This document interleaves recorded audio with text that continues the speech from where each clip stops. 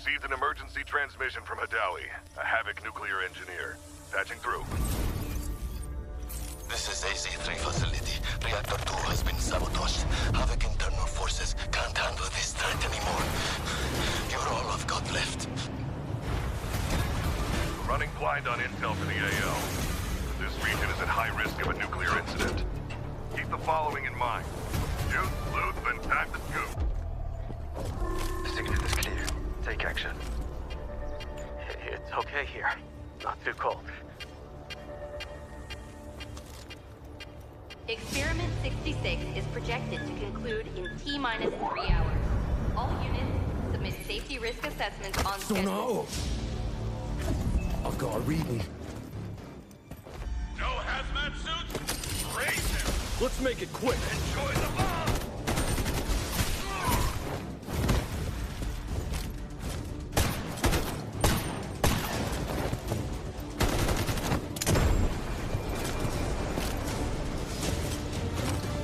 So eager to die. Excellent. I don't know what's happening, but reactor output is still climbing. And security thinks I'm behind this. They're coming for me. GTI, move it, now! Key verified. Access granted. Hostile signal detected. Lethal action authorized. Damn it! Someone take control of this piece of junk! Entering manual mode. Executing command. Those bastards in Fusion Research won't authorize shutdown because of their experiment timeline. I know better than anyone how important this research is. Hold this position. Once I finish calibration, use that console to insert the control rods immediately. Data set. Follow me. I know somewhere the signal can get through. Steam explosion at reactor 2. Incident level confirmed. Estimated contamination radius. Careful! Don't fall! We're outside the signal blackout zone. Upload the data package to Skynet immediately. Encryption keys in the archive. Just send it! Critical alert. Reactor power output has critically exceeded safety threshold. Core meltdown imminent. All personnel evacuate immediately.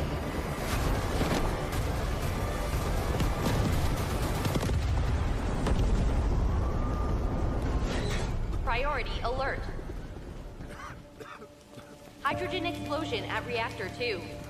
Incident level confirmed. INDS scale 7. Major accident. All personnel evacuate beyond contamination zone immediately. Estimated spread radius 3.7 kilometers. Correction, 9.2 kilometers. Correction, 24.9 kilometers. Correction, 45.3 kilometers. Correction, 79.8 kilometers.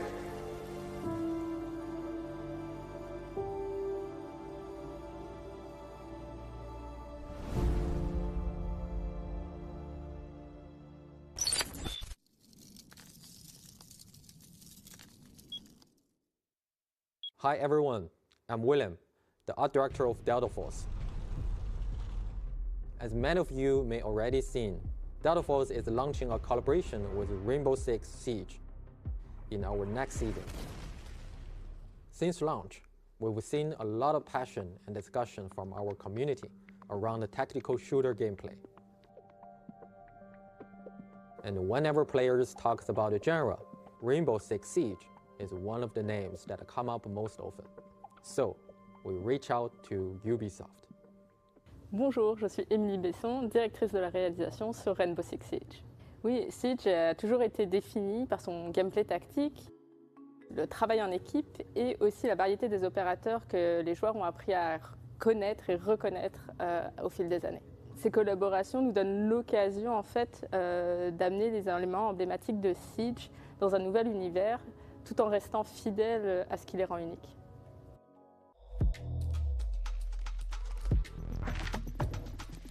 In this collaboration, we focus on two things: operators and Rainbow Six Siege's iconic visual legacy. We selected 3 operators pairings who share the same combat philosophy. I'll be there you need me. 말보다는 행동이지. Call if you need a hand. For classic siege elements, we choose to honor Black Ice, the Drone, and the Alpha Pack. Ce qui était essentiel pour nous de préserver dans la collaboration, c'était l'identité, l'authenticité de nos personnages.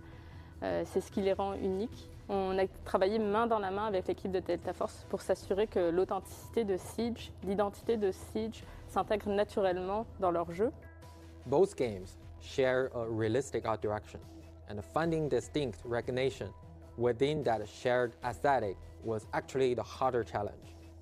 We started by preserving the core silhouette and a color framework of Siege operators. Doc and Motin's iconic deep navy uniforms, Vigil's signature custom fitted gear, these stay true. At the same time, within the finer details, we evolve in Delta Force identity.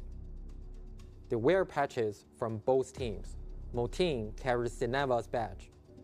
Doc has medical kits at his side.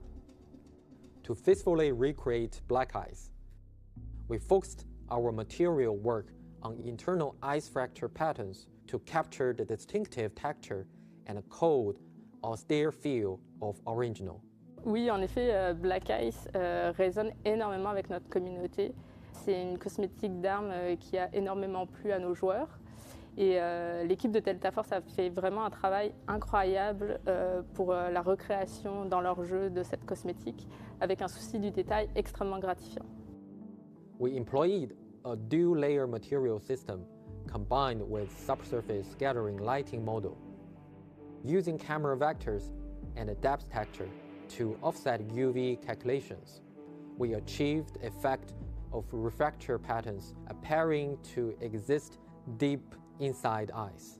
Et ce qu'on a apprécié et ce qui nous a impressionné, c'est le travail de recherche de Delta Force. À quel point ils ont été soucieux du détail pour conserver nos opérateurs dans leur jeu, qui s'intègrent vraiment comme naturellement dans leur univers. Beyond the content itself, we want as many players as possible to access and experience this collaboration. By completing in-game missions during the season, you can unlock these rewards for free. One more thing, in the new operations map, we've prepared something special for you. You will find a surprise in the maps that are meant just for you. Once the crossover goes live, go find them. Once more, onto the bridge. Dear friends, once more.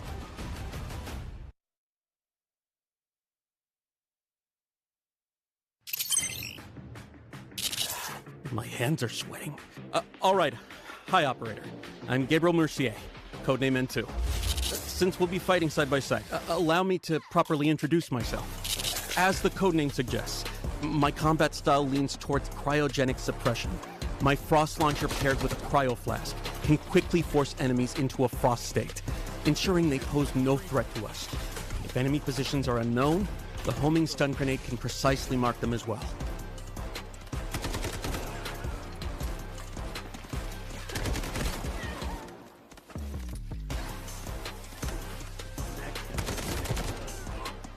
Right now, I'm in the middle of a critical operation.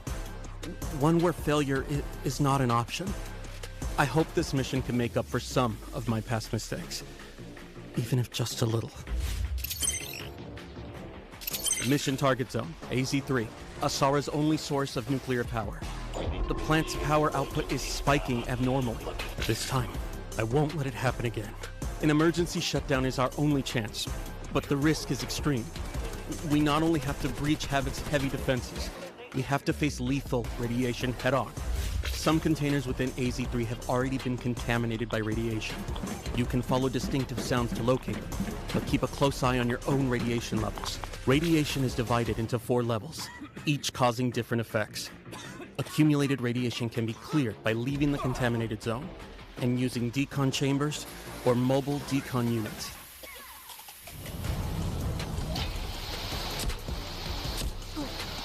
During the incident, some personnel lost their access keys. We can use these keys to infiltrate the classified zones and gather intel and supplies. Key verified. Access granted.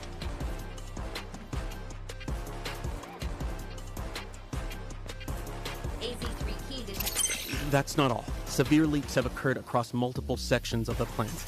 You can choose to endure radiation exposure and enter these zones for high-value supplies and rare data, or stay clear. The choice is yours. Havoc has deployed a large number of purification soldiers at AZ3. Once your position is exposed, heavy purifiers will apply debuffs like corrosion and slow movement, but attacking the weak spot on their back can neutralize them quickly. An even tougher threat comes from the relink agents. H-1000 personally leads H-47, H-800, and other agents to guard the facility, all of them connected through Skynet. They're extremely persistent. Stay on maximum alert. One final thing. If we do manage to shut down all the nuclear facilities, something unexpected might happen. Disabling attention. All AC3 terminals disabled. Of course, the nuclear plant has new collectibles too. Over in warfare, things are heating up. The flames of war have reached the weathered stone walls of the Colosseum. This 1,000-year-old city is sliding toward ruination.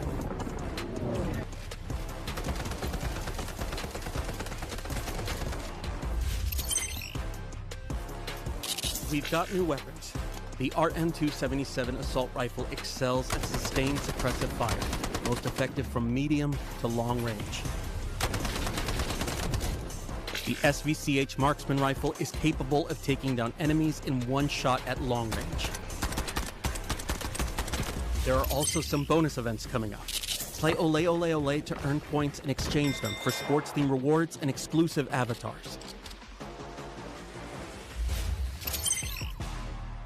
The Meltdown Season Pass includes various tactical supplies, including a new outfit for Tempest. The new season's Mandelbricks can yield the AKM assault rifle. Astromancy's name. Not bad. Opening Turbricks gives you a chance at the Law of Time series collectible charms. Good luck.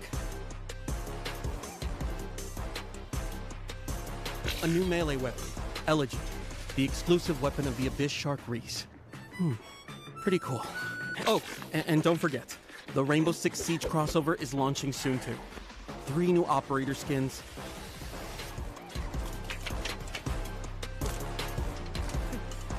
Black Ice weapon skins, and special collectibles. Now that's something. Covers the main updates for the Meltdown season. Don't mess this up. Don't mess this up.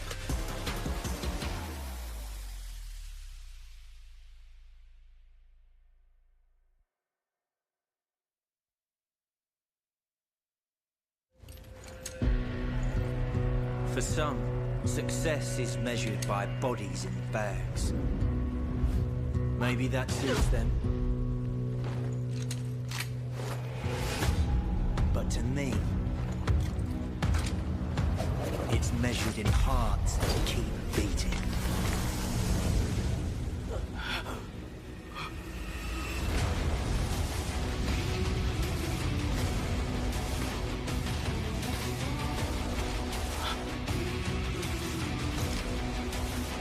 You with me?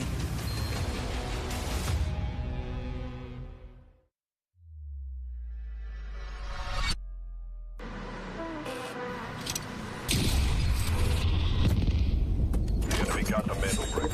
Find it. Stop them. Mandelbrick decoded. Nice work, operator. The time to strike is now. Do not let me down, operator. Decoding has begun. Defend the area.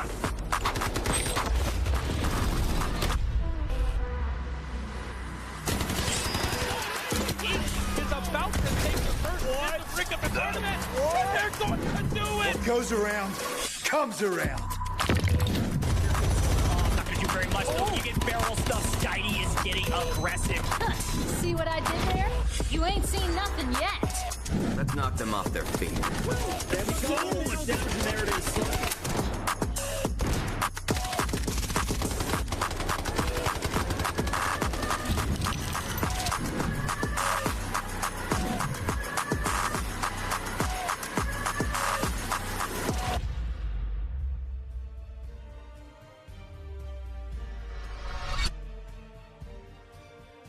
Ladies and gentlemen, welcome. It is time for us to get into a little bit of the Delta Force Rise Series Season 1.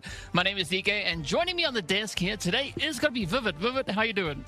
Doing a great, DK. Yes, we have finally made it. This is what we've been talking about over the past couple of weeks. Finally making it here to the Rise series and kicking it off with the day number 1. I'm very, very excited. All those show matches, all those scrims that we were able to watch over the past couple of weeks, they were so entertaining. But with everything on the line starting here today, I'm excited to see what our players have for us. Yeah, I think they are going to be bringing in quite a bit of heat. And of course, for any of the viewers that might not have joined in for the show matches or the open qualifiers that we have, we got you, right? We have a few potential recaps coming through. Speaking of which, let's take a look at that recap and we'll be right back. Being done there, you get the swarm with toxic all as well, swing around the corner from Sun Blue fighting for the first one, they get themselves the second, the third one, almost got down to, but there's Cal Mitting able to fight, well that's Bane gone down, and now it's just 1-1 of the live, it's Grateful trying to fight what Dose meant to get the first one, but there's Max coming in now as well, everyone is joining in the fight, and RMB are out, so the Mandelbrick has been interrupted, Sign able to take on over. From Dark Entities, they're ready to run on forward. Dems is the first one to fall. They are going to claim at least parts of this position for the time being. There is one more to be found around the corner inside, and that's him gone down. Sign eliminated by Dark Entities. Now for now, the push from LFS, they're coming in right behind them. Also played on in as they go for the peek. That's a nice angle. Oh, Follow right, able to get himself a double. That is an insane peek around the corner. But there's NBO on the side. They eliminate all of DE, and now the final fight. Swing the corner, they get the double kill. And just like that, the savior of the rest of the lobby, NBO swings and takes out both Mandelbrick teams. And they just go ahead and return. Like Amali comes in here for the team Genius. The shots are making in, but simultaneously Oko finds a shot onto Blake with the arm, and a return kill comes in. Oko's actually going to be going down, and now Hannah, Genius, they're trying to get involved. Currently, as it stands, 2 members down for VT, 1 member currently down for FPOV. Landing on his head, and that's going to be AGT wiped off the map. But now turning focus over to the last remaining 3v3. Oh my gosh, FPOV, they find 2 instant knocks. The Elm's going to be hopping out with that, and Yersey decides, you know what? I'm tired of waiting. I'm tired of holding the angle. I'm pushing. It's a 2v3, so they have the numbers. They didn't get the res here, and we just got 30 seconds left on the clock as they charge in. Remember, AGT has already kind of picked up some of those other kills on the FPOV, but Genius, they finally find some footing here in this 2v3. They pick up 2 members. Now the odds are in their favor, 2v1, but Nast is on the opposing side of things. 10 seconds remaining. Is this going to go uncontested? The door gets shut. Chuba's going to go ahead and smoke the choke point. His teammates got to go ahead and jump onto the decoding station. There's 5 seconds left remaining. The E&Ms are coming in from the side of AGT, but is a decode going to come in? It does. With 2 seconds remaining, the team of AGT, they jump onto the decoding station. They save the lobby. They save the qualification spot. AGT is down, and so is Genius. It's their usual to block this. They got 2 of them on there. MBO ran in there as well. LDS ran in there, but it's still on MBO with 5 seconds to go. Surely this is going to hand the victory to FPOV. That is going to be MBO grabbing the brick. And now we've got 6 minutes left for these teams to get what they can. But FPOV are the only team with 3 left up as well. How tough for LDS, for VT, for all of our other teams, because it was like a 6v whatever on the decoding station.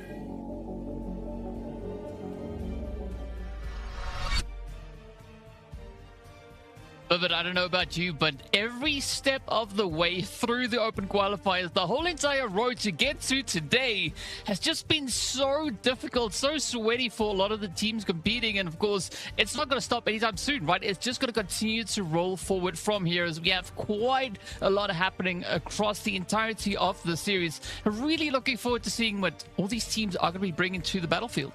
Yeah, absolutely. And that recap kind of gives us a sneak peek into what a marathon this has actually been for some of our players to actually qualify. I mean, we were kind of watching over some of those highlights, and I'm like, man, that decoding station over by firing range on Space City, that's not even actually in competitive anymore. So that just kind of speaks to how long this process has actually been for some of our competitors to finally make it here to where it counts, the Rise series itself. Of course, we'll explain all of those changes kind of coming into this specific season. But again, just want to reiterate, it has been an absolute marathon for our players, for us here, and we have been entertained throughout. I can't wait to jump into more of the action. Especially excited to see what we will be having with our invited teams coming in, right? Yes, we did see a few of the show matches, but of course that is just a bit of a taste, right? To kind of figure out what we're going to have stepping into the group stages here. And of course, as we know, the group stages, they're going to go on for quite a bit. So there's going to be multiple opportunities for teams to bring in those improvements, to change up the dynamics, and of course, add in a few different tactics.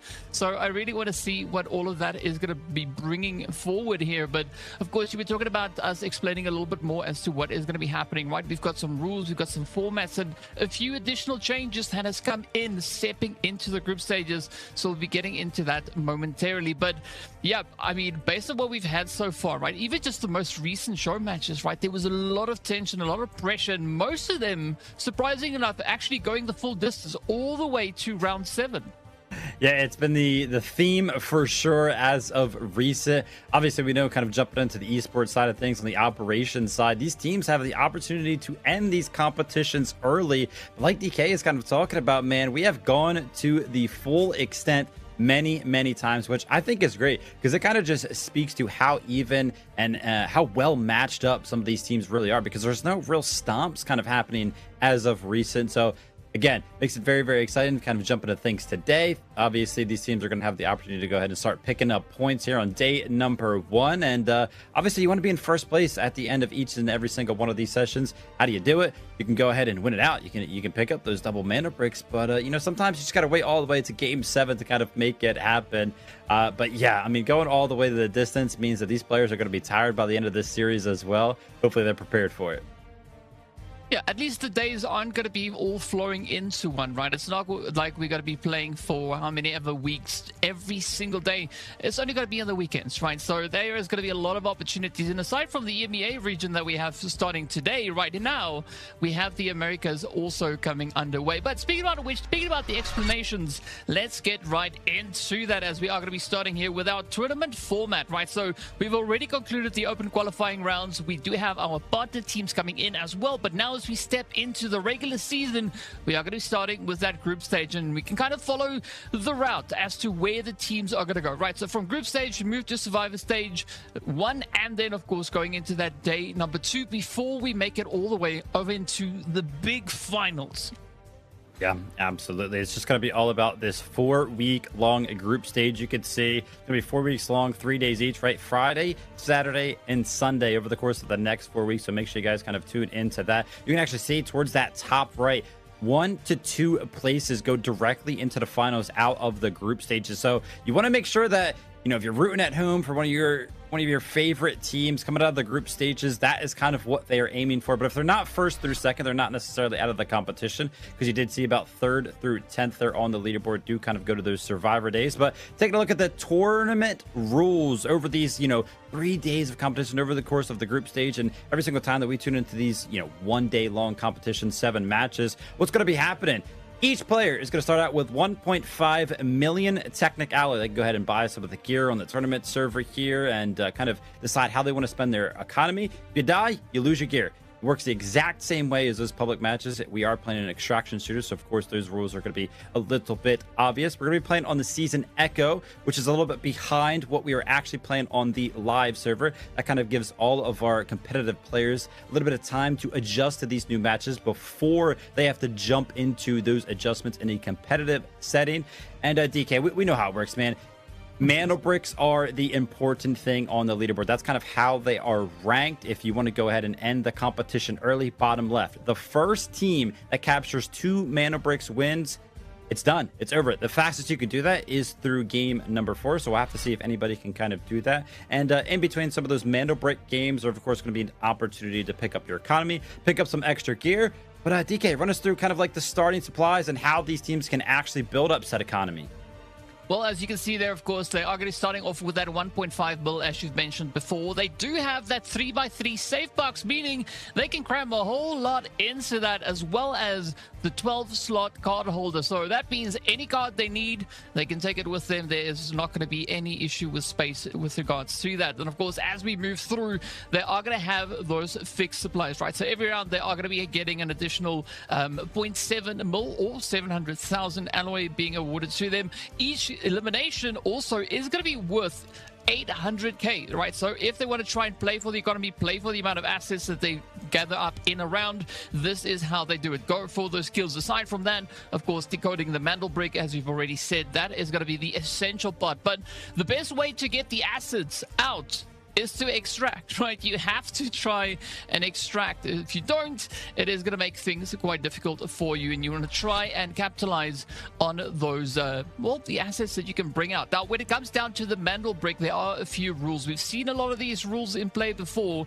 but the big change from what we've seen in the past is the Mandelbrick decoding, right? Point number 4, the one right there in the middle, the intercept time has changed to 1 second, right? Before it was 3 seconds, now it is 1. So already we've been seeing quite a bit of a sweaty exchange back and forth with regards to those Mandelbricks and the decoding, but now it's going to get even more insane as we're going to push through it. But of course, that minimum decoding time is going to stay on 1 minute and 30 seconds. So regardless of how many times it changes hands, once it gets down to 1 minute 30 seconds, that is going to be that consistent timer running through time and time again. So there's going to be a lot of pressure on these squads to get their hands on that. And of course, in some of these rounds, we've seen the Mandelbrick change hands, I think 8 to 10 times.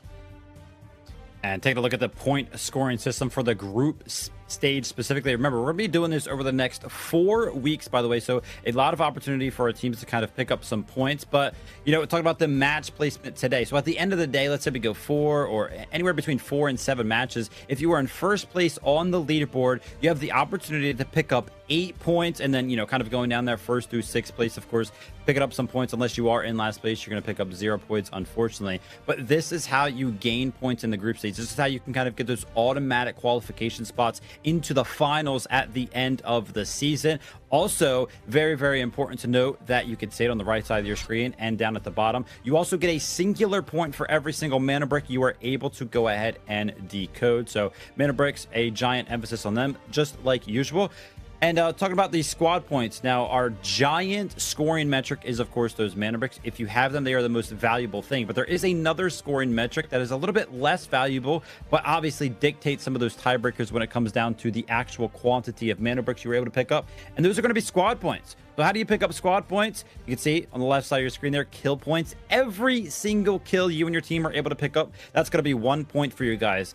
By the way, this has actually shifted the way a lot of these games have actually played. We have seen a lot of aggressive plays just based around the fact that, hey, listen, we need the kills. We need those 1 point, because 1 kill for 1 point, that is the most valuable thing. The other side of the thing is the supply points. For every 2 million in total stash assets you were able to pick up throughout the course of the day as well will be worth 1 point. And the points are rounded down. So if you're at 1.9999 million, getting 0 points, man. We're not going to go ahead and round that one up for you. But what are these guys actually playing for right at the end of the season throughout the course of the group stage? By the way, everybody that has kind of made it here, you can see it first all the way down to 12th place just by making it here to the group stage. You've earned yourself some coin, man. So congratulations to all of our teams. But at the end of the season, you want to make it to the finals. Only 6 teams can actually qualify for the finals, and you can see a giant jump in prize pool actually there once you do make it to 6th place, once you do make it to the finals. But if you win the finals, if you win the Rise series, $60,000, DK, huge. Yeah, I mean, that is going to be a good day at the office. And, you know, it's good to see that aside from the large share of alloy that they get in game, is also a nice bit of bang coming their way as well. And speaking about which, Ro, here are our participating teams, right? We've got Group A, B, C, and D. Of course, we are looking at the players there from Dark Entities. We've got Team Gotaga in there. We've got Living for Success. We've got WLG Alliance. We've got FLC Clan. We've got Genius. We've got AGARTHA, Number 1, FLOORPOV, Fnatic, as well as MBA. So quite a bit of a lineup when it comes to our rosters and teams that are going to be stepping onto the battlefield here. And of course, this is what we spoke about, right? The 4 weeks of group stage starts here today, July 10th. And then in that final week, the 5th week, that is where the survivor stages are going to be happening, as well as, of course, the finals themselves.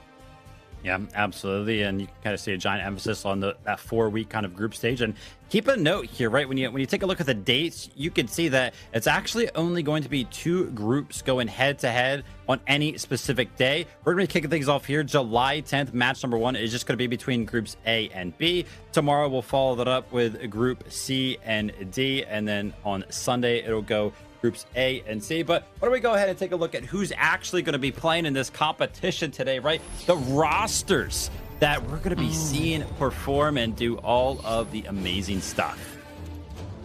Well, first up, we are going to be starting off with a little bit of that Dark Entity play following their absolute strong performance that we've been looking from the entire squad coming through here. I mean, the game time just so exceptionally high, and I do see the M7 being quite a bit of a favorite here for the side of Dark Entity. Of course, the M82 coming in there in the side of Juggernaut. So, yeah, I'm excited to see just how much carnage they are going to be looking to bring in once they step forward.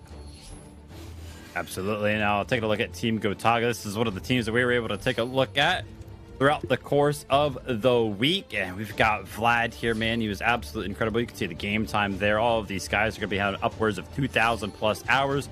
We got Vlad, Moxa, and Nox here. You can kind of see some of their specific operator choices as we do go ahead and go throughout. But living for success, DK, we've got Evan, we've got Imperator, we've got Stickinson, and we've got Darkus. Ooh, yeah. I mean, Darkus, I think, is going to be one of those players that we are going to be keeping a bit of an eye on, right? We've been seeing some strong performances coming through from Darkus in the show matches, right, in the scrims. So I'm curious to see how much of that is going to kind of contribute to the excitement that we'll be having right here in the Rise series itself. But aside from them, right, WLGaming also going to be stepping in here as well with Scooby, Oko, and Selen. Yep, you can see it here. I mean, some of these guys kind of, comparing the time difference in hours. We actually saw 400 hours there, kind of already making it the top level of competition. We're in, some of our other players have thousands of hours, so that's going to be something to kind of keep an eye on. But Team Alliance as well, and then we're going to have a lot of fans of these guys. Easy, Lynx, Grind, and of course, a lot of love, I can imagine, in the chat right now for LASIK. But taking a look through some of these favorite weapons, man, I'm seeing a lot of M7s, by the way. So kind of getting a quick little peek into what these top players think is the best weapon. And yeah, no surprise, LASIK, by the way, has beat out all of these guys at game time, 3,600 hours. As well as the KD, right? Sitting with an 11 KD. That is absolutely insane. But I mean, looking at the playstyle, it makes a whole lot of sense. Moving on to our next squad, of course, as we can see right here, things are looking pretty exciting as well, as we can just see the lineup. And yeah, M7 is going to be quite a bit of a favorite here.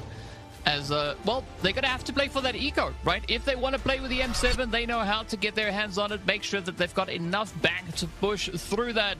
And of course, a quick wrap up on our lineup here for Group A. They are going to be one of our participating groups, and joining them is going to be Group B to start off all the proceedings here and show us what they are going to look to do on the very first day. And I'm excited about this because this gives them that opportunity to really lay down the foundations and kind of solidify their position right at the start.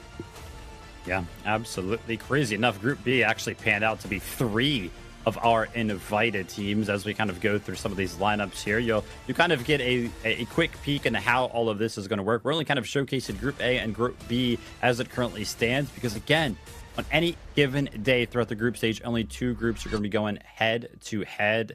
But let's go ahead and take a look at the map rotation that Group A and Group B are going to be going head to head on. This will be the format throughout the next couple of weeks, the next 5 weeks throughout the Rise series itself. Zero Dam will be our first round. Of course, that airdrop is going to be included as well, so a lot of loot to kind of be claimed there. But I mean, obviously towards the top of these map screens, we know when the mana bricks are going to come into play. Rounds 2, 4, 5, 6, and 7, if we do have to go to any of those later rounds indeed. Real 7 is cool as well, because last place gets to go ahead and choose whether they want to play on Brakkesh or Space City. So a little bit of a decision to be made there. And then also what's kind of new this year is that Tide Prison has recently kind of made this static map in prior competitions that actually used to be up to one of our teams to go ahead and pick which map we would be going to there. But Now it's just going to be static on Tide Prison. But DK, we know how it works as well. Obviously, the economy, the technic alloys are going to be an important thing to keep track of for all of our teams, but so are the operators. Yeah, that is going to be a big thing, and of course your success on the map is partially due to who you load up with, so there's going to be some very tough decisions have to be made here by our teams as they are going to be looking to step on forward. But from what we can see right here, and of course what is the standard, is that each of our operators can be used twice, right? That's it. Once they've used them up, they can't use them again, so they have to be very selective as to when they choose to play those operators. But of course, if we do happen to make it all the way to round 7, all of those limitations go away, right? Then it is a free-for-all. You can choose whomever you want to step out onto the battlefield with and just bring in that extra little bit of a portion. Looking at our players here, everybody just looking to get themselves into the zone, right? A whole bunch of different approaches to get themselves in that area. Yeah, this is going to be one of my favorite things about the Rise series specifically. All of our players being required to go ahead and have a camera on so we can kind of tune into some of their reactions and some of their emotions, how they're feeling, kind of tuning into how they are all feeling before we actually jump into game number 1. Can't lie, I've seen some players that look a little bit more relaxed and lounged back in their chairs, and other ones kind of looking a little bit more typical, poised to kind of just jump to the competition. But so far, I'm kind of taking a look at some of the faces, trying to see if I can get a read on any of the emotions here, but I think everybody kind of looks cool, calm, and collected. Yeah, I think they all just, trying to ready themselves for what is about to come. And of course, as we saw, our first map up is going to be that lovely start over on the Zero Dam around itself. So, yeah, we're just patiently awaiting the start of the proceedings here. But I'm pretty sure that a lot of these expressions and emotions that we are looking at right now could potentially take quite a bit of a turn later in the day, right? Especially, I think, if there's an opportunity for this match to be over round about round 4. Yeah, absolutely. We'll have to see if any of our teams are feeling good enough on this specific day to go ahead and do that. But we kind of already talked about it. We're preparing ourselves to go ahead and jump into Zero Dam specifically. We'll kind of explain when we do kind of jump in what our teams are going to be hoping to achieve on a map like Zero Dam, but it's probably going to be all about the economy for sure. We've actually, had the opportunity to take a look at a bunch of scrims, and Zero Dam has actually turned into what feels like a little bit of a bloodbath. So do not be surprised if we see a lot of plays that are kind of centralized around the idea of just straight up playing aggressive. But very, very close before we do go ahead and jump into Zero Dam. Will not be that much longer. And I mean, still same theme across the board. All of our players still looking calm, man.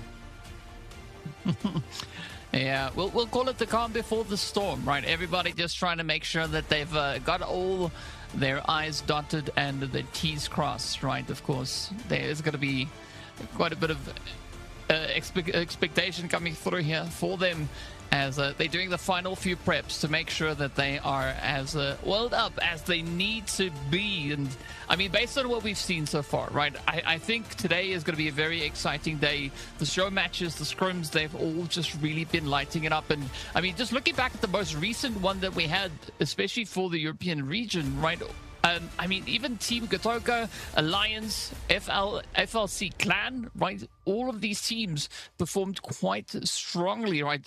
Finding themselves 1 or 2 of those Mandelbricks throughout the rounds, and a lot of those kills coming through as well. So I'm expecting a lot of that to carry over moving into the first round here in day number 1. Absolutely. And, I would imagine that some of these players, they got to be feeling a little bit more confident. We kind of talked about it. We have 12 teams total here in the Rise series. Of course, we're only going to be taking a look at 6 of them here today specifically, but 5 of those 12 teams were actually invited via, collaborations with organizations that they were signed to. For the other 7, they had to qualify, man. They had to go through some crazy formats to actually make it here. And I know that we had the opportunity to go ahead and take a look at some of the last qualifiers, right? Team Genius kind of clutching up with their qualification spot, being one of the last teams to kind of make it in. So excited to kind of jump into the action here. This is going to be the first game of many. The grand scheme of things of the Rise season specifically. We're going to be jumping into Zero Dam for the first game, and we're just seeing what our teams can accomplish here in game number 1 to kind of help them out in some of the following matches. Yep, and of course, this is where we are going to be looking at to see what is going to be their operator choice, right? Who are they going to decide to move in with here? Because, I mean, realistically looking at it, right, moving on to a map like Zero Dam, you could be opting for a player like Nox. You could be going for a little bit of that toxic play. You could go for a little bit of a Raptor as well. As we can see over on that left-hand side, we do have quite a few of Raptors coming out here, but we do see some Shepherds being played. We do have some Singers in here as well, and of course, there is that toxic presence coming in. Yeah, no surprise to kind of see a plethora of Raptors, plethora of Divos. That's kind of what we are used to seeing. But taking a look at the admin area, which is where we will see a lot of our early fights kind of go ahead and pop off. We've got Team Gotaga in yellow up there, and Team FLC, so they might be our earliest engagement that we do get an opportunity to go ahead and check out. But take a look at the left side of your screen. Ooh. The reds are already coming in. I did see those red coffee beans make their way into the inventory of one of the players on FLC. That's going to be Jax picking up that early 350,000. But for Team Gotaga, they actually just took out Saeed, who we do know can be a great boon in terms of picking up a lot of loot. He's kind of like the if you're on Zero Dam, man, that's who you want to take out, right? That's kind of your access to the potential to get some big loot. Yeah, I mean, bro's a hoarder, right? He's just he's the spot, the one person especially that you want to try and focus on as you move through. But as you can see, FLC, they are just locking in here as they now pick up their second red. I mean, that's funny because when I was over there earlier today, I didn't see any reds like they are picking up right now. But I guess, you know, I wasn't playing on the server that they play on, so a good bit of economy coming their way. Ooh, look at that. It's going to be Dark Entities also getting their fair share of a bit of the action all the way over in the major substation. Yeah, that's huge. I mean, the fact that it is going to be a 3x3 as well. So kind of talked about it. All of our players having access to a 3x3 safe box. So that's pretty much going to make its way out of this match without a doubt, because it's going to be safe. Whether he goes down or not, it's going to be in a safe box. So that's going to be a great pickup for the side of Dark Entities. And a quick little preview of what all of our players have kind of opted to bring in. Pretty standard across the board. What makes the Zero Dam match, right, this first one so difficult, that you can see all of our players are going to be wearing purple armor. But the blue ammo, right, an actual tier below the armor that you're going to be having to fight up against is kind of what makes the difference. Makes it very, very awkward for some of our players to deal with that difference in TTK specifically. Yeah, I guess this is where it comes down to which areas do you predominantly focus on, right? Because especially coming through with the blue rounds here, you're gonna have to try and focus for the headshots, right? Because if you go for the chest, as you said, TTK, it's very, very high when it comes to the body armor. So headshots are probably going to be the predominant point that they'll be focusing on right here. But for the time being, FLC, they just patiently waiting a little bit of position up here in admin on the bridge, looking to see if they can find that line of sight over onto the players here from GOT. GOT also just playing the utility game, popping over quite a few of those, trying to just kind of put the opposing side on the back foot, but nobody really trying to push over just yet, right? Of course, there is that double bridge that you need to keep a very close eye on.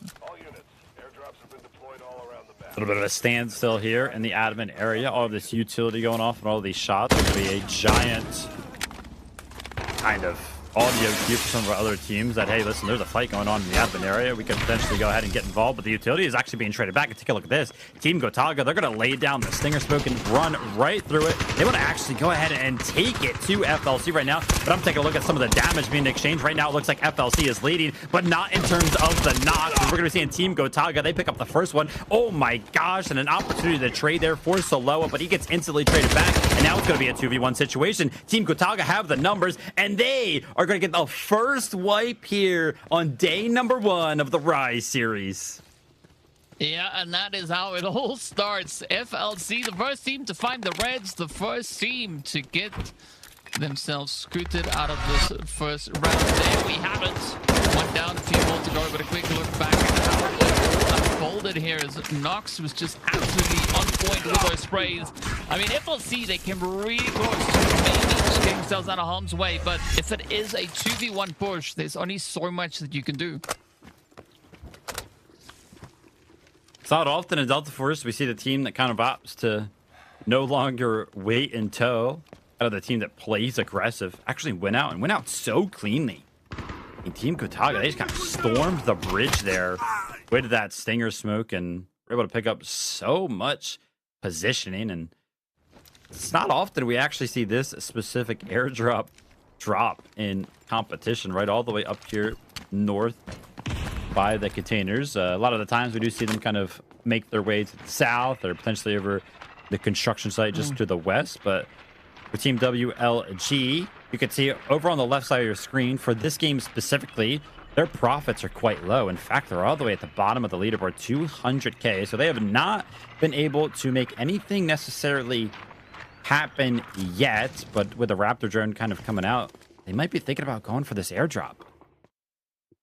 Yeah, I mean, they are trying to do a little bit of that due diligence just to make sure the area is nice and clean. And so far, it's going to be Ceylon just, well, locking in on the Reds, having quite a bit to acquire here. And of course, that AWM ammo now coming into play as well. And I think that's the nice bit about the airdrop, right, is you do have access to the ammo coming in, and the only way to kind of get it out of here is you have to have it on your person, right? You can't put it in the safe box, so you're gonna have to guard that ammo literally with your life.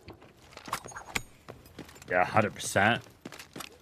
We've seen these kind of snipers that are able to pick up out of these airdrops in the first game here, coming to play later on in previous matches. So we'll have to see if Ceylon can kind of make anything happen here with the 50 caliber sniper. You can see he's got the snap rounds loaded in, and Vlad, you got to be careful, man.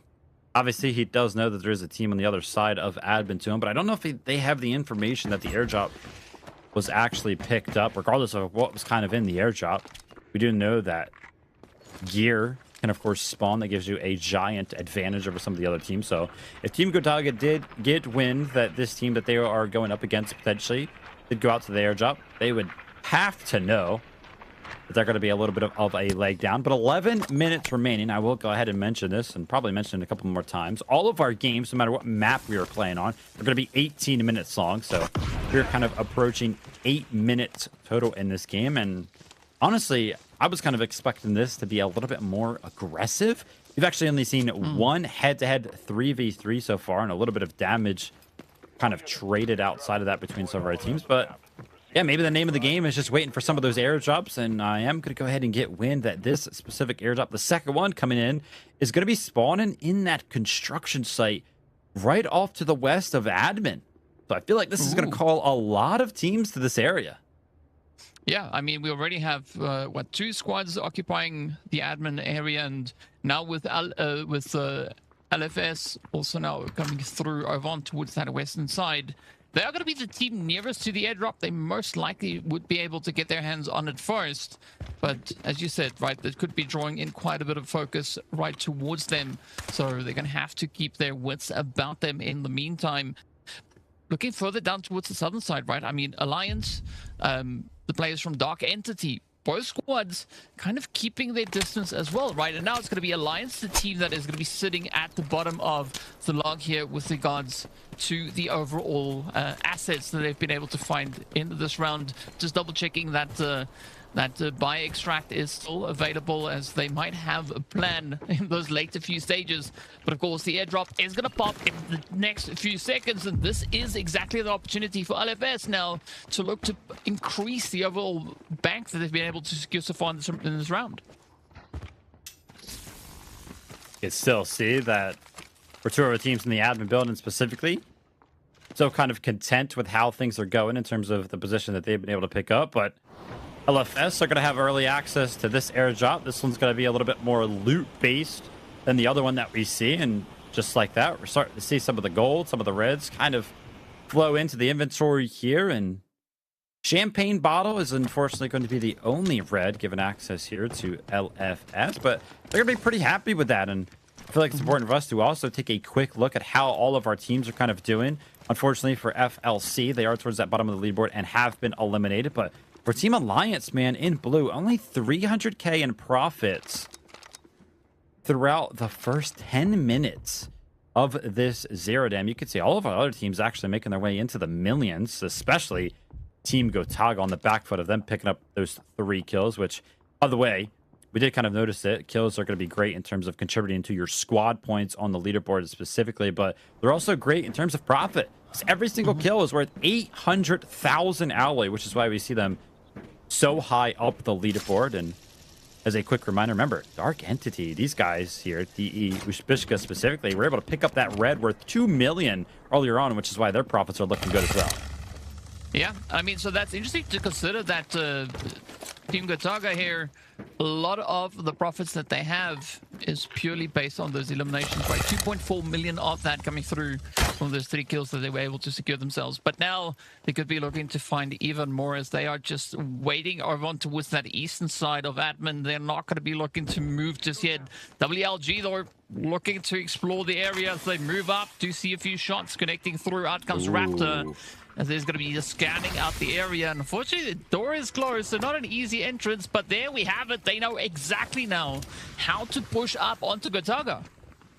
Yeah, this is actually on the back foot of that sniper, picking up the knock there, the M82, but Max is going to return the favor onto Selen specifically. Nox is going to try to get aggressive to go ahead and return another favor, and that's actually going to be Team Gotaga. When they were down in numbers, they were actually winning this thing. They have the advantage. Now it's going to be a 2v1, and Scooby's going to have to be left to make something happen. You can see he is actually on the blender right now, so the reses are going to come in on the back foot of the ultimate. He could potentially play around them.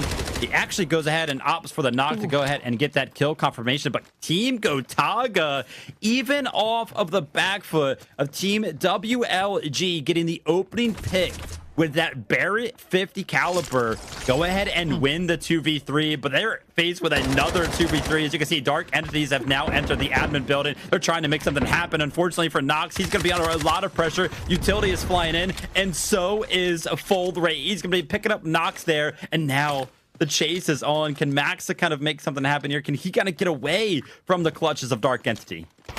I mean, this is where Gotaga needs to be very cautious as to how they look to play this. But I like that push coming through from DE. My Dark Entities just absolutely doubling down and trying to play onto a weakened Gotaga. So far, things looking pretty decent, but they still have Shepard in the bag.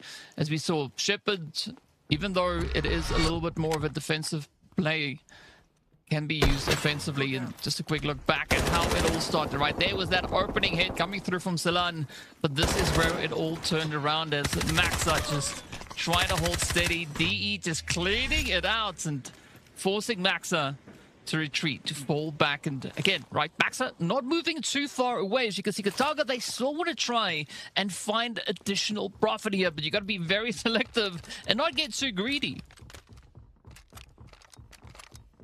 And take a look at the left side of the screen, right? That leaderboard, the live updating leaderboard for the profits that some of our teams are picking up. I have just been watching the numbers go up and up and up for the team of DE. Remember, they kind of came in late to the party. They were the third party. They were only able to pick up one singular kill there with one of the last remaining members of Team Gotaga. But because they have had access to just so many bodies that have been on the ground over there. Remember, we just kind of saw 5 bodies go down right in front of them. And to boot, right, that Barrett 50 caliber sniper rifle. So Dark Entities, they're going to be feeling very, very good. Up to now 7.6 million. You can see in second place right behind them, LFS just on 2.3 million. So pretty much a 5 million alloy lead in this game specifically. But this is where things get difficult. They're going to have access to all 7.6 million of that if all 3 of them are actually able to make it out. And we know that Zero Dam, these last couple of minutes is where it gets very, very chaotic because the flood comes in from all of our teams. They know that this elevator extract, after the switch is pulled, it's like the only way out of the map that you can get every single one of your members kind of out cleanly. So we'll have to see if they can kind of pull it off, or if some of our teams are going to be interested in trying to deny it. Yeah, I mean, the problem with the elevator extract is everybody knows what that pathing is that you're going to look to take to get there, right? They've pretty much come to the summation that nobody is moving up from that major substation. So all the pressure is going to be applied right into the tunnels here. As you can see, team's not looking to get themselves situated. DE on a very defensive position. They want to be able to extract, right, as you said, right? Walk away with that 7.6 mil, because that is going to be the amount of profit that could make round number 2 just that much easier for them. But we do have around about 2.5 minutes left on that extraction clock. And of course, the match is going to be over in 3 minutes. So it might be quite downhill for a lot of our teams, as they might not be able to extract. So I'm expecting someone to try and maybe sneak into that extraction just at the very last moment. By the way, there's a little bit of a sneaky strategy from, I believe it was Team Alliance. They actually went all the way down to that southern extract near the riverbank and actually went ahead and activated it for all 3 members who actually deny it. Team LFS just went down there and they were like, oh, listen, we'll just take this extract out. But it was actually denied because it had already been used up. But Team Alliance, they didn't actually use the extract. They just activated it for themselves and then they ran up here. So this is why they kind of are potentially catching whim of a team coming in from the south. So now Team LFS are going to have to make something happen. And remember, we still got the solo of Maxa from Team Gotaga trying to make something happen. You can kind of see the absolute collapse from all of our teams. Team LFS, a full team. Team Alliance, still a full team that is outside of the extract specifically. Dark Entities on the back foot of having that 50 caliber sniper rifle are just holding things down on the extract. So what is actually going to happen in these last remaining couple of minutes here, right? Our Team Alliance and Team LFS just going to opt to take this 3v3 and take the win here in terms of maybe, hey, listen, just the kills being worth it. Like, we don't care about the extract. That seemed to be the play, right? Because there was quite a bit of focus placed on Dark Entities, but now it seems like nobody could be phased. They're like, yeah, that's fine. We'll catch up to them at a later stage. But this could be the opportunity for Alliance to really increase the overall profits that they've got here. Up to 300 it is. But can they find those picks? Can they get the sprays and maybe add an additional 2.3 mil to their overall bank here? I like the sneak approach going through from Easy, just completely flanking LFS as the extraction, or rather distraction coming through from Lynx and Grinders, pulling all their attention. And this could be exactly that strategy now for Alliance to try and capitalize. Such a great position here for the side of Alliance. So you can see Lynx is probably in the strongest position here. And unfortunately for Evan, he's going to be receiving 9 of that. But Easy has successfully pulled off the flank. But when the opportunity came through for them to kind of land some easy shots, he actually missed all of them. And now Stickinson kind of knows exactly where this player is. He knows he's going to be all alone on the backside trying to make something happen on the flank. Easy, oh my gosh, he is moving left, right, and center. And he's going to be dodging all of the shots kind of off stream, by the way. Maxa was trying to make something happen as the solo. He actually went down. And take a look at this. DE, they just made it out of that elevator extract as a full 3-man unit. But take a look at this now. LFS have flushed out the flank from Easy. And unfortunately, he's going to go down. But Grind's trying to make something happen. He does get that return knock on to Impera, but not before Lynx goes down. And there's only 1 second remaining. Nothing left to do. So some kills kind of picked up in the last couple of seconds there on Zero Dam. But we know who the winners of that one are without a doubt. I mean, it was a very easy extraction actually for DE to get themselves out of that, right? As you mentioned, we did see Maxa trying to do a little bit of something, pushing up, but he got put down and there was no continuation on that effort. But I like the strategy coming through from Alliance here, trying to kind of wrap their way around, trying to sneak in a few more additional kills. Unfortunately, that plan kind of backfired on them. Yeah, I mean, there was just so much kind of happening throughout. Obviously, Team Gotaga kind of being the staple point for all of the fights going down in admin. But, you know, we kind of talked about it multiple times. DE kind of just swooping in as that third party. We're able to just pick up 1 singular kill. But that 1 singular kill netted them all of the loot that was kind of left on the ground. So a great boon there for them, of course. But let's go ahead and take a look at our best team. And to nobody's surprise, it's going to be Team Gotaga. And that's just simply based on the fact that they were able to go ahead and pick up 6 total kills there throughout. The fact that we kind of saw them, you know, almost 2 full team wipes for these guys here. And take a look at the individual breakdowns as well. Our kill leader from game number 1, it was going to be Nox himself. And yeah, DK, kind of walk through some of the alloys that our teams were able to pick up. Yeah, well, as we can see, one team in particular, as we saw, walking away with quite a bit of that alloy. As you can see, the 7.6 there. But the breakdown as to who extracted with what. And of course, our second highest tally there is going to be living for success, right? LFS trying to bring in those disruptions right at the very end, contesting a few of the plays. But they were able to pick up those 2 kills, as did the side of Alliance. So you're going to have to try and tally that up with the amount of assets and profit that they were able to walk away with here. But our top killers, of course, no surprise to see Nox being the one to lead the way here. 4 kills going their way. Grind also locking into. So not as heavy of an altercation round as we were expecting potentially to see. But of course, that was the eco, right? Trying to play for as much of that profit as you can find. And as a result, Maxa definitely doing quite a bit of damage here.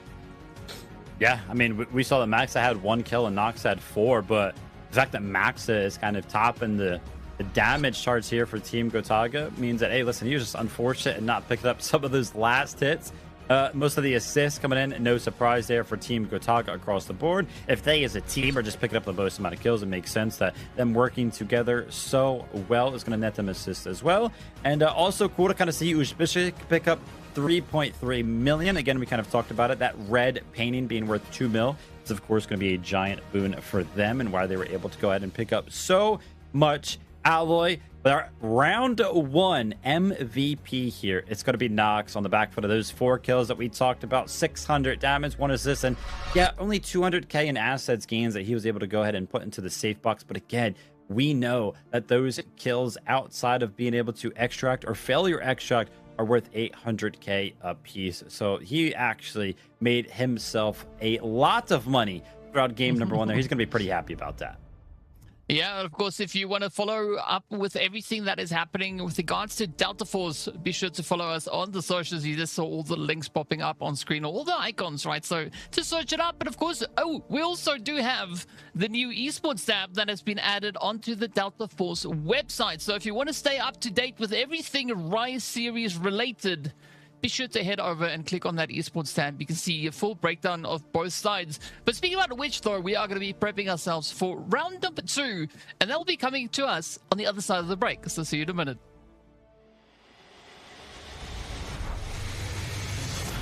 Two members, now the odds are in their favor, 2v1. Everything getting spammed away, and MT getting a little solo. Hang on a second, NL.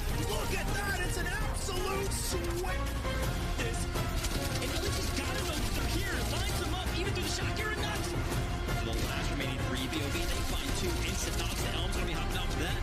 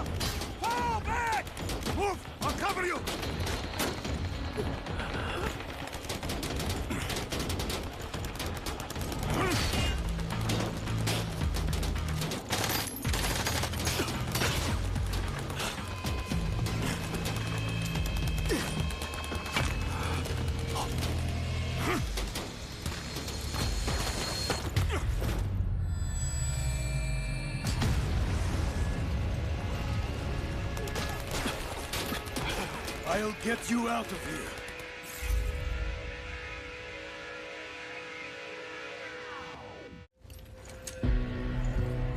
For some, success is measured by bodies in bags. Maybe that suits them.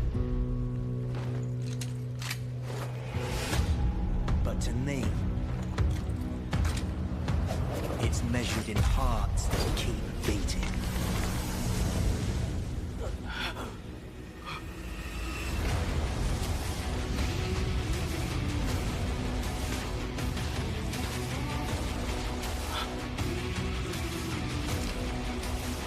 You with me?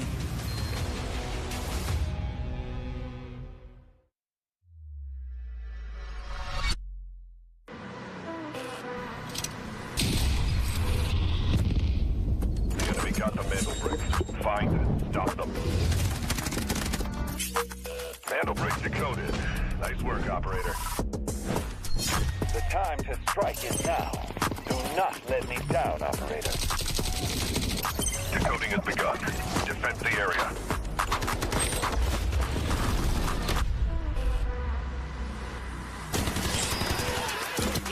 Is about to take the first Mandelbrick of the tournament.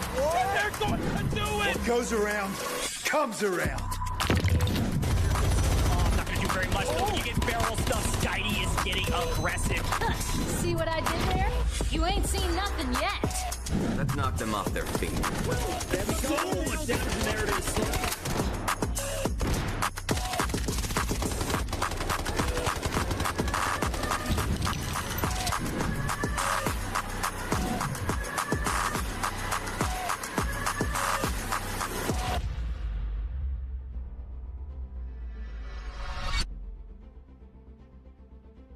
A very clean first round extraction on Zero Dam coming through for the players from Dark Entity. As we are getting ready to take ourselves over to round number 2. Now, Vivid, I'm really excited to see what is going to be happening here, as we do know Mandelbrick coming in alongside those airdrops as we head over onto Brakkesh.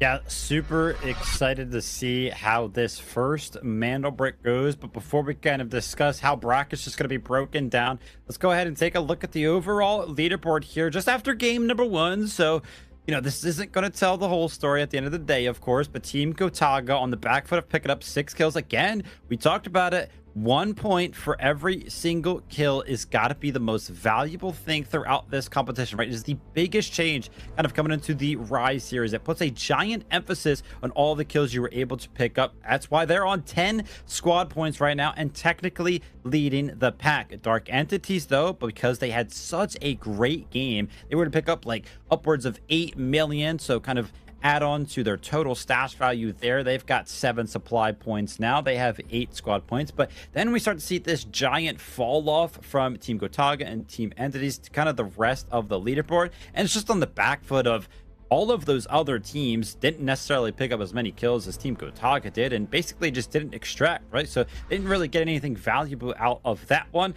But you talked about it, DK. Our map rotation here jumping into round number 2 is, of course, going to be Brakkesh. The airdrop and Mandelbrick are going to be active, but there have been multiple times where I've seen those airdrops just straight up go unlooted because we all know how valuable these Mandelbricks are. Yeah, I mean, this is going to be quite the bit of a focal point here, right? Mandelbrick is going to be the potential opportunity for one team to take us to an early finish. If not, we are going to try to extend that as far as we can. But again, there is a little bit of that ego coming through, right? Airdrop is going to help just kind of boost the team's overall ego that they have to make it all the way through to that round number 4. So Mandelbrick, yes, is going to be a big focal point here. So I'm expecting quite a bit of sweaty play to come through as we head over onto Brakkesh. But that is why we are here. We want to see what the teams can do and who's going to be the one to sit at the top of the board here come end of day. I mean, we did see Team Gotaga definitely leading the charge there with those 6 kills, but they only extracted with 776k. Or that's at least least what they were able to get themselves. And now they have to make a tough decision as to who they're going to look to play moving into round number 2. Because as we know, right, you said it already, this is where things get a little bit more aggressive, right? So we could be looking at something like a little bit of D-Wolf, maybe Shepherd or Uluru coming in here as well for the teams to try and lock down that Brakkesh position. Yeah, it'd be great to see kind of where the investments are going to lie in terms of some of our operator picks here for some of our teams. Again, we put a lot of value on an operator like Tempest. We don't usually see it on a map like Brakkesh, though, but taking a look at the spawn predictions here. A quick note. There are 3 tiers of spawns kind of denoted when it comes down to Delta Force competitive operations. T1, T2, and T3. Basically, the rule is you cannot get the same tier of spawn in back-to-back games, which is why we can kind of make a prediction. If a team got a tier 1 spawn on Zero Dam, they cannot get a tier 1 spawn again on Brakkesh. You're right, you cannot get the same tier of spawn in back-to-back games. So it kind of adds a little bit of a dynamic. All of these teams know what kind of a tier spawn they got in the game prior, and sometimes we actually see them pick their comps or kind of decide whether or not they want to invest anything into a Mandelbrick game, kind of based around the fact that, hey, listen, if we can't get a T1 spawn, maybe we don't want to invest everything that we possibly have into this first Mandelbrick game. But we'll have to see who ends up getting early access to these T1 spawns here on Brakkesh, which also kind of nets you early access to that Mandelbrick. And kind of jumping into things for Team Alliance, they're going to be opting for a Raptor, Uluru, and Toxic, and it's almost actually the same exact comp, or at least I'm seeing a lot of Ulurus on every single comp across the board. But we talked about those T1 spawns. It's going to be Dark Entities versus Team LFS in the museum. Ooh, yes, getting right down to business, bringing in the heat early on. As we know, Mandelbrick is a few moments away from being active, and so there is going to be quite a bit of a send heading in that direction. That's exactly why we see the setup heading right into the museum itself. But now, of course, a little bit of that scanning coming through here. As you can see, Raptor really trying to do his thing, gather as much information as possible. And the team's definitely opting for a little bit more of an aggressive round, right? They've now swapped out the blue rounds for purple. So things are getting a little bit more serious, and that TTK definitely starting to drop considerably now. You can see for the side of DE, who are going to be poised up inside of the museum specifically, it's hard for them to actually run out and pick up this Mandelbrick because, of course, Team LFS are kind of waiting in the wings. So Team DE are kind of just throwing a lot of their utility onto the Mandelbrick itself to try to go ahead and just straight up deny Team LFS for picking it up. But it actually looks like Team LFS have opted to, instead of play around picking up this first Mandelbrick, they're just kind of hanging out in this building right off to the side and potentially just waiting for some other unsuspecting team to kind of walk up, try to pick up the Mandelbrick themselves, and then I feel like they would net themselves with some free kills. And usually the solution to 2 teams kind of surrounding a Mandelbrick spawn like this would be the likes of like Tempest, because you can kind of just send a smoke and then your Tempest all in, you can kind of pick up the Mandelbrick, and that's how these types of situations are solved. But with no Tempest on the map at all, we might be in for a giant stalemate amongst the entire lobby when it comes down to this Mandelbrick. Yeah, we might actually see the airdrop getting a little bit more love this time around, right? As everybody's essentially realized that it's going to be a lot more of a risky approach to get their hands on that. But I'm curious to see, especially for FLC, right, how they're going to look to potentially utilize Shepherd when it comes to contesting that Mandelbrick. But now LFS and DE getting right down to business, a little bit of an altercation either which way, as Gotaga are going to try and test the waters, pushing in from that southern side. Look and see if they can gain entry in towards it. But I actually like this position coming through from DE, right? Because if they can't get their hands on that Mandelbrick just yet, they are, of course, currently guarding one of those decoding stations, so they'll have a pretty good idea. And we can see a similar approach coming through for the side of Alliance, right? Also getting themselves situated towards one of those decoding stations. So if they don't get their hands on the Mandelbrick, they do have a bit of a fallback plan. So we kind of talked about, you know, 4 of our teams that have kind of, no, 5 of our teams that are kind of playing around the Mandelbrick. So who's that 6th team? It's actually going to be FLC. They got a tower spawn. They're all the way to the southern side of the map. And while all these guys are kind of just staring at the walls and waiting for somebody to make a mistake, and again, just making nothing happen, take a look at the left side of your screen. Up to 900K in profits just on the back foot of them looting the entirety of the tower essentially for free. And usually this is a strategy that we kind of don't necessarily like, because again, mana bricks are how you win these competitions. You got to play around the win condition. But right now, there's no way to win, because so many teams are poised up ready to deny the initial mana break pickup, that all 5 of these teams that are kind of just waiting in the wings around this specific mana break are just wasting time. FLC are kind of the only ones making any sort of progress as it currently stands in Brakkesh. Yeah, I mean, they definitely trying to increase that the profits as best they can, and I mean, they're in a prime position to do exactly that, right? The new Tower of Babel definitely going to allow them quite a bit of an opportunity. As you can see, they're just frantically going around. They've already looted all the safes, and now they're just looking to see if they can get their hands on any potential reds or anything worth a lot over there, as well, nobody's going to look to contest them, at least for the time being. I'm curious to see though whether or not they're going to try and maybe lock down that extraction, that solo extraction that we have in the new Tower of Babel. As we know, teams could potentially be looking to keep an eye on that, but for now, yeah, we have that standoff that you were talking about, right? Nobody wanting to take that first step forward to get their hands on the Mandelbrick, but if that eventually does happen, there's going to be quite a bit of chaos ensuing as soon as that Mandelbrick is picked up.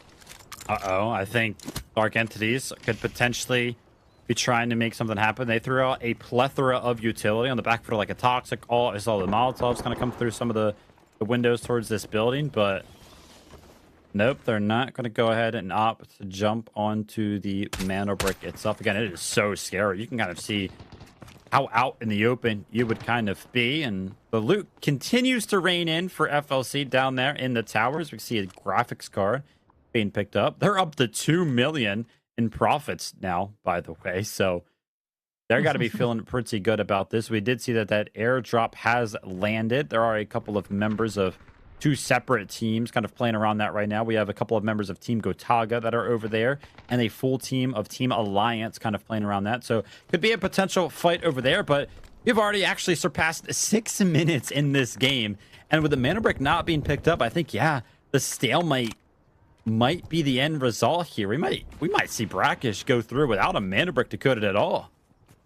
Wow, that is going to be a very new one indeed, but you can see quite a bit of a contentious position being played out here over on towards that airdrop. Both squads trying to get their hands on it. Meanwhile, nothing really having changed over here with regards to the Mandelbrick itself. DE still pretty much committed to trying to get their hands on it or die defending that position.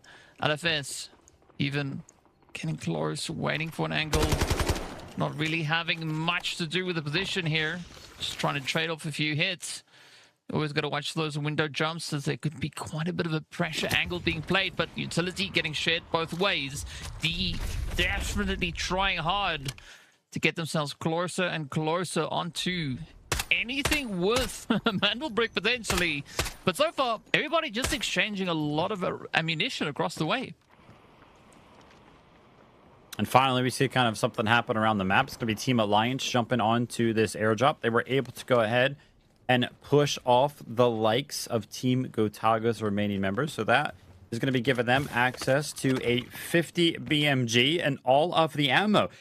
Could that sniper potentially be the thing that is required to kind of turn the tides over here towards this mana break? As again, now that Team Gotaga are not over there towards that supply drop, they've kind of returned to this strong position, front facing on the airdrop specifically. And oh my gosh, we mentioned it, that 50 BMG picked up could be the thing that turns the tides. Easy immediately finds value with this sniper rifle, and that's going to be Stickinson going down. This is on Team LFS, who have been kind of holed up inside of this building since the start of the game, but now they're down to just 2 members, and they have to face off against a hungry Team Alliance. Yep, they are coming. The dinner bells are ringing. They are going to try and full send it here. As you can see, Easy now just trying to get himself stacked up and ready to go. But again, aside from LFS, you still got to keep a very close eye on DE, as they have not really moved an inch from where we've been looking at them for the past few minutes. But the opportunity is starting to present itself, as the Lions are going to look to try and push forward. really getting their hands on a little bit of chaos, a little bit of carnage, but can they now find what they need? You can hear those Luru rockets just going off in the background, making things quite difficult. Or was that the helicopter overhead? Either which way, explosions are going to try and keep any kind of a push at bay. Yes, it does sound like it is the attack helicopter really keeping everybody inside now. Yeah, I mean, that helicopter making so much noise changes the dynamic of these fights. Because again, yeah, you pretty much can't hear anything. It's so loud that you feel a little bit less confident in your ability to take some of these fights because you basically can't hear what your enemies are doing. Some of those missiles are kind of raining down. But for the last two remaining members of Team LFS, it looks like, by the way, for anybody at home, that the three-man team of Team Alliance, after they did get that knock, it looks like they're so close to Team LFS. But to actually have access to that building, they would have to again approach that building. There's no immediate access from the building that they are currently in to the building that Team LFS is currently in. So something to kind of think about. But we have made it through halfway of Brakkesh, just about, right? 8 minutes has surpassed. And by the way, kind of the marker that we'll be kind of looking at here is the 4-minute mark, because that first initial decode takes 4 minutes. So we could almost guarantee that if we do go ahead and surpass like the 4-minute mark, then I don't think anybody is going to go ahead and decode this brick. That's kind of how it has looked since the start of the game, because these teams are just interested in denying it. But oh my gosh, on the back foot of all of the utility landed at the same exact time, Ubishka is actually going to find one of the last remaining members of Team LFS. That's going to be Impero, who's going to be jumping down. But take a look at this. Full rate from Team DE has jumped out onto the Mandelbrick, and it is just a smoke right now that is kind of keeping him alive. But that's going to fade shortly. And it does. It fades. And now Full Rate is kind of stuck out there in the middle of no man's land between like 4 teams trying to stay alive. Well, it's going to be absolute carnage here as Alliance also look to move on through. It is going to be DE just pulling up the Mandelbrick, but now comes the Sweaty Bird as they are quickly just dipping back into the building that they've been locking down for so long. They are going to start that decoding process, and this is where all the carnage will ensue as, well, the teams now actually have something to focus on, right? They don't have to find themselves just staring at the opposition. It is going to be go time, and yes, you said, right, that first decoding is going to take 4 minutes, so I'm not quite sure if it is going to be able to change hands enough times or if anybody's going to make it out. But beautiful hits, though, from Easy, as you said, right? Starting off the carnage here. And the full wipe did come in as we kind of watched the Mandelbrick get picked up. Finally, Team Alliance decided to go ahead and push as they got wind that side of LFS just had 1 single member remaining. So that finally gave them the confidence. But the confidence was not only on the side of Alliance, it was on the side of DE as well, as they finally went ahead and poised up, picked up that Mandelbrick. And you can take a look at the map on the right side of your screen with only 3 minutes remaining before this Mandelbrick is decoded.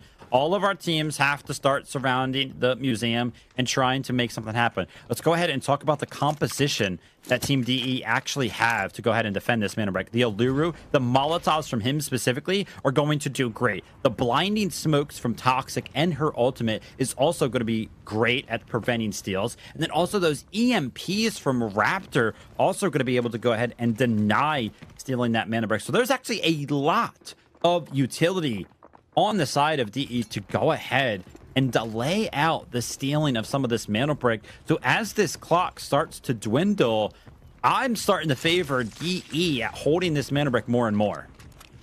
Yeah, well, the defensive position is going to be fully put to the test here. And I mean, sometimes a good defense is a really strong offense, as we've already been talking about the loadout that they've got. Right now is going to be the time to shine. As you can see, Alliance also having a very similar loadout here. So both squads on the very same kind of footing as they are going to be looking to push on through. Ooh, a little bit of that Toxic play now coming into the swing of things. Alliance trying frantically to get it, but those mollies just so difficult to avoid. The flames, once they start spreading, it's difficult to kind of dodge. But now, right, it's Gotaga also opting to try and push in from the north side, and this is DE fully put to the test. Vlad there almost making a little bit of a mistake, kind of jumps onto that lift, and the Molotov almost took him out exclusively. But yeah, Team Dark Entities right now, they're actually getting surrounded by every single angle that you can actually approach this decoding station from. So they are under a lot of pressure, and they've actually been forced to throw a lot of that utility that I was talking about. So the fact that all three teams have kind of flushed out all of that utility makes this steal onto the decoding station actually possible. So we'll have to see if any of our teams are brave enough to go ahead and jump onto that decoding station. But you can see the absolute trade, the carnage that is kind of ensuing with the back and forth of all of the utility. 1 minute remains before Team Dark Entities go ahead and steal away this first mana break. But look at this. Team Gotaga, they actually take the lift up. They've gained full access to this balcony and this little bit of a side room. And now Team DE have pretty much nowhere to go. Well, CQB now being the name of the game here. Full flavor coming through. DE down to a 2-piece as they are going to try and get their numbers back up to continue with the defense, but it's going to be too late as WLG has stolen it away. Now starting the decoding process all over again, and time is going to be running out. There's only 20 seconds between the decode and the end of this round, so there is so much pressure riding on everybody's shoulders here. But of course, right, you want to try and keep that focus up. Alliance already capitalizing on the profits up to 2.9. Can they find more? It does seem like they are opting for aggression as the decode gets disrupted again, and now it's going to change hands once more. By the way, two separate teams tried the same exact thing. Team Gotaga and Team WLG tried to push the balcony. They heard the reses coming out from Team DE. They were like, oh my gosh, there's only 2 members remaining. Somehow, some way, take a look at this. The res comes through, and DE are still a full roster. WLG and Team Gotaga both got wiped amongst all of the chaos. And because Team WLG were the ones decoding the mana brick, it has been interrupted. Nobody currently has control over the mana brick, and we're left with just 3 teams remaining. DE, FLC, and Alliance. Oh, and this is where things now look absolutely horrible for the side of DE. Their profits have dropped down to 0. They've been working so hard on defending that Mandelbrick, but up comes the rest of FLC, though, looking to push forward. They know the Mandelbrick is somewhere in here. They can see exactly where it currently is situated. But this is where now the loot has to come on through. No. They are going to be finding themselves a quick little bit of a trade there over onto the side of Alliance. And this could be that turning point, right? Alliance looking pretty good with the bank, but are they going to be able to survive? FLC also now looking to contest. Yeah, I mean, they jumped onto the mana break, but take a look at the decoding timer. There's 3 minutes on that decode. There's only 2 minutes left in this game entirely. So unless a couple of steals come in the next 30 seconds, yeah, nobody's going to go ahead and pick up this mana break. So it's just going to be all about what you can actually get out of this game with specifically. It's pretty much just going to come down to value in kills because nobody's going to be able to extract because obviously there's only less than 2 minutes remaining. So those kills towards the leaderboard, towards, you know, 800K a piece, that's going to be the only value any of these last 3 remaining teams are going to be able to find.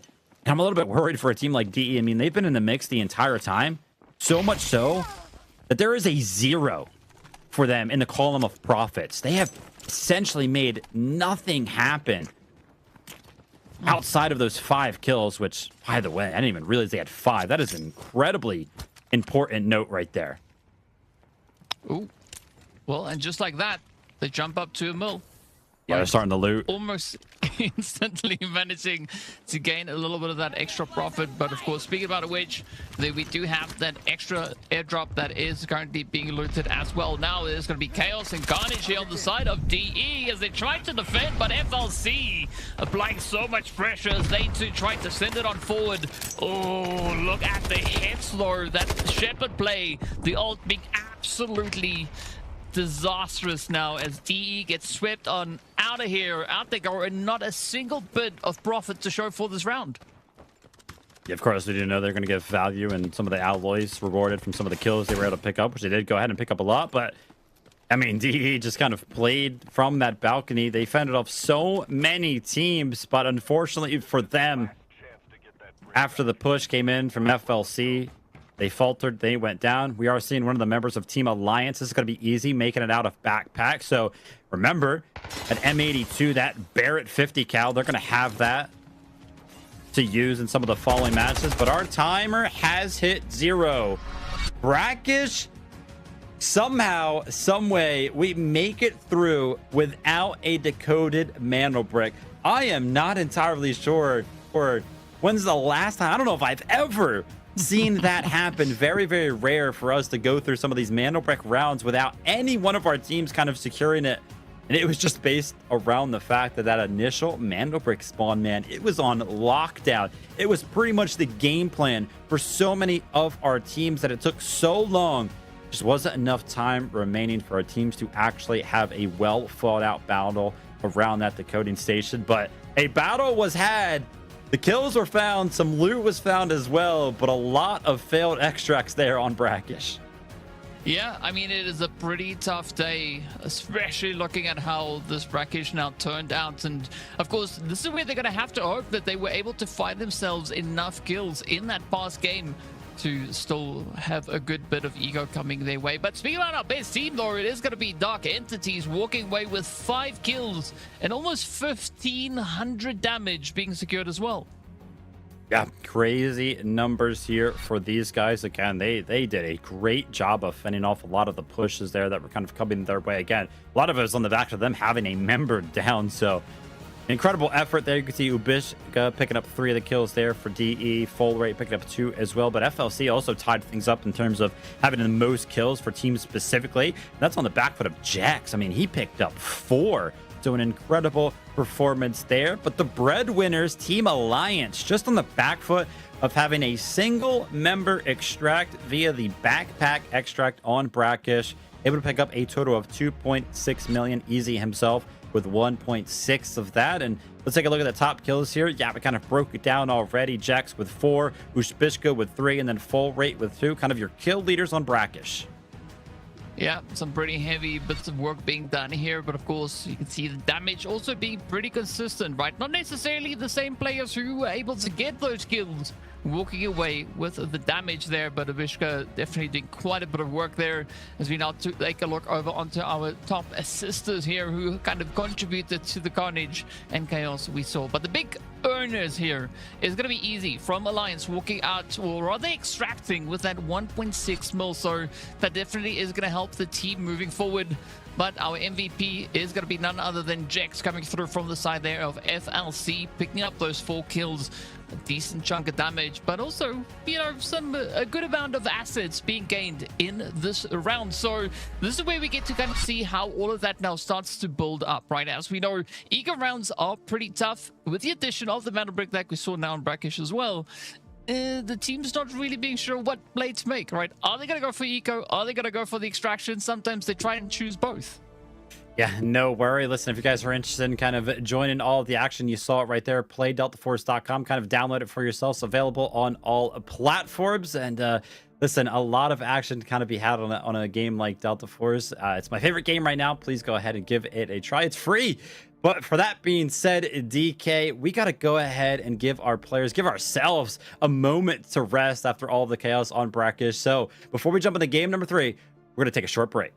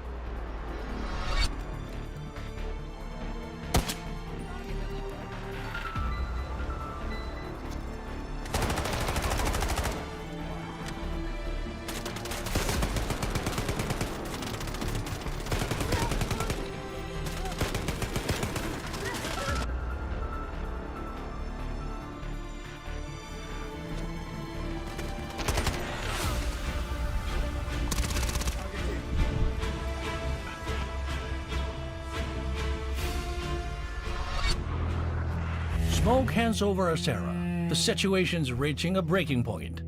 Time to bring in the experts. Team Rainbow has touched down in Asera. New ground? Not sure where to start? Search containers. Grab high-value loot. I hear when I can, and stop threats when I must. Take down anyone in your way. Heavy fire, raise your shield, and hold the line. Don't forget your tactical gear. The gripple gun. Enemy here! Taking fire? Pull out the Hive Tac pistol. Patch yourself up. Keep your squad in the fight. Call if you need a hand. Outnumbered? Drop the jammer. 말보다는 행동이지. Go dark. Strike first. I've seen real horror. Looks like they were waiting for us. No pressure. Trust your aim. Learn the map. Stay with your squad. Team Rainbow brings tactics built for close calls in Delta Force. That means sharper plays, smarter fights, and operator-on-operator mind games. All right, it's go time. Extract safely, and everything you learn comes with you. New operation, new look. During the event, Noxus Vigil Bundle, Suniva's Montaigne Bundle, and Stinger Stock Bundle. Pick any 2 of the 3 operator bundles for free. More collab rewards awaiting. Open an Alpha pack and try your luck. In Asera, the right weapon can turn the tide. Black Eyes, one of Rainbow Six Siege's most iconic weapon appearances, gets a new Delta Force take. Complete event missions and choose one of 2 Black Eyes collab bundles for free. Join the event to claim the MP5 submachine gun Black Eyes, plus more rewards. Wait, what's this? Team Rainbow left something behind in Asera? A collectible drone you can deploy. Deploy it and see what you can uncover. July 10th to July 23rd, play to earn the K437 assault rifle Domineering. Looks like we're fully loaded for this operation. That's the full rundown on the Delta Force Rainbow Six Siege collaboration. Remember the rules: sharp aim, map knowledge, and teamwork. The mission: bridge in, extract out.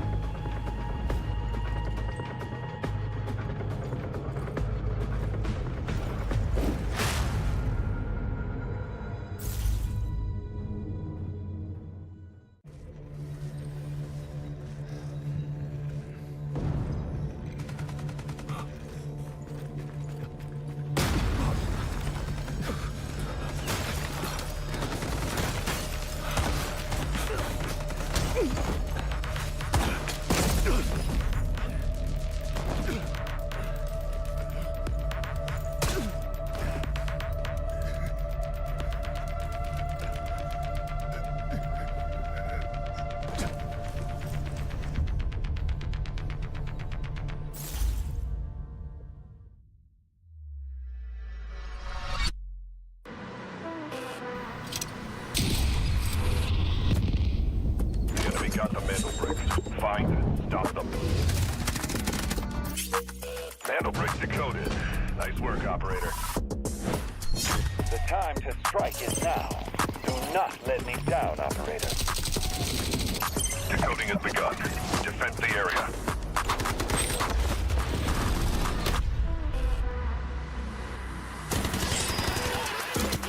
Is about to take the first hit to brick up the tournament. And they're going to do it. What goes around, comes around. Oh,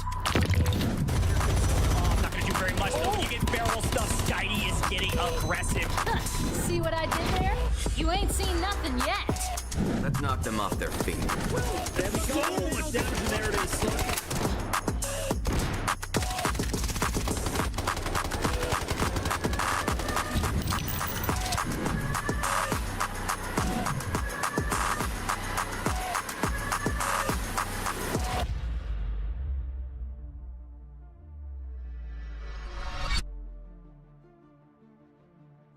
Vivid, round 2 had so much back and forth, but unfortunately not the kind of back and forth that we were expecting, right? It was instead all the fights breaking out between the players as they were trying to get their hands on that very sought after Mandelbrick. But as we saw, nobody really getting the opportunity to extract with it.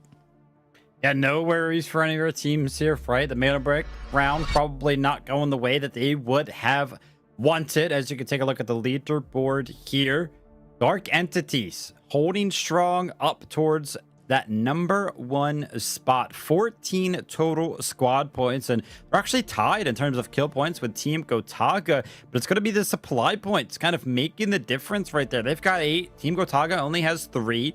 So a 5-point lead, and actually we're kind of tied for second place right here. As you can see, Team Gotaga and Team FLC both kind of sharing 9 total squad points. But that column, that Mandelbrick column, is empty. None of our teams kind of picking one up there. And like I was mentioning, don't worry about it, right? These guys, it didn't go the way that they kind of wanted it to. So we have an opportunity for our teams ourselves to kind of take a break from the chaotic Mandelbrick rounds and jump into a map like Tide Prison. Again, another opportunity for our teams to go ahead and pick up some loot, pick up some economy, pick up some of those great weapons we kind of see drop out of those airdrops. And listen, we're going to be taking a look at the operator picks here for a lot of our teams. We have seen a theme on a map like Tide Prison, and it's all about Nox, man. It's pretty much the staple of a lot of the comps of the game plan for a lot of our teams coming into just a sneaky, creepy, silent map like Tide Prison. I mean, yeah, Nox, I think Nox is probably the best choice for the map of Tide Prison, right? Because you have a lot of that indoor flanking that you can capitalize on, especially with his ult coming through. So expect a lot of upsets to potentially be happening. But I think outside of Nox, we could maybe be seeing a little bit of that Gizmo play coming through, as well as Hacklaw, right? The ulti, therefore Hacklaw also being really helpful when it comes to figuring out exactly where players are, especially on a map as a kind of shrouded in confusion as we have over on Tide Prison. Absolutely. And yeah, I kind of actually made that point about the Hacklaw. I was expecting to see so many Hacklaws on a map like Tide Prison, but the last scrim that we watched, I think there was only one amongst all of our teams. So it was very, very crazy. Take a look at the previous spawns on Brakkesh here. We can see the T1 spawns were kind of alluded to Team LFS and DE. So when it comes down to Tide Prison, they cannot be getting back-to-back T1 spawns, so they're going to be forced over the T2 or potentially T3. But teams like Team WLG and Alliance up there on Brakkesh picking up those T3 spawns. It's a little bit of a bittersweet thing when you get that T3 spawn, because you're like, oh man, you know what I mean? We're so far away from all of the action. But then the following map, right, you should have access to at least a T2 or a T1 spawn. So take a look at the spawn predictions here. We also know that those kind of T1 spawns on a map like Tide Prison are actually very, very close to one another. They actually are a part of the couple of teams that make their way towards the Warden area pretty consistently. It's usually the two teams that kind of go head to head early on. So keep a close eye on who actually picks up some of those spawns closest to the Warden's office. I think outside of that, the T2 spawns, right? We could be looking at either of those squads also going for an early engagement, right? Getting into a bit of a tussle right off spawn. So expecting a few potential upsets maybe to come through in the early stages of it here. But as we know, this is going to be another eco round. In fact, it is the last eco round. So whatever the squads can't lock in for this one, they're just going to have to settle with it, right? Because after Tide Prison, we are heading over onto Space City, and that is where things are going to look to take a whole different shift up. So I'm curious to see how the teams are going to look to pace through this one. Of course, we'll get a look at exactly what choices they've made with regards to those loadouts, right? Which operators have they decided to go for? But we've been seeing some cool skins coming through with that, with the crossover coming through in as well, right? That Nox skin, that thing to me just looks amazing. I'm working really hard to get my hands on one of those Nox skins. Yeah, absolutely. Love some of the skins that are kind of featured in this game recently, kind of coming out just over the past couple of hours. That Black Ice skin as well, kind of joining the armory here. Love that.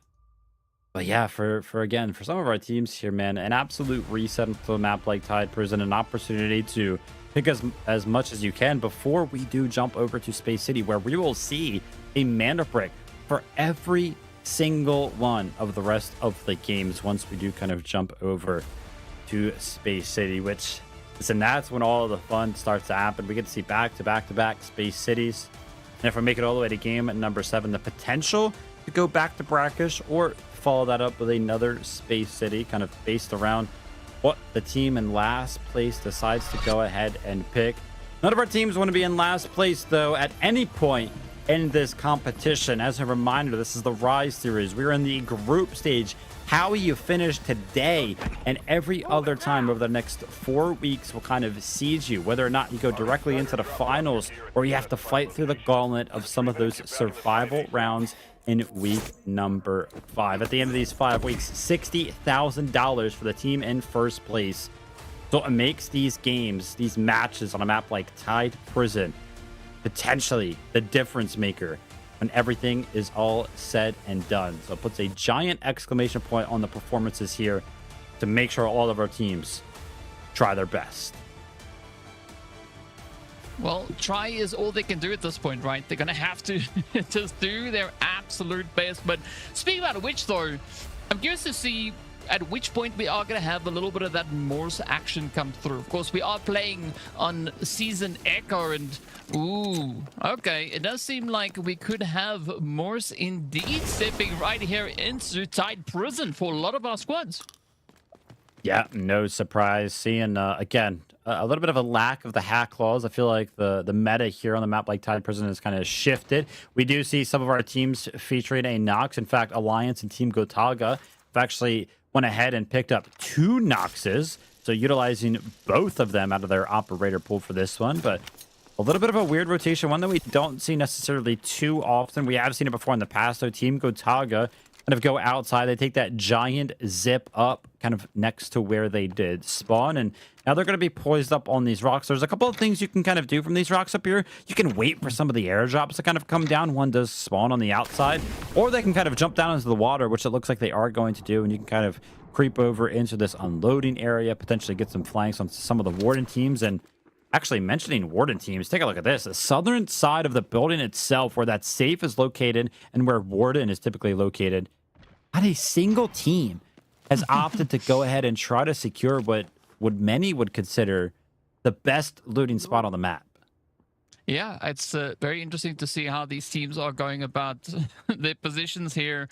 But, you know, looking at Alliance and Gotaga, right, looking at the operator choice that they've decided to go for there, it almost seems like they're trying to set up for a bit of a knock-knock joke, right? This is, however, not going to pan out because I'm not quite sure what knock-knock joke you can come up with the double knocks. But interesting setup indeed. You were talking about that water a few moments ago as well. Always got to watch out for those sharks that could be lurking. But now teams are trying to find a bit of a way to get themselves much closer. FLC, though, is going to be the first team for that full Warden rush, as they are, well, there's nobody to contest them. Bunch of reds coming in here, right? All of our teams kind of just taking a passive approach, just picking up all the loot they possibly can. DE, they're going to be picking up the red coffee beans, 300k. Saloa from FLC, gold bar in hand. Again, 300k there as well. So us, we go ahead and allot all of our teams a moment here to loot. This play from Team Alliance is sneaking. They are hiding behind the key card room right there down in Bio.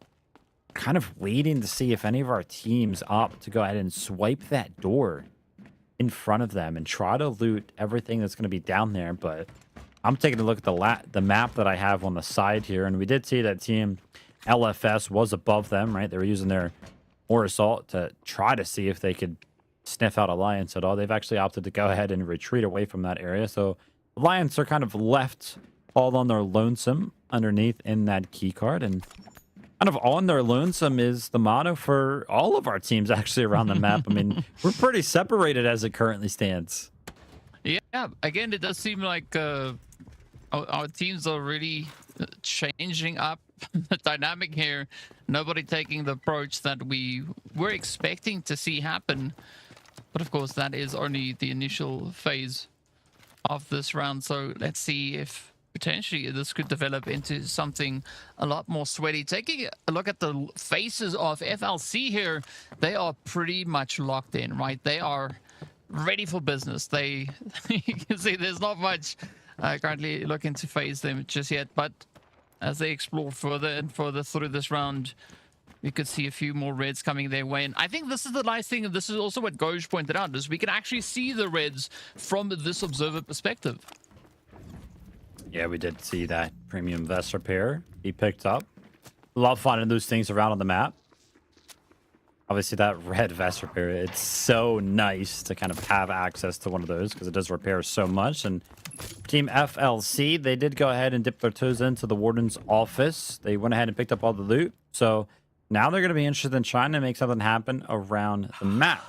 You can see the great thing about Morris himself is that, yeah, he kind of puts down his ultimate, and it does reveal whether or not there is anybody in that kind of detection area you can kind of see on the map. It lets you know how many operators specifically are on the map in that radius. And oh my gosh, listen, the very well sought after Dyson vacuum cleaner there from Impera. That is a red that has eluded me personally on my endeavors in Delta Force. So I am currently seeping with envy right now. Man, I am jealous. It makes two of us. I've also not yet had the opportunity to run around with a vacuum cleaner. But let's see what Easy can do here as he makes it look so easy, taking down the machine gunner there. Of course, the nice addition is that extra loot that the special characters or the special scavs can have, right? So I get to see how this is going to pan out. If anybody's going to maybe snag something crazy. I'm curious though, do we have the Heart of the Ocean, or do we have that on? Do you think it's in esports? Have you seen it? I've never seen a Heart of Africa. I've never seen a pro kind of pulled in the competitive side of things. I wouldn't be surprised if it was just straight up not in, because if you were lucky enough to find one of those, I mean, how great would you be feeling in terms of economy, right? Just tens of millions. Wow. Take a look at this, man. Team DE opting to go ahead and sit in this little conference room, which, by the way, there's a small safe usually over here, and I would almost bet that they haven't opened it, and they're kind of hoping that it kind of reels somebody in, right, until they're open and loving arms here. But it's kind of the play for a lot of our teams. I mean, we kind of talked about it. Obviously, DE are doing it. Alliance were doing something similar. It didn't necessarily pan out for Team Alliance, as ever since we kind of saw them earlier on when they were just kind of poised up in bio, that keycard room. They've actually kind of moved around, but again, they've actually just repositioned straight up. You can see Team Alliance, all three of their circles, 1, 2, and 3, they're straight up not moving right now. So they're just waiting in the wings as well for an unsuspecting team. But we have made it through 7 minutes so far of Tide Prison. And aside from there being an absolute lack of shots from player to player, right? There have been no exchanges.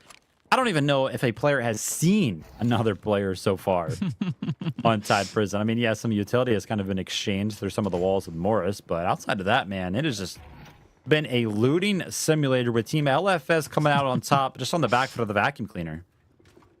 Yeah, I mean, all they got to do now is just continue to suck it up, right? But they got to clean it up as well. So they've actually, to some extent, created a bit of an expectation here. Can they make it out of this round with the vacuum cleaner in tow? We'll find out soon. But as you said, we are looking at a looting simulator for the time being. And LFS, though, they're doing a pretty good job, almost sitting on 4 million. But Maxa is getting a little bit closer onto Dark Entities here, as we could maybe look at some surprise plays starting to come through, as the guns are just going all over the place, trying to relay as much information as they can. I mean, we can hear those scavs going off in the background, but we want to see the players actually being the ones firing the shots. And remember when we mentioned kind of Team Gotaga taking that initial position up here on the rocks early on? Mention it, yeah, that airdrop is eventually going to come down on the outside, and finally takes quite some time on Tide Prison for that first airdrop to come down, because there's actually only one that falls from the sky. The other one is rewarded via one of the contracts around on the map. So it's taking some time, but Team Gotaga kind of stuck it out. They were still in the area, so that's going to be Team Gotaga. Vlad specifically investing his position towards picking up that airdrop, so we'll have to see what he's able to go ahead and pick up. But Team Alliance are kind of moving around the map. LFS are kind of moving around the map. And again, every single time that we see some of these teams moving around the map, it's just on the back foot of their more assault being available, right? They kind of put it down. They realize that there's 0 operators in front of them, and that is the only time we have really seen any of the rotations happen. Let's take a look at what is actually rewarded from this airdrop. So far, it's looking pretty decent. A few goals coming through. Ooh, there we go. A nice bit of red action as well. And that military ballistic computer. I mean, it is handy to have, but it's not worth all too much. But at the end of the day, it all contributes to the overall profits that they are going to be having secured in this round. Now, Gotaga, they have a bit of a task ahead of them. Still having the players from Dark Entities, we can see on the map here, not too far away from them. But of course, there are multiple layers to Tide Prison, right? So all is not as close as it appears. But it does seem like FLC and Alliance are going to be keeping a very close eye on each other. And we could maybe potentially even have FLS or LFS bumping into Gotaga, as both teams are really close to each other there. And as far as we saw, one of them was outside. A little bit deceptive here when you do look at the map, because Tide Prison has so many layers and levels to it. It looks like a team's going to be right on top of one another, but as you can see, Team LFS are actually all the way on the outside, so they're going to be safe for now. And by the way, top right of your screen, we did see Warden was taken out not too long ago, and Raven has as well, both of which came at the hands of just some of the scavs. So none of our players actually going to be taking out those two bosses. Yeah, I mean, listen, we're down to 7 minutes remaining, and again, I mentioned it, what, like 3 minutes ago? Ooh, hold that thought. WLG. Finding that infantry vehicle, 1.3 mil, 2x3. That'll, of course, fit in the 3x3 safe box. But, yeah, man, just still, nothing has been exchanged. What's going to be kind of the game plan? I mean, we saw it, Team LFS. You got to favor them as it currently stands, because obviously they have the most amount of profits. Again, they've been finding the reds. They've been around the map looting. But their position specifically, we just talked about it.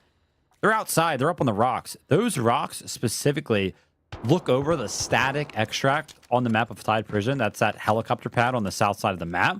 Now, that doesn't actually activate. You're not able to take that until there's like 2 or 3 minutes left in the game itself. So still some time before that one actually becomes active. But with LFS kind of early and poised up to have control over it, I would kind of favor them as it currently stands to be one of our teams to make it out. But oh my gosh, we finally have a fight. It's going to be Team DE. Remember, this was the team of 3 hiding in that conference room, waiting for a team to kind of walk in. They haven't made a noise in like 10 minutes, and they're finally rewarded with it. Unfortunately, Team Gotaga, they're going to be the ones receiving end of this, and it's going to be flat down and out in the open.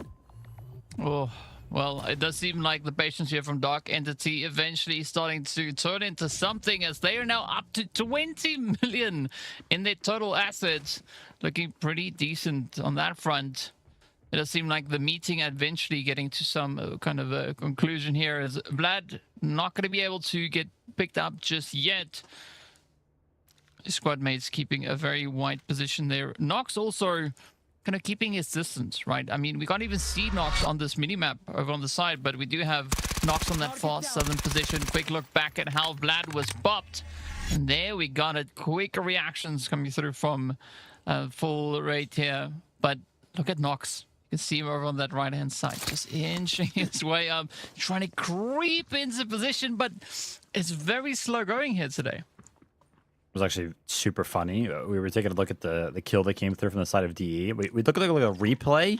Then we came back to live, and I was like, whoa, did we like freeze on the replay? No, it was just the player returned to the exact same spot that we just saw in the replay. So my mind got a little bit jumbled right there. I was like, what's going on? But our player's just not moving at all. Makes things a little bit tricky to kind of deal with. We do get an opportunity to take a look at the total assets, right? What the stash values are looking like in its entirety. Team DE all the way up to 21 million in it. Potentially Team LFS, again, so many layers to this map. Whether or not they have an actual angle onto Team Gotaga right there, don't think that they actually do. But again, this is a team that I kind of favored to make their way towards the extract on the southern side of the map. Again, we kind of saw that pop-up come through, that it was activated, but the extract actually activates, and then it's like another like 2 minutes before you're actually able to take it. So now we can see in the center of your screen, 1 minute until that one actually is able to be taken. And I'm not going to lie, if you would have asked me 5 minutes ago whether or not the switch would have been pulled for one of the pipeline extract on this map, I would have without a doubt said no. But somehow it is pulled. But take a look at this now. Team D are faced with a little bit of a struggle. They have to leave that room that they have been kind of caved up in for the past 10 minutes, and Team Gotaga are not happy about it. Remember, that's the team that they lost a member to these guys. So yeah, it's just a duo, but with the potential to go ahead and deny the rotate out, Team DE are not going to be feeling good about that one. Yeah, well, I mean, LFS, though, they are going to be feeling quite comfortable here. The only thing that they have to worry about at this point is sharks. That's the only thing trying to keep them from getting onto that extraction, as we do have just over 3 minutes left on the clock here. But it's going to be the fight now erupting between FLC and Alliance here. Both teams getting into a bit of a push. The emergency bells are ringing. You can see Easy just patiently awaiting the spray, but unfortunately not going to be able to walk away from that one in one piece. Now it's up to Grind to see if Alliance can still walk away with something in this round. And again, there's a big opportunity to try and capitalize. But LFS, though, having a very successful extraction. As you was talking about them earlier, saying that, you know, this is kind of the team to keep an eye on here. We're going to be putting our eggs in their basket, but, well, who's not going to be having anything left in their basket potentially could maybe be Dark Entities here. Yeah, but a third party actually come in is potentially the saving grace for the side of DE here. WLG have finally decided to join the fray.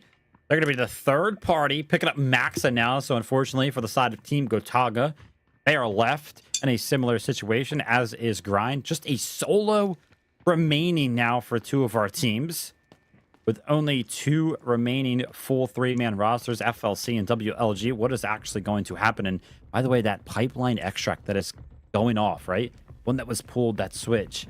It's going off on the northeast side of the map, top right. So Team FLC, where they just kind of had that fight go down, they're going to be having early access to that extract. And Team WLG, again, third party in tow. They're able to pick up the last remaining member of Team Gotaga right now, but now the information is in, right? They're kind of trying to get their wits about them, read the situation here, and I think they know exactly where the last 2 members of Team Dark Entities are currently hiding. But Alliance Grind, could he play a spoiler here? Could he play a similar role that Team WLG just played onto the likes of Team Gotaga, the flank from the solo? Gotta be careful.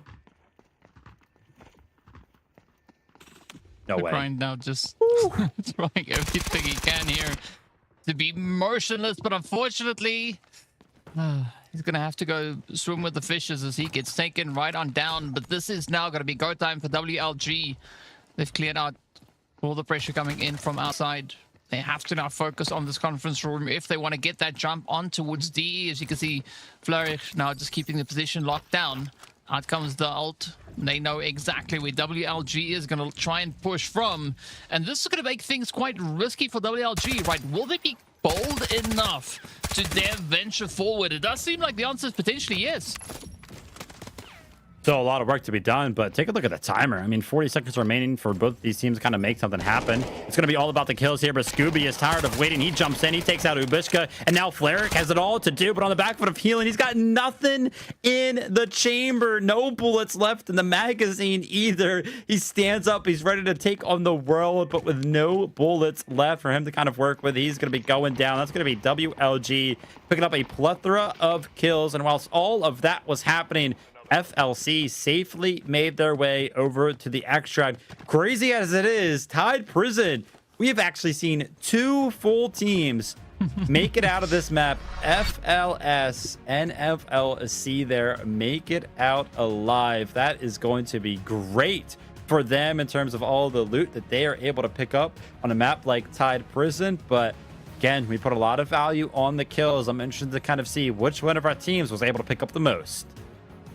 Yeah, I mean, again, a very surprising turnout coming through here, and it's also not too often that we see 2 teams being able to get those extractions secured. So, yeah, a lot of effort being put through, but also quite a few fights eventually erupting towards the end of the game here. So, yeah, a lot of excitement definitely being brought to the forefront here. It is going to be WLG being our best team this time around. 5 operator kills, and of course, gaining 2.3 mil when it comes to the overall assets that they were able to lock in for round 3. Tide Prison, though, yeah, again, a very surprising turn of events. At least we did see some good reds being brought to the forefront. Absolutely, and yeah, on the back foot of finding all of those reds, we actually see a tie for the most amount of assets taken out by a couple of our teams here. And to no surprise, it's going to be the two teams that were able to make it out with the whole roster. FLC 3.9 million tied up over there with LFS 3.9 million as well. But with FLC actually picking up some of the kills there, they're going to be feeling a little bit better. Take a look at our top killers there. It's going to be WLG, Scooby, and Oko up there in first and second place. 3 kills for Scooby and 2 for Oko right there. But take a look at the top damage dealer. Remember when we were kind of taking a look at the top damage dealers in some of our other games? It was upwards of like 600, 700, 800. Now we're down to just a couple of hundred, 400, 300, and 200 for our top 3 damage dealers there. Just kind of speaks to how passive this one was. Yeah, definitely quite passive indeed. As you can see, even the assists, right? Only 1. That is it. That is the highest number that we've been able to see. But when it comes to the assets earned, this is where things take a slight bit of a turn. As you can see, Kobe walking away with that 1.7 mil. We can see Imperator picking up a 1.5, and of course Arco on a 1.4. But it is going to be Scooby doing the most here for WLG, walking away with 3 operator kills, a decent chunk of damage, as well as a little bit of assets, right? Just a little bit of assets being secured. 460k, it's not a lot in the grand scheme of things. Yeah, absolutely. But again, they're going to be feeling pretty good from the side of WLG, especially with them kind of finally joining the action towards the end of that one. As we do get a quick look at some of our socials down there, make sure you guys follow, download Delta Force every which way, any which way you want to, available on all platforms. But yeah, Tide Prison, it was a crazy one. This is exactly what we talked about, DK, right? Tide Prison kind of acts as this little moment for us to go ahead and relax before we jump into all the chaos of the Mandelbrick rounds on Space City. But on the back foot of the little bit of a break that we saw on Tide Prison, why don't we take a little bit of a short break before we do jump into all of those Mandelbrick rounds? We'll be right back.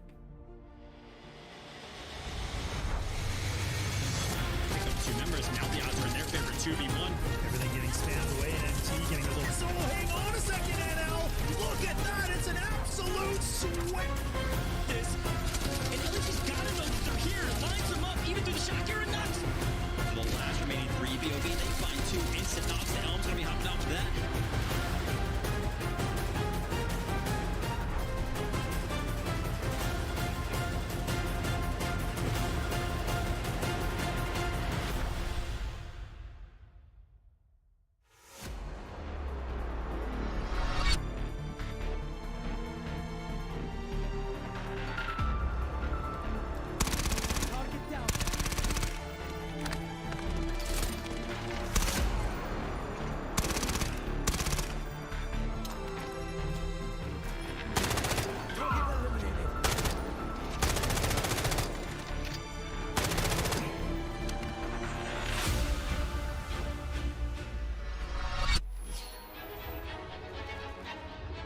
So my name is Vladede and I'm the in-game leader of the God team, and I'm playing like mocking character like Gizmo or Toxic. Before playing Valorant, but I didn't took any more fun playing it, so I decided to try Delta Force because it was a new game and I fall in love on this game because it was like a dynamic tactical shooters, so everything that I love in a FPS. Team and myself, we improved a lot. We played a lot of the game and started to play scrims to improve, and we won 2 EU championships together. I think the big difference between us and the other teams, like our experience, we're all former professional players. It's a long time, so that's the big difference, and that will make us win, I'm pretty sure. So what I'm the most proud of my team is like we are friends first of all, and so we are always taking fun and improving our gameplay in the good atmosphere, and everyone has a good experience. We can speak about everything. So one of my best chaos moments, it was during the final of one of the EU championship. It was the second Mandelbrick, like, you know, every team was running on the Mandel, you know, completely chaos with smoke, Molotov, and we managed to win through this chaos and the communication on TeamSpeak. It was totally a mess. every time you play Data Force, when you know you get pushed by Nox ultimate or third team, you get your heart pumping really hard, or in Esports mode, it's when you are defending the Mandel, and because every team are trying to eat you, and kill you, it's a really hard, intense moment. So if you are a new player, I advise you to start to play the game. More you play the game, more you will enjoy, and you will. And I advise you to find teammates on Discord, community Discord. There is a lot of players, and try to find some friends and improve your game. Try to play in team, and then maybe when you think you have a success enough level, you can try to come in esport mode. To test your team.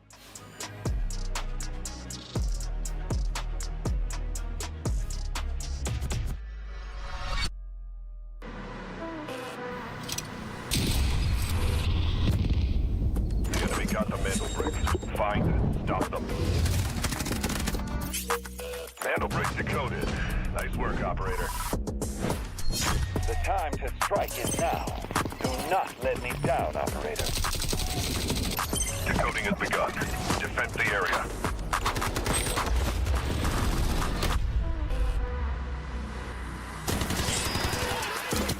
Is about to take the first in the brink of the tournament, and they're going to do it! What goes around, comes around. Oh,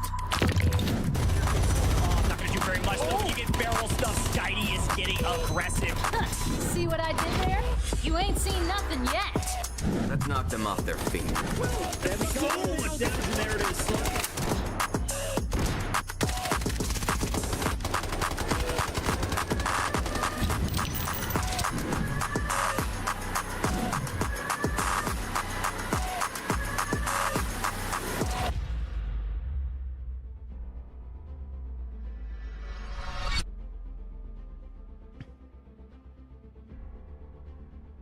Welcome back to the Delta Force Rise series. Of course, this is season 1, and EMEA is starting us off with all the excitement that they can bring through into group stage day 1. And so far, Vivid, it has been an exciting and interesting day from what we've had coming through on Zero Dam. We had a lot of that Brakkesh action. Of course, we just wrapped up Tight Prison before sending our way over into none other than Space City. And this is where a lot of that pressure is going to be coming through, especially looking at the leaderboard. Absolutely. Still, that column of mana bricks is empty, and this is why we are very, very excited to jump over to game number 4 and feature a mana brick in every single one of our last remaining maps. But for Team Dark Entities, and actually, listen, I'm taking a look at the kill point column right now. A 4-way tie, 7 points for 4 of our teams. So the difference maker right now for a lot of our teams just being how much loot they have essentially been able to stack up. Dark Entities are going to be in first place right now, specifically when it comes down to those squad points with 16. FLC not too far behind with just 15. But remember, anything can change, right? LFS down there in 6th place. Doesn't matter how many squad points you have. If you were the team to go ahead and decode a mana brick and nobody else has a mana brick decoded, you're in first place, because mana bricks are the highest value scoring metric that we have here on the Rise series. So keep a close eye on which one of our 6 teams are going to be able to decode the mana bricks as they start to come into play. I feel like we're not going to see a similar thing that we kind of saw on Brakkesh, where it took so long for some of our teams to actually go ahead and pick up that mana brick, because again, Space City, this is typically where we start to see those Tempests be invested, and we know how helpful that ultimate of hers is going to be when it comes down to picking up that initial mana brick. But here we go, folks. We have entered pretty much what could be the halfway point of this competition here today. We're going to be jumping into game number 4 on Space City. Now remember, as a quick reminder, we do have the potential to go all the way to round number 7, but we also have the opportunity to end the competition early if any one of these teams is able to go ahead and pick up 2 mana bricks at any point during this competition. But the column of Tempest, DK, for the operators, like I mentioned, this is typically what is saved until they get to Space City.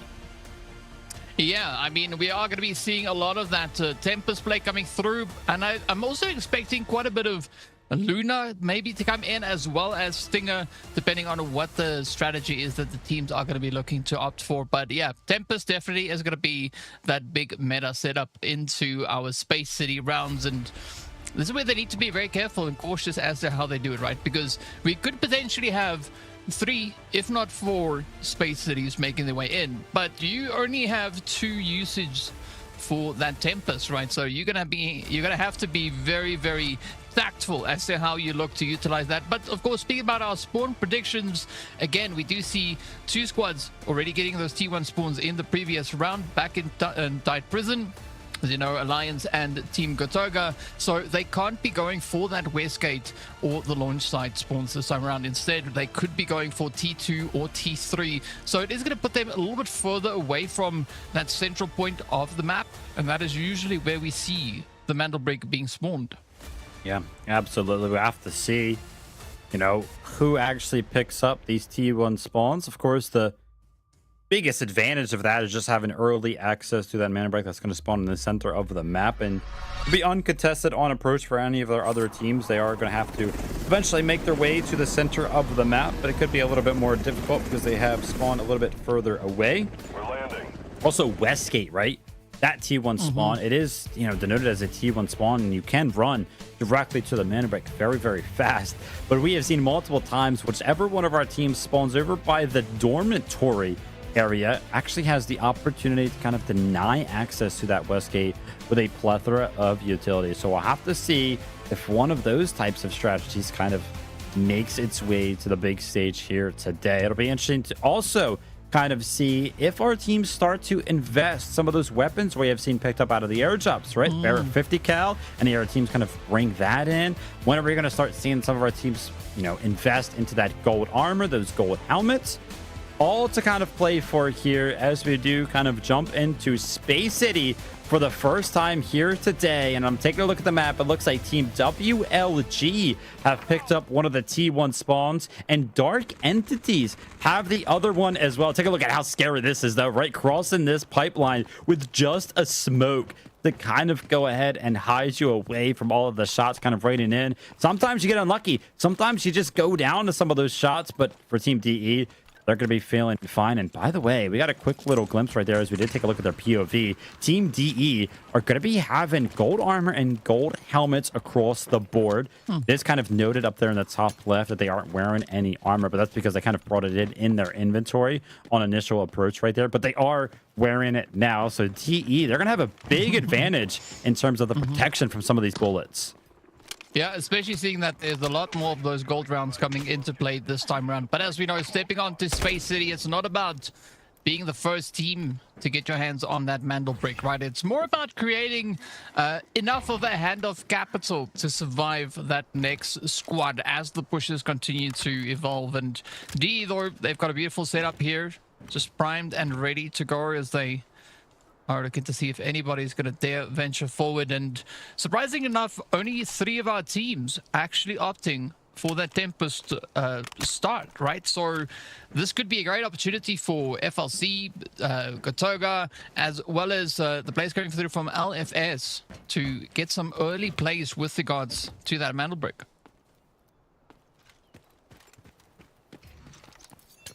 And this is already a minute down here on Space City, which, by the way, the Mandelbrick does actually come into play at 17 minutes, but Tempests actually get their ult around the 16-minute remaining mark here. So but before we actually have those Tempest ults kind of rain in, a team without a Tempest, Dark Entities send their Toxic into the mix of things with no safety or security of an ultimate like the Tempest one, and they're actually going to be running over to the firing range, which you would imagine that they're probably going to go ahead and rotate this Mandelbrick over to the Black Chamber. I mean, the only other possible one would be over in the sand area by Central Command, but we don't usually see that one kind of come into play because it's very, very scary to kind of make that rotation that you just came from across those pipes. And just like that, Team DE do go ahead and opt to make their way over towards this Black Chamber building, and we're going to be seeing Team DE again with the opportunity to put down the Mandelbrick and potentially defend it. Remember, if we go back to Brakkesh, they were also the team that had that initial Mandelbrick. They were kind of poised to defend it, but after all of the teams kind of got into the mix, they unfortunately went down. So what can DE do this time around? Yeah, that's going to be the big question. Hopefully, they are going to be opting for a little bit more of a defensive position. I mean, they do have that Morse operate to use. They do have Allure as well, so I'm expecting to see quite a bit of that incendiary being utilized to help defend at least the decode station. So it's all going to be up to the rest of the lobby as to how they're going to look to rush on forward. As only one team is pretty much trying to focus in onto it here. As you can see, WLG moving up, but Alliance and FLC getting into a bit of an altercation. Yeah, I mean, Alliance just kind of waiting in the wings here on the receiving end of this zip line, and FLC unfortunately did not have the information required to kind of see that they were over here. I mean, Team Alliance just did such a good job of just hiding and waiting, and as soon as the audio cue comes in that somebody is on the zip line, they peek out, and it is easy shots and an easy pickup for Team Alliance. That is a great little counter strategy to prevent some of the rotations from coming in. Again, if a team like Team Alliance is making plays like this happen very, very far away from the Mandelbrick, as Lynx is kind of in a fight right here with the Shark as he tries to go ahead and loot the body that fell down into the water. But if you're making plays like this, all from the distance, all the way over by the Hudson office, I mean, you are not contesting the Mandelbrick. So I have to put a giant emphasis on the fact that take a look at the top of your screen once we kind of jump out of this looting POV. 2 minutes remaining right now before that Mandelbrick is actually decoded. And with a couple of our teams not really being interested or poised in terms of their position to actually stop it from happening, Dark Entity's got to be feeling pretty good right now. Yeah, I mean, it's definitely an interesting approach the teams are looking to take here. I mean, but it makes sense, right? Looking at the fact that there has not been too much of a Mandelbrick play being utilized or capitalized upon so far, as a Dark Entity now have to try and defend, already putting up a pretty good response here to Gotaga coming in right behind them, getting that first knock in. But other than that, not much else has happened, right? WLG, though, they're really close. As you can see them just waiting on the outside of the building, looking to see if they can gather any information, as there's a lot of utility and ults now coming into play as well. Yeah, we actually just got a quick glimpse, by the way, that this has been a full investment. I mean, we talked about Team Dark Entities. Yeah, they brought in all the gold armor, and we kind of mentioned that, and some of the gold ammo, but we didn't actually realize that they brought in that M82 sniper rifle as well. So this has been an all-out investment. They did kind of get that knock on the Team Gotaga, but they weren't able to actually go ahead and find that little bit of damage that they needed to go ahead and find the knock. But they're going to be happy with kind of fending off Team Gotaga from approaching from that CEO area. But Team Dark Entities, take a look at this. This is a position that I have not seen played from a team that is interested in defending the Mandelbrick here in Black Chamber. They've opted to just kind of dip away into the garage. Basically, the reasoning behind this play, they're like, hey, listen, we want you to go ahead and seal the Mandelbrick, like whatever, you can have it. They're kind of hoping that some of these teams go head-to-head, or they kind of just hide. They don't want to be the team on the receiving end of some of these all-ins from some of the other teams, which is why, again, they just kind of hide away. They don't want to go ahead and send their game to be laid out just so, yeah. And speaking about getting laid out, Stickinson lays out easy from across the map on the back foot of some well-placed marksman rifle shots. And oh my gosh, are you going to tank this right now? The grenades were right on top of you guys, and some well-placed grenades as well from Stickinson is actually going to go ahead and secure that knock. So Alliance have a lot of work to do. And this is scary because there are so many members. Oh my gosh. Team FLS find another knock on the Team Alliance with their marksman rifle. They are hitting their shots right now. Yeah, they are definitely having no difficulty doing that whatsoever. But interesting play that we are going to be looking at here as we hop back onto that replay, right? Alliance just being an absolute menace to the side of FLC in the early phases of this game, just backing them up and shipping them out. But at the same time, they're going to be quite happy about that, as they've been able to secure themselves those 3 kills. They are going to be trying to get a few more, potentially maybe at the expense here of Alliance. But again, this is that strategy that you were talking about coming through from the Dark Entities, right? They started off the process, they got the decoding started, and then they're just sitting back, relaxing, having a nice warm cup of Jojo while they wait for the rest of the lobby to kind of swim themselves out. Yeah, Team Alliance trying to return to a full and 3-man healthy roster as a Toxic tries to go ahead and get that long arm res in, and it's going to be successful. The Alliance going to be returning to all 3 members alive, which puts us in a position to where we do have 5 teams healthy and ready to go ahead and play for this Mandelbrick. We're taking a look at it right now. Team LFS, they're going to be sending in their Tempest, who is going to be Evan. He is trying to go ahead and make a play happen on this decoding station, but unfortunately, Alliance Grind is going to go ahead and deny him access to that one, and I would imagine that now Team Alliance, after they go ahead and take out that Tempest, yep, they're going to go ahead and jump on the Mandelbrick themselves. So we mentioned earlier on, a part of the tournament rules here for Delta Force Esports operations is that every single time that the Mandelbrick is kind of stolen away, the total amount of time it actually takes to decode it drops by 30 seconds. And it can happen all the way down to 90 seconds total. As you can see now, we're kind of already approaching 2 minutes and 30 seconds, a part of the total time. So next time it gets stolen, it'll be down to 2 minutes. And then after that, it'll be down to 1 minute and 30. But take a look at this. WLG have finally joined the fray. They're going to be finding Grind. Oh, come on. Is there going to be an opportunity now for WLG to lock this one out? As you said it, right? They did find a bit of an angle. We do see Easy also just up ahead of them there. So 1 player down for Alliance. Easy links. They have to try and bounce back. But again, it is going to be that Morse ulti. Or rather the Morse utility causing a few problems, right? Just disrupting them long enough so that you can see a quick fallback coming through here from Gotaga. But now just repositioning, trying to get themselves into that more opportune position. And I think even just getting a setup on that garage door opening is going to allow them quite a bit of, I think, safety in the sense of they can see teams moving in and they can quickly react to a potential charge going through there. Yep. Without a doubt, Team Gotaga are kind of just playing the same thing over and over again with access to the upper parts of this black chamber building towards that hallway. Kind of plays into the CEO office specifically, so they got to be feeling pretty good about their position. But remember, a team that has not made any noise over the past, what feels like 5 to 7 minutes, has been Dark Entities. The initial team that actually had the Mandelbrick. Take a look, they're still hanging out in this garage, by the way. This is the team, by the way, that should be the strongest in terms of the armor and the weaponry that they have.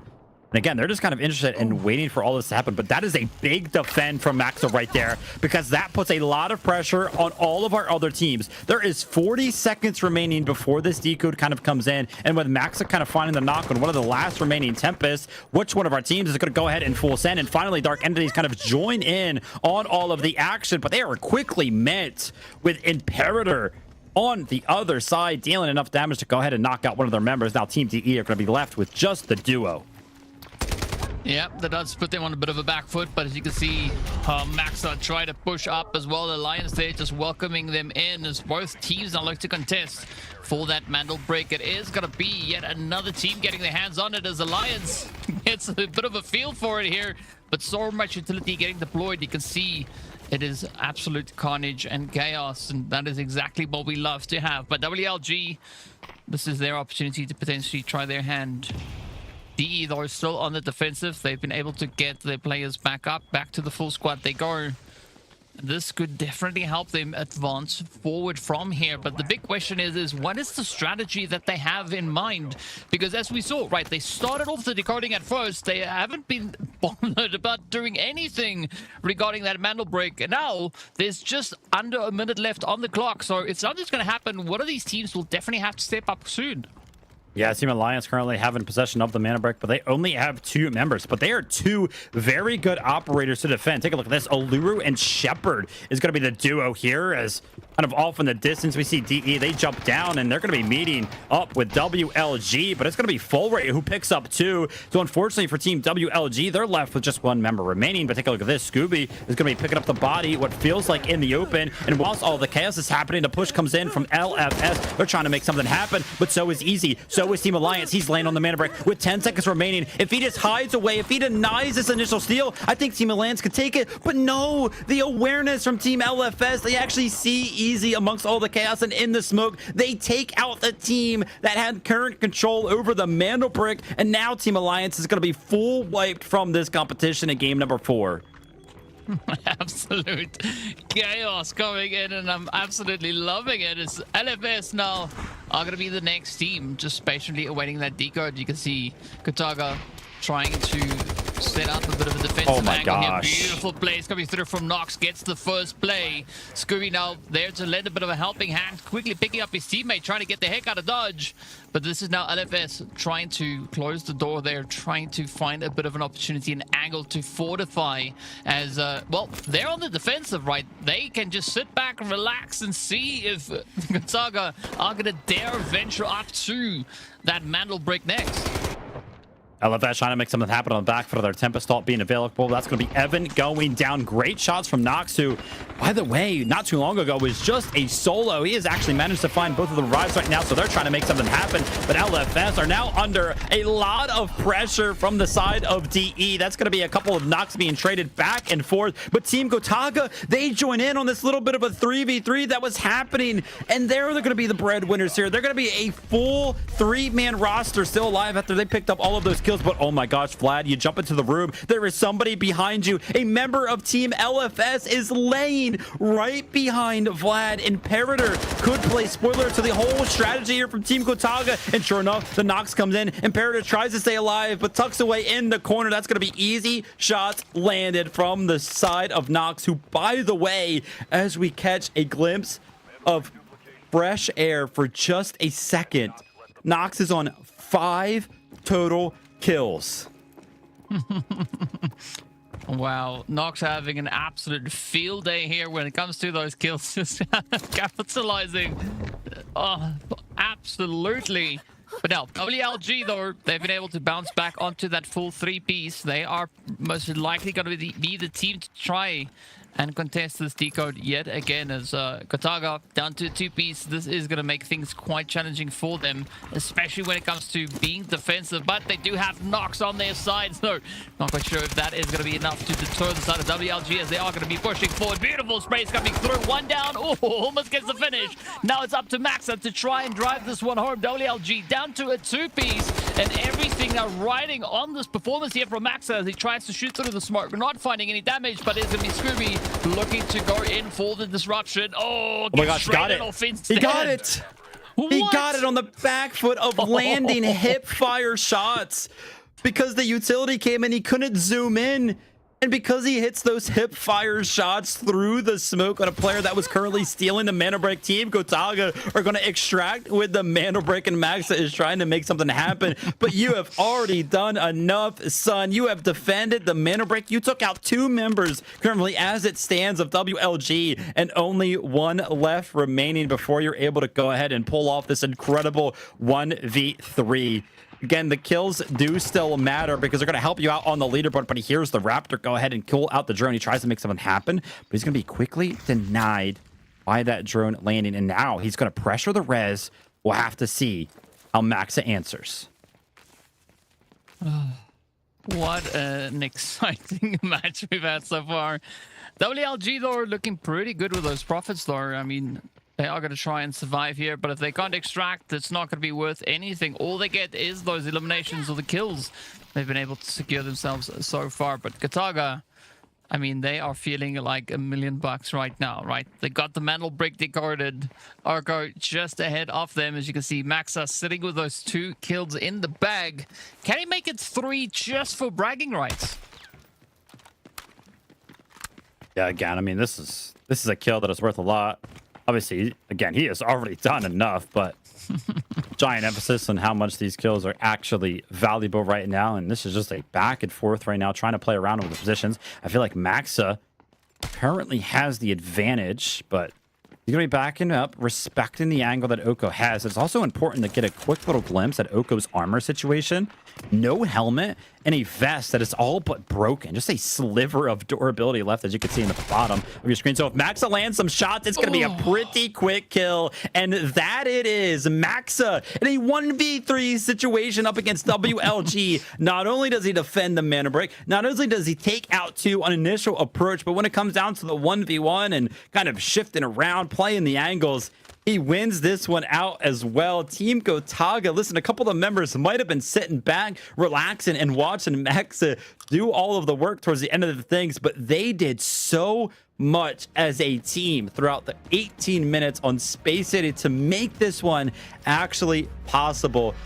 And DK, we finally have a team after 4 games with a Mandelbrick. Yeah, it already took a little while to get to this point.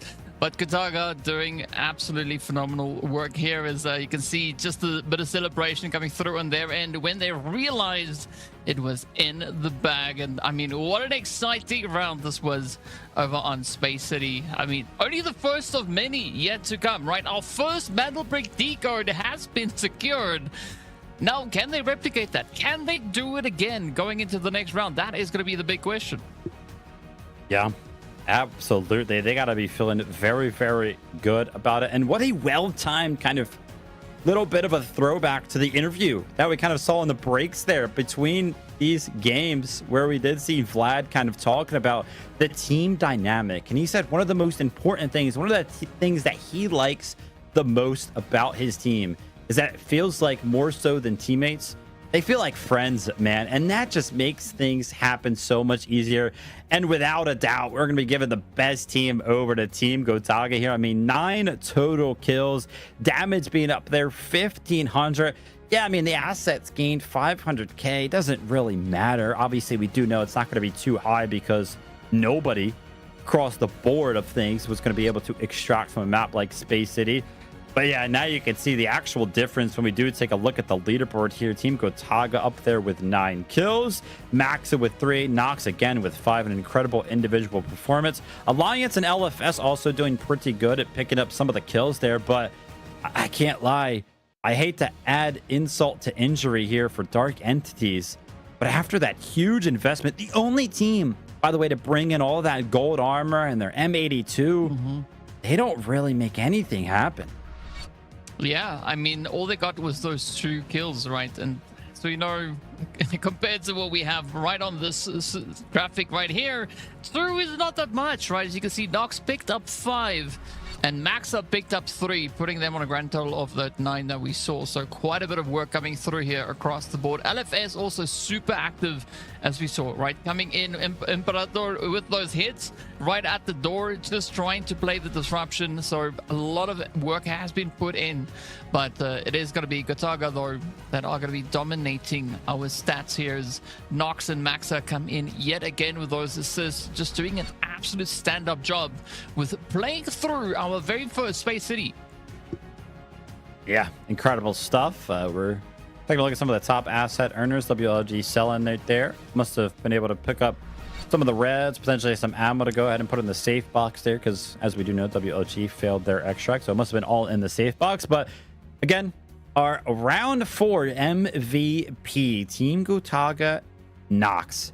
On the back foot of those 5 kills we were talking about and upwards of 900 damage, which, by the way, we kind of take a look at the stat a little bit earlier on. Team Gotaga as a whole, they had 1,600 damage, and with 900 of that damage onto Nox, he did well over half the damage that his entire team did. So an incredible feat, incredible individual performance.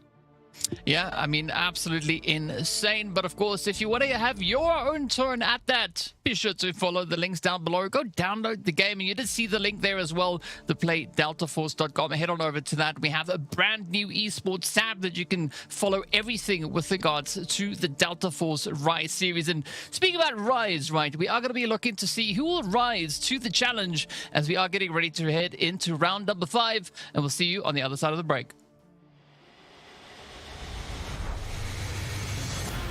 Members, now the odds are in their favor, 2v1. Everything getting spammed away, and MT getting a little... So hang on a second, NL! Look at that! It's an absolute sweat! This... And LG's gotta know that they're here! Lines them up, even through the shot, you're nuts! For the last remaining 3 BOV, they find 2 instant knocks. The Elm's gonna be hopping off that.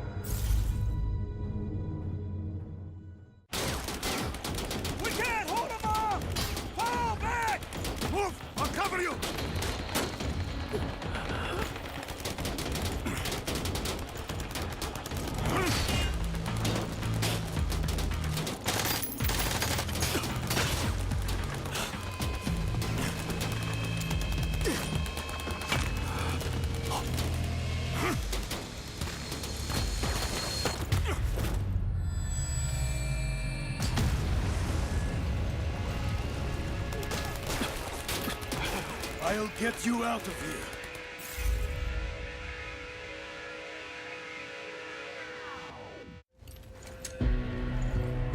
For some, success is measured by bodies in bags. Maybe that suits them. But to me, it's measured in hearts that keep beating.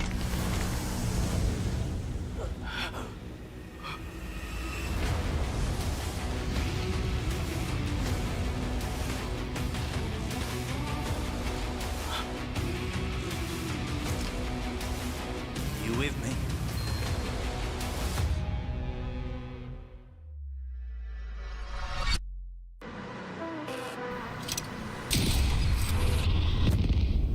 The enemy got the Mandelbrick. Find it. Stop them. Mandelbrick decoded. Nice work, operator. The time to strike is now. Do not let me down, operator. Decoding has begun. Defend the area.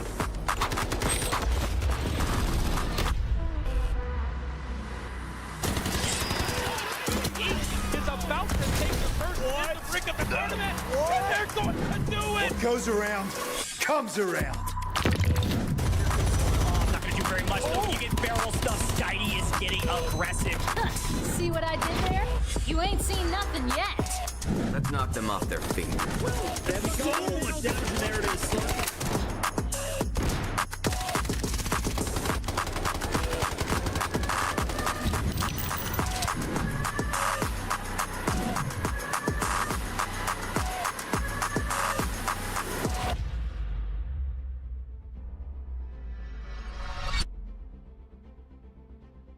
Welcome back. First day of the Delta Riot Series. It's season 1 and so much excitement already coming through as we saw our very first Mandelbrick decode happening in round 4. So we're now getting ready to take our next step into round number 5. Looking to see who's going to be the next team, and Gotaga definitely being the team to set the pace here as they've got that first Mandelbrick in the bag, taking them all the way up to 24 squad points. Yeah, absolutely. It's going to be great for them, man. It's going to not only obviously secure them so many points because they were able to pick up so many kills. Of course, they're going to be towards the top of the leaderboard now that they do have that mana break. But you also got to imagine with the way that this competition has pretty much gone throughout the day, it's also probably going to secure them a spot at least towards the top of the leaderboard, even when the competition ends, which is going to do great things in terms of how many points they're able to pick up for the group stage, specifically just here in match number 1. As we do take a look at Group A and Group B, kind of go head to head. For some of our other teams though, I mean, sometimes when we take a look at some of the scrims or past competitions, it's actually pretty rare that we see how close some of these teams are. I mean, obviously, Team Gotaga, they have a great lead. That's kind of removed them from the equation. I mean, second place there with 16 points, last place with 12 points. So still anybody's competition. Every single spot on that leaderboard matters in terms of how many points you're going to get for the group stage overall. So all of these teams are still in this competition, regardless of whether or not they feel like they can win it or just get like 3rd, 4th, something like that, because again, it's just worth more points. We kind of saw a quick glimpse of it right there. Again, we're going to be returning to Space City, Mandelbricks throughout the rest of the day today, and now we get a chance to go ahead and take a look at the operator pools. I'll be honest with you, DK, not as many Tempests as I thought we were going to be seeing, but we did still see them play a big role in how that one kind of panned out. Yeah, we did see 3 of those getting utilized, and as we can see, the team that walked away with that Mandelbrick was one of the squads that decided to play their Tempest. So I don't know if that is going to set the standard of expectation going into round number 5, but we are going to be hopefully seeing a lot more of those Tempests now stepping out onto the battlefield here, as we know, right? For the first week, the team's going to have to try and push as hard as they can to get as many points on the board, making that second week just a whole lot more comfortable for them to step into. Speaking of which, though, going into this next round, we are going to be looking at those spawn locations, the predicted spawns here as, well, FLC Clan and, of course, WLG not going to be getting their hands on those potential T1 spawns, as it now opens up for the rest of the squads to see who can get those positions. And of course, Westgate is going to be one of those more contested positions to try and hopefully spawn in, as we are going to be taking a look at the loadouts and the setups for our teams stepping in here. Yeah, absolutely a lot to play for. Now is kind of where a lot of pressure is put on some of our teams, because they're not going to know whether or not the team decoding the mana brick is going to be Team Gotaga, which could kind of incentivize them to just play a little bit more aggressive. Like, hey, listen, we cannot let them decode a second mana brick, but their information is not going to be there. They kind of have to do some guesswork or do some sniffing around to see if they can pick up some sort of information to see who is going to be where. But taking a look at some of the spawns here, it's actually going to be Team Gotaga. By the way, this is not that bad of a spawn for them to kind of work with right now, as they are going to be off in the sands distance. They can potentially deny some of the early access to that employee passageway, but unfortunately, the shots are not going to land. And you were kind of questioning the loadouts for all of our teams, as we do take a look at the POV here for Team Gotaga. All gold across the board for these guys. And as we do take a look at the map, Team LFS coming in from Westgate, that was going to be a T1 spawn. Team Alliance got that other T1 spawn, but because Dark Entities are actually so fast on their initial approach here, kind of feels like they had a T1 spawn as well. Yeah, I mean, they're not wasting any time, as they are just full on rushing it. But an interesting thing that I saw coming through for the side of DE is that, look at that, they only have purples, right? So that early call on spending their economy on getting the gold loadout is not going to benefit them coming into this round. So they're going to have to play a lot more of a strategic game if they want to be able to do anything with only the gold rounds that they have to work with here. The rest of the lobby, though, is going to pose quite a bit of a threat to them. But here we go, as Bishka is already starting us off with a little bit of a spray. They're going to find the angle over onto LFS, and they came in straight through that Westgate uncontested. Quite surprising, though. There's some great shots there again. Dark Entities trying to make something happen, and a quick glimpse at all of our comps. And some of those teams that didn't bring in that initial Tempest have opted to go ahead and be like, yeah, listen, we actually need it, as we do see a Tempest featured on every single one of our teams. Also, as a quick note here, take a look at this Alliance. We're able to take out Desmulans in the center of the map, and somehow, someway also kind of got the loot as well. Match point unlocked. Team Gotaga, again, the only team that can kind of end this competition early as it currently stands. They are on match point, because if they secure another mana break, the competition ends. We will stop here. But take a look at this. Bishka is trying to make something happen. He's not jumping down for the mana break. Or no, he actually is. I thought he was going to play aggressive on the side of Alliance. But Selen, from off in the distance, the southern side of the map towards the bridge, kind of joins the fray and denies access to that early mana brick.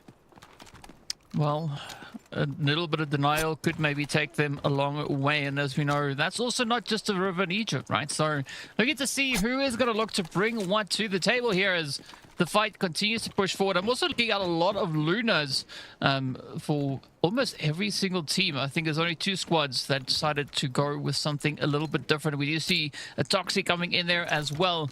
So the team's trying all the different loadouts they can to get themselves situated.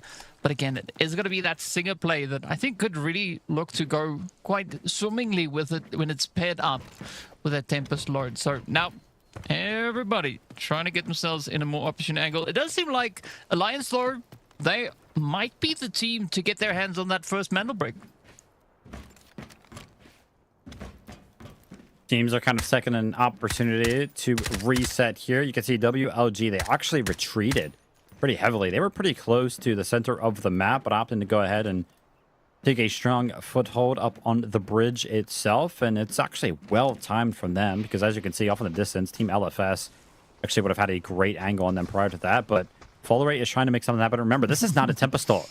He is not on Tempest, so this is scary. But Grind sitting up top right there. Remember, these guys are all sweaty. They have played scrims. They know exactly where to look to go ahead and spray a smoke like that, because the animation to go ahead and pick up the mana brick itself is fixed. Like, your character gets set into a certain position to actually pick it up. So as soon as he hears the audio cue come in, Grind right there would have just basically had to just spray the smoke on to the line that he knows. Again, he's been here multiple times before, so that's why we saw some incredible hesitation from the side of Dark Entities. But it is crazy to me that time and time again, we saw it on Brakkesh, we saw it in game number 4.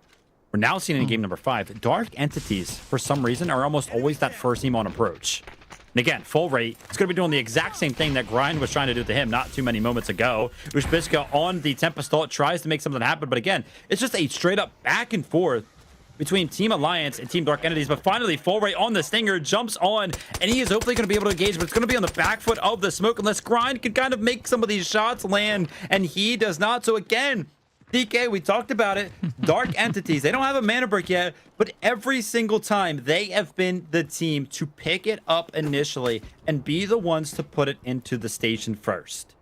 Hey, I'll give them an A for effort, right? Because they are definitely putting in a very consistent play towards that. It does seem like Dark Entities, though, are going to be opting onto the alley position. As you can see, the players there from FLC position just below them in the underground. They can hear the footsteps happening above them.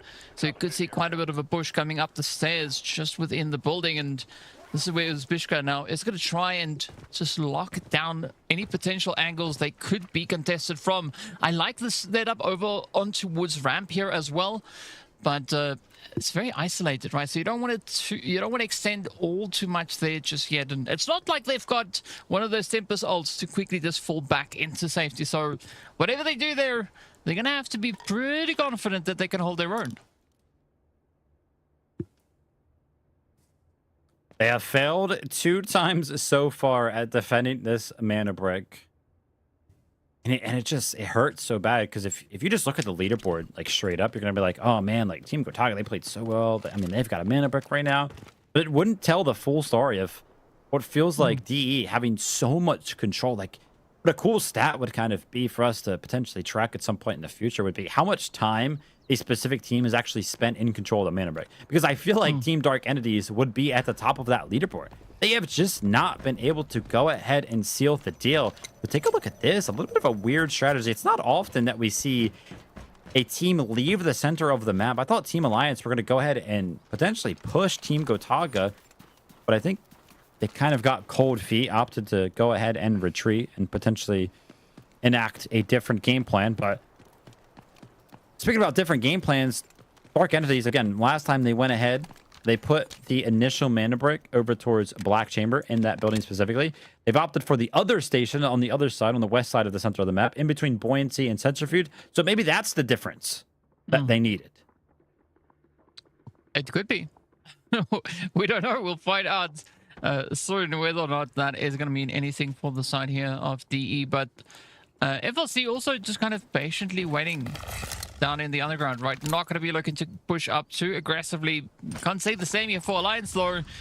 But they got to watch out for WLG just up above them. And full rate keeping a very close eye on the ramp.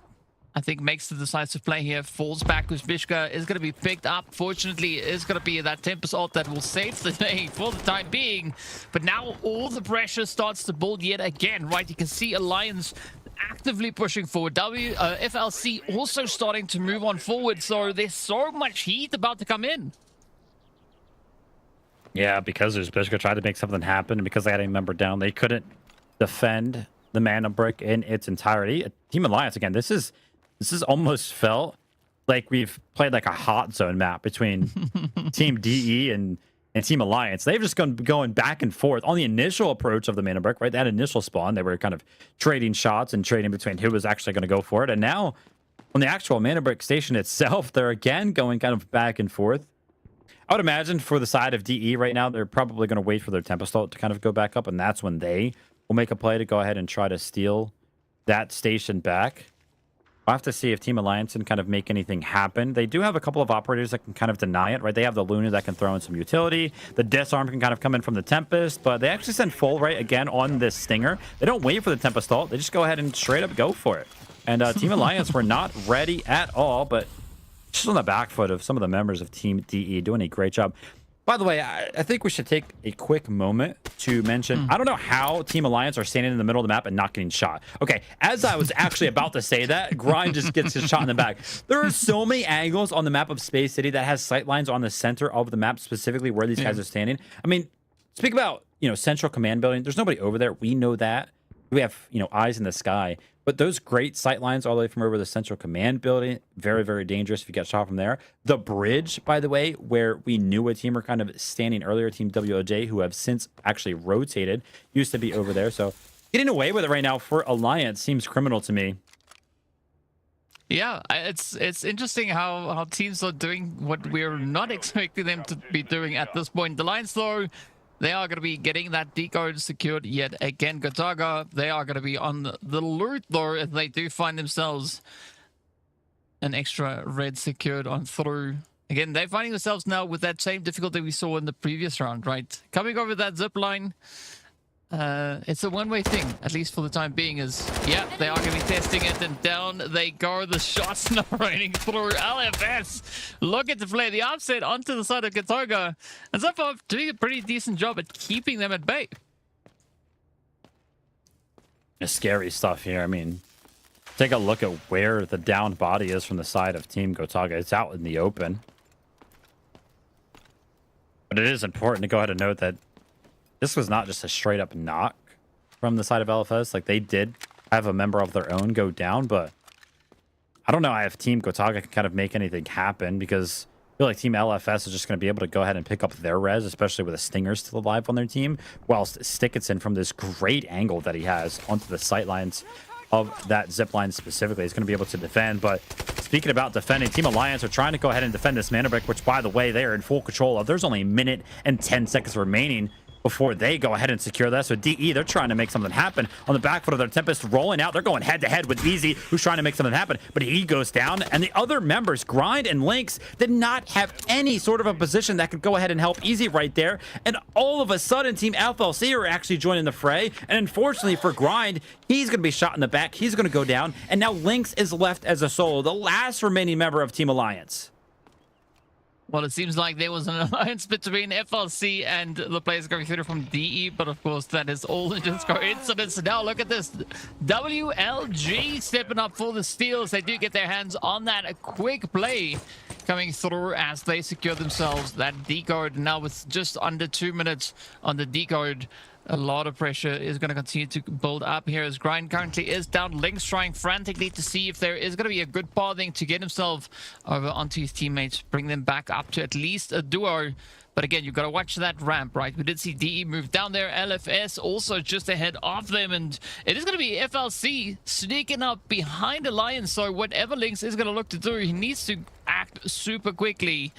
Again, with very limited options, this could be a clean sweep now coming through from the side here of FLC. You can see some shots kind of coming in, trying to go ahead and defend the last remaining hope from the side of Team Alliance. But FLC, they're going to do a great job of timing this push very, very well. They did go ahead and pick up 2 kills, and now they, and I'm not sure if they know it, but they actually have a lot of control over the decoding station. No real team is actually anywhere close enough to try to make something happen towards this. So FLC are going to go ahead and pick up the decoding station now. And by the way, we are already down to that decode minimum of 90 seconds.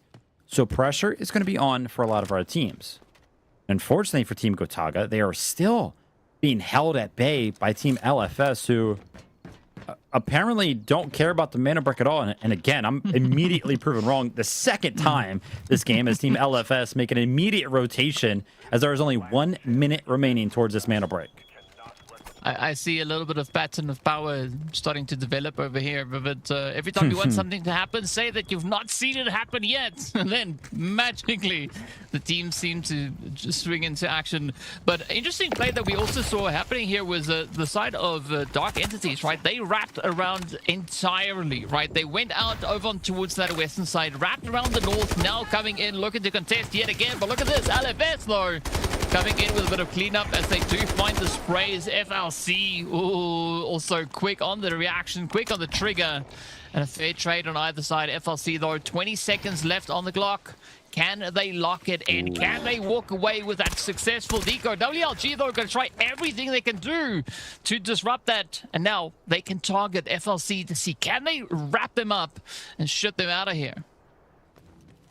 Yeah, FLC left with just one member remaining. We'll have to see if Team Gotaga ever joins the fray here. Again, they're going to be just a duo because they did lose that third member. But again, this is where we have to question. I hate to pick on one specific team with the same point over and over again, but Dark Entities, they've kind of taken a similar approach. Again, they're happy with just sitting over in the middle of the map, kind of not really playing for the break. Again, they were the team on this initially. As soon as they lose that first one, they kind of just like leave and play for something completely different. As now we're going to be seeing Team LFS in full control, and that's on the back of their Stinger, just kind of jumping on to the minute break. And I love to go ahead and make it very, very important to note that when specifically we see like a Stinger or basically anybody other than the Tempest ult secure the Mandelbrick, that means in terms of defending it, obviously we know at some point some of the other teams are going to use their Tempest, but Team LFS, because they didn't use their Tempest ult to actually pick up the station itself, they can now use their Tempest ult to defend the next Tempest ult that kind of comes in. So it essentially cancels out, and they're left with a great opportunity to go ahead and secure the Mandelbrick in its entirety as a result. Yeah, I mean, it's always interesting to see the different strategies that our teams can look to come up with here, but it does seem like Gotaga finally have the opportunity to get a lot closer onto the Mandelbrick decoding station here, is that they've been allowed passage to cross over that bridge. FLC going to be just up ahead down to that solo. Not quite sure if anything is going to happen for them, but it is going to be DE also trying their hand at that decode as they are going to be pushing up aggressively. LFS rather going to be trying to make something happen. So far, good defense. The decode just few seconds away, and this is DE frantically trying to see if they can get in there and get their hands on it, and it's quite a bit of contentious play coming through, but DE do manage to succeed in changing hands with that decode station yet again. And well, it doesn't seem like anybody is going to be initially trying to contest them. FLC, though, just having their players getting whittled down to a potential solo here, unless something magical can happen on their end. WLG also left with just their more, so it does limit the options available to them here. Yeah, I mean, look at this. Team DE, they joined the fray. They're ones in full control of the Mandelbrick. 1 minute remaining, and they're actually the only 3-man roster still left alive, which, by the way, I question whether or not we were going to see Team Gotaga trying to join the fray that was kind of happening with just a duo. They were actually the ones that took out Team LFS amongst all of the action that was happening. But now Team DE, they're trying to make something happen here. They have to defend this Mandelbrick, or else nobody is going to be able to pick up this Mandelbrick here in game number 5, because there is only a 30-second difference between game clock and the decoding clock, which, by the way, we are down to just 30 seconds, and it looks like Dark Entities could potentially go ahead and successfully defend this, but they're under approach from multiple different directions. Who are they going to invest in? As, oh my gosh, Fulbright is able to be picked up. That's going to be Maxa finding this angle, and now Team DE are going to be left with 2 members remaining to try to go ahead and defend this. Is the utility going to be enough? But take a look at this. A little bit of an assist from Saloa. A completely different team is kind of helping DEL, but Maxa is able to jump on. How do they let him cross? The shot comes in, but it fails. It does not find its way into the little bit of a cubby hole, and as a result, Team Gotaga are going to deny Team DE from capturing our Mandelbrick. No, scratch that. They're going to deny any team from picking up the Mandelbrick here in game number 5. Wow, absolute insane tactic. And now DE, there's not much left for them to do, right? The match is going to end right now. And yeah, it's just down to whatever value they were able to find in this past round to see how that contributes to the overall standings. But Gotaga, the only team currently in possession of a Mandelbrick, and that's the way it will be, for at least for this round that we just saw being wrapped up. And you actually saw it, a quick moment there. I mean, there was so much stuff happening, so much to kind of pay attention to on the screen, but I caught a quick glimpse of it when Team Gotaga successfully jumped onto that decoding station and stole it. Even though they knew the timer had ran out. They didn't have enough time to go ahead and secure it for themselves. The denial was enough for them to go ahead and net a reaction. I saw fist bumps in the air. They were cheering. They were yelling because we are actually approaching a very, very nuanced kind of approach to this competition. I'm going to hold my thought. I'm going to go ahead and note DE, the best team here on Space City in round number 5, 4 kills, 1,600 damage. Again, they were constantly in all of the action, so no surprise there. But Team Gotaga, they feel so good about that because they kind of have 2 win conditions now. If they're the only team, if they can just deny Mandelbrick for the rest of this competition through Game 7, they will win by default because they will be the only team with a Mandelbrick, right? That is a win condition for them now. Of course, they can go ahead and pick up a second Mandelbrick at some point as well, but yeah, they just got to feel so good about that because the less teams that actually have a Mandelbrick to go ahead and tie them in that category, the better chances that they are going to be having at winning this competition. The top killers, though, DK, break it down. Yeah, it is going to be Selen all the way from WLG picking up those 4. But if we take a look over on the damage dealers, it is not necessarily the same case, right? We do see Selen again being over on here with 728 damage, but it's going to be Maxa from Gotaga walking away with the biggest bag of damage that they were able to find. Nox, though, is going to be the top assister, finding 2, and it's been a pretty slim picking when it comes to those assists, especially for this round over on Space City. And I mean, it's been pretty consistent across both the Space Cities that we've had so far, but coming down to the asset owners, it's not very high, right? There was so much focus placed on contesting those Mandelbricks that Maxa is going to be leading the charge here with 243.6k. That is not a lot. That's almost just a helmet helping them get to that. But Selen from WLG is going to be our MVP for round number 5, picking up the 4 operator kills, 728 damage, and that's it, right? Nothing else. No assists, no assets gained. Not a single cent going in their direction other than that. So it just shows you where the focus was in this past round. Just predominantly trying to get those heads secured and doing everything they can to get their hands on the Mandelbrick. Crazy stuff. I can't believe I am saying this, but we're going to be going into game number 6. Somehow, some way, with only a singular Mandelbrick decoded so far. It's got to be a first here for any of the competitions that we have kind of watched in the past. Guys, you got to follow at @DeltaForce_game across all of the socials and go ahead and download it as well through playdeltaforce.com. Whilst you guys go ahead and follow on socials and download the games for yourself, if you haven't already, we're going to take a short break before we jump into game number 6. Two members, now the odds are in their favor, 2v1. Everything getting spammed away, and MT getting a little... So hang on a second, NL! Look at that! It's an absolute sweat! This... And LG's gotta know that they're here! Lines them up, even through the shot, you're nuts! For the last remaining 3 BOV, they find 2 instant knocks. The Elm's gonna be hopping off to that.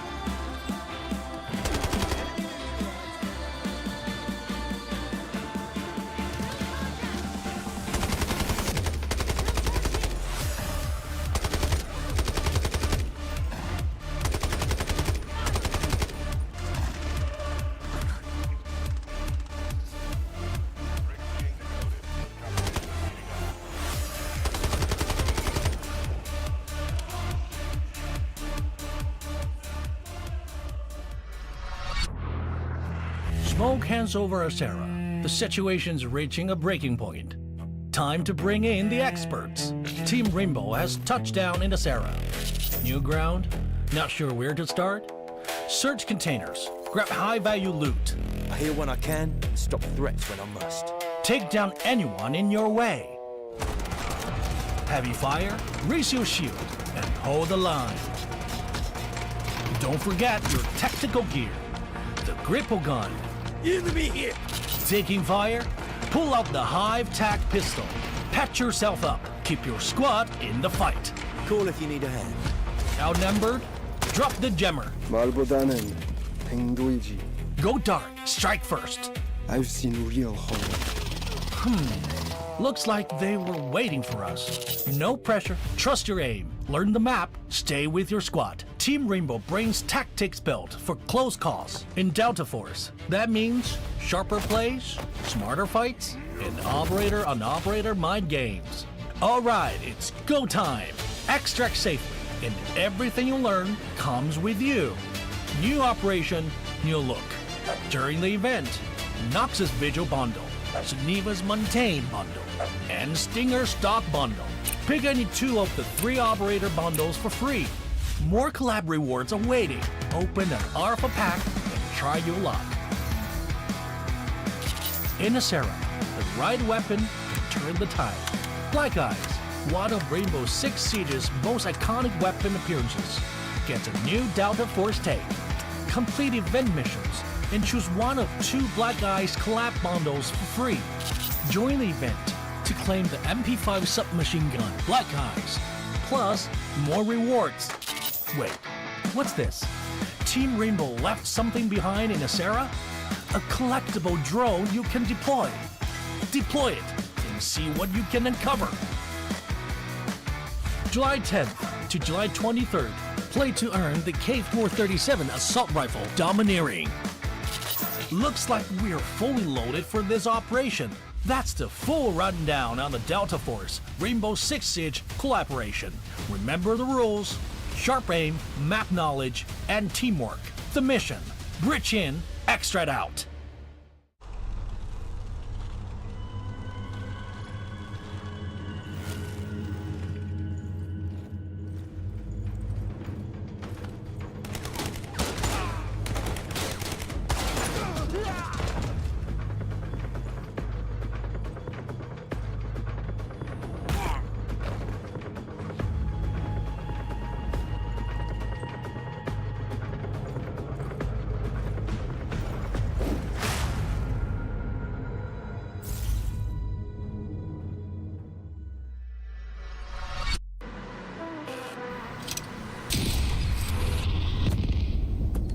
Got the Mandelbrick. Find it. Stop them. Mandelbrick decoded. Nice work, operator. The time to strike is now. Do not let me down, operator. Decoding has begun. Defend the area.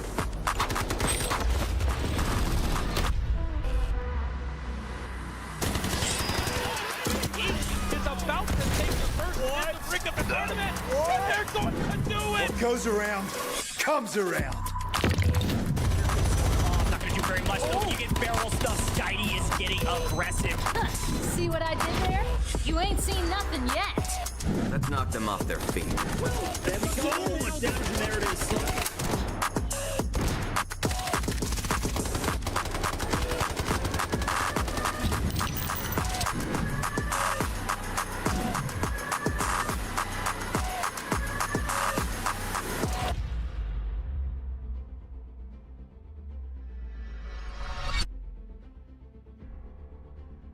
If you're just joining in on the Delta Force Rise Series Day 1, we are about to hit round 6.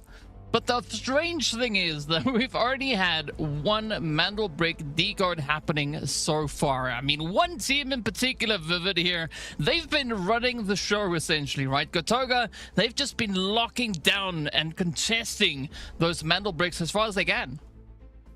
Yeah, absolutely. I mean, Team Gotaga got to be feeling very, very good there towards the top of the leaderboard. As it currently stands, you can see them all the way up there, and they're actually on top in multiple different categories. Of course, the most important one being those Mandelbricks, the only team so far in this matchup to actually be able to go ahead and decode a Mandelbrick. But again, they're winning in multiple categories. They're the team with the most kills. They're the team with the most squad points. So I mean, they are just playing absolutely so well. A point that I want to go ahead and reiterate again.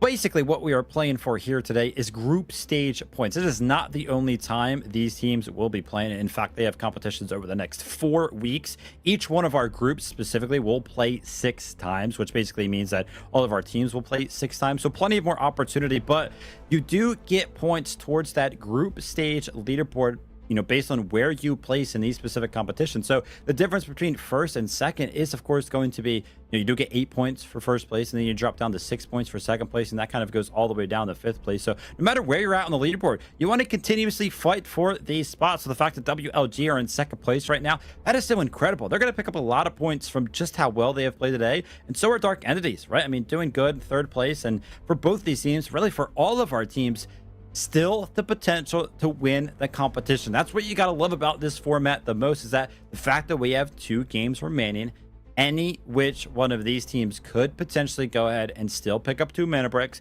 and win the whole thing.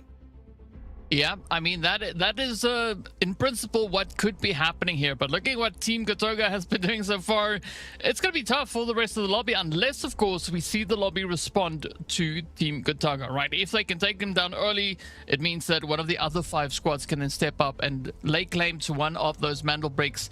But yeah, so far, Group A versus Group B has been quite exciting, and the next time we're going to be seeing both these groups facing off against each other is going to be in 2 weeks' time, right? All the way in week 3 is when we'll see exactly the same lineup happening yet again. But as you mentioned, it is going to be our second to last potential game coming through right here, as it is Mandelbrick up for grabs over on towards Space City before we hit that round number 7. So this is the last opportunity for the teams to make a very difficult decision when it comes to the operators. As we can see, Tempest has been blocked out for at least 3 of our teams, right? Team Gotaga, they don't have that Tempest anymore, so they're not necessarily going to be able to contest in the sense that they would have wanted to, but that opens up an opportunity for Dark Entity as well as WLG and Alliance, who still have their Tempest at play.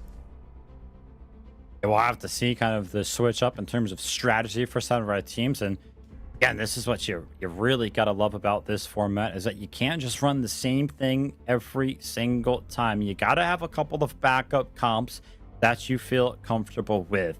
We'll have to see what some of our teams start to bring out. And speaking about, you know, obviously operators are going to play a big part of what our teams specifically are able to do. I think we have seen, I think it's 3 total teams now kind of bring out those gold armor sets, which means that they're not really going to be available for the rest of the competition for those specific teams, as you are able to only buy it once from the shop on the competitive side of things. So we'll have to keep a close eye on what our teams are actually going to be bringing in as it pertains to some of the gear.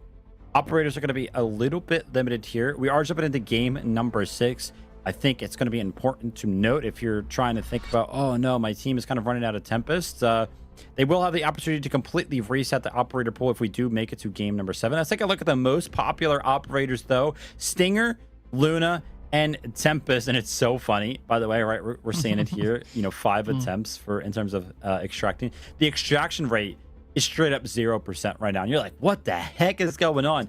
Yet nobody has made it out of any of these space cities so far. Like, it has been an absolute brawl to the very, very end, which is why we have seen an absolute lackluster in terms of the extraction rate. But take a look at the pick rate. How many times have these operators kind of been chosen? 25%, the highest for Tempest, which again is no surprise. And then closely behind is going to be Stinger and Luna. Again, you talked about it earlier on. This is pretty much the most common comp. We have seen the value of the Tempest time and time again today. We have seen the value of the Stinger smokes time and time again. And then Luna, of course, is so much utility and a little bit of recon as well. The 3 best operators for sure when it comes down to Space City. Yeah, and I mean, you were talking about those golden loadouts as well, right? The golden armor. And I think there's essentially just 2 players that have not yet used their golds, right? I think that's Scooby and Selen, all the way from WLG. Those are potentially the only 2 players we could see stepping into this next round, walking in with those gold outfits on. So it's going to be interesting to see exactly how this is going to pan out, and of course what the approach will be. But as you said before, right, this means that everybody is pretty much going to be loading up with their purples, right? And again, coming through with the gold ammo, it's going to be quite a bit of a risky play for a lot of our squads, and we could see those finishes coming in a lot faster in comparison to what we had in the previous round. Yeah, 100%. It's going to change the dynamic a little bit. I mean, I actually saw it right there in game number 5, where Team Gotaga on that last final approach, when they were kind of running out of the coding station, they were in full gold still because they had spent a large majority of that game kind of held at bay on the bridge.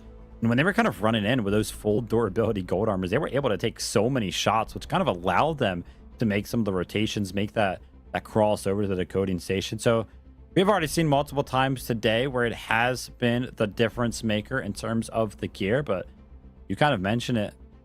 Kind of losing access to that very strong gear could potentially change things, especially as some of these things play out.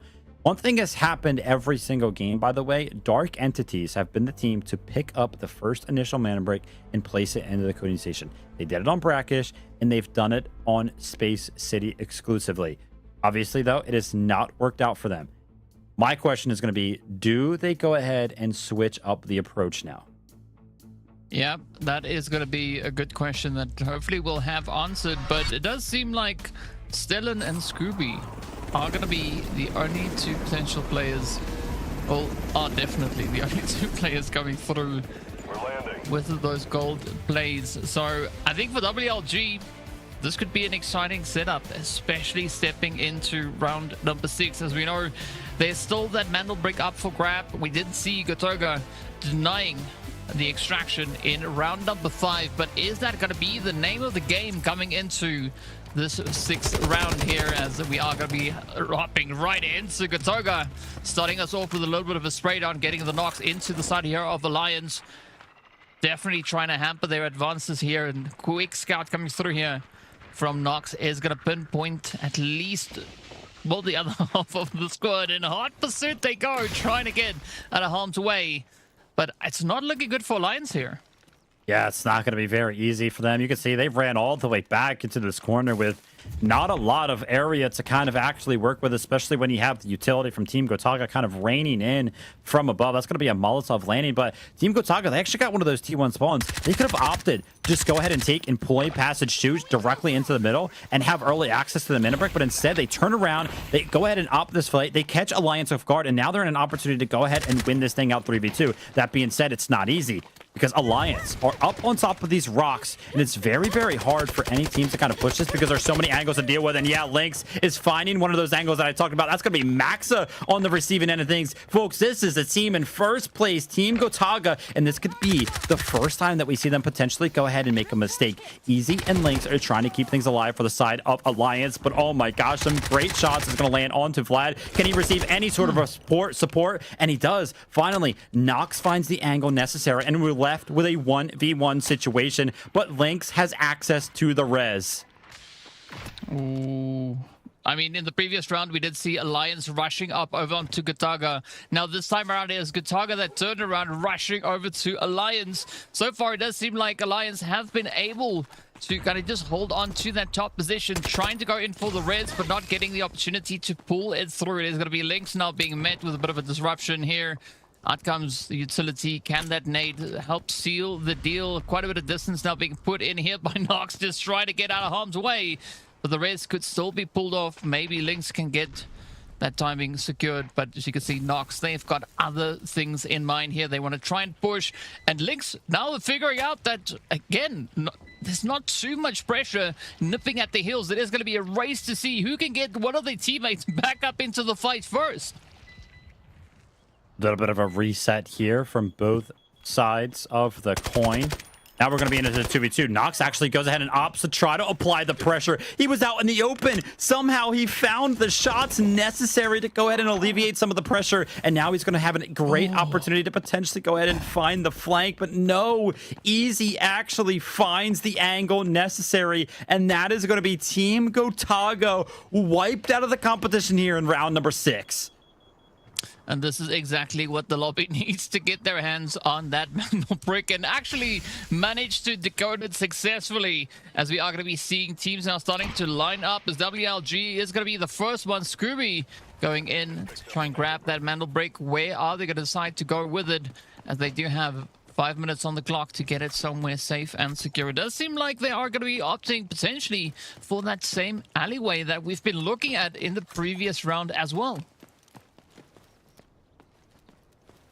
All right, we'll have to see if anything can kind of happen here for WLG. This is crazy. Remember, Team Gotaga, they are the only team in this competition so far to pick up a Mandelbrick at all. So this competition cannot end early. We are now guaranteed to go to game number 7. So if you've been entertained so far, prepare to be entertained for at least one more game after this. And this is scary for WLG. They kind of have read up on Team LFS having access to this ramp over here. So WLG do not want to go ahead and make that crossover to the coding station because they feel like they would go ahead and lose one of their members. So we might have a situation. And again, I like to kind of bring up hypotheticals here. 4 minutes, by the way, for WLG to actually do something with the Mandelbrick in terms of putting it into the coding station. If they don't do anything, that timer all the way up top that is now past that 3 minute and 45 second mark, then that Mandelbrick will automatically reset to its initial spawn point. So something to kind of think about. Yeah, I mean, that changes the whole dynamic yet again. So there's, I guess, a strategy available for WLG here. If they can potentially just get that thing placed down, it could be their ticket to start the process off. It does seem like that is exactly what they're opting to do now. They managed to get it in with 3 minutes and 18 seconds left on the clock. Now the whole mess starts all over again, right? LFS moving a little bit further down towards that southern side. DE, though, is still very much removed from that central position within the zone. FLC also just keeping a little bit more of an edge position going here. Meanwhile, Alliance, they're making their way down over that eastern side, looking to see if they can find any potential loot to help increase the overall profits that they are going to be bagging up in this round. But again, right, extraction not necessarily going to be a thing that the teams are going to be focusing on here. Their full reset, by the way, we kind of missed it earlier on, but unfortunately for the side of Dark Entities, they did actually lose full rate for quite some time. But as you can see, they're back to a 3-man up roster, so they're back in action, and so are all 5 of our teams that are left remaining on the map. So we'll have to see if anybody can kind of make something happen. And all while Team Gotaga are going to be forced to kind of wait in the wings and see how this one kind of pans out. Well, it's going to be smooth sailing across the board here, especially for WLG, right? They're feeling pretty confident this side. Nobody necessarily going to be pushing up onto that Mandelbrick yet. But it does seem like LFS, they've heard Alliance on the approach. Just trying to get a good read as to where they are in Alliance. Also pretty sure that their spidey senses are tingling. They know that somebody is close to them. Don't know exactly where, but now with Lynx, of course, contesting that machine gunner, it does make it pretty obvious where Alliance is situated. That's what makes some of these rotations so hard sometimes, is a lot of things around the map could potentially give away your position. One of the most important approaches, by the way, to this buoyancy and centrifuge decoding station is actually access to this ramp that Team LFS are potentially looking at. And by the way, there is a giant, just in terms of position in general, a giant gap between all of our teams outside of Team WLG and the actual decoding station. Are we going to see any of our teams actually contest this? I mean, all of them are so far away. There's so much space that has to be made up in terms of just running over to the decoding station itself. And then once you get there, you have to worry about all the other teams that are going to potentially be on approach as well. So as it currently stands, none of our teams actually seems like they are in a willing position to fight for this. Yeah, it's definitely an interesting setup that we have going here. But I mean, honestly, right, the whole day has been full of surprises, right? I mean, we thought that something was going to happen potentially over on Brakkesh. Nothing really happened there. We didn't see a single Mandelbrick getting decoded over there. Hopping over on towards Tide, things took quite a bit of a turn over there, and so far Space City itself has been just absolutely jam-packed full of surprises and upsets. But so far WLG, they might have a false sense of security. At least they of course now figured out that there's one team pushing up from the underground, but they got to watch out for FLC pushing up from that western side, and they're going to find themselves cornered very, very soon.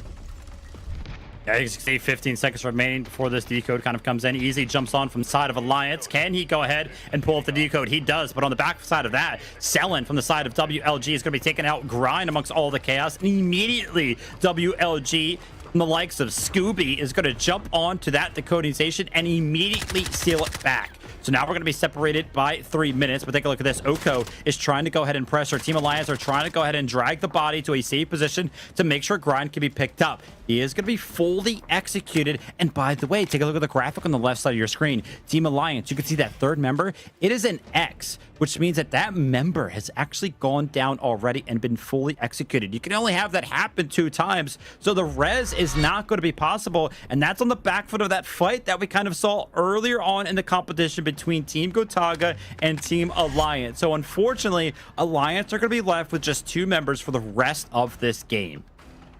I mean, talk about tough odds and difficult things to try and deal with. Fortunately, though, they still have their Tempest up, so it's not going to be necessarily the worst duo loadout that they have to work with moving forward, especially with Luna being in there as well. But now it is going to be the side here of DE getting ready for a bit of a send. They are getting closer and closer. Not quite sure if they're going to look to contest that Mandelbrick.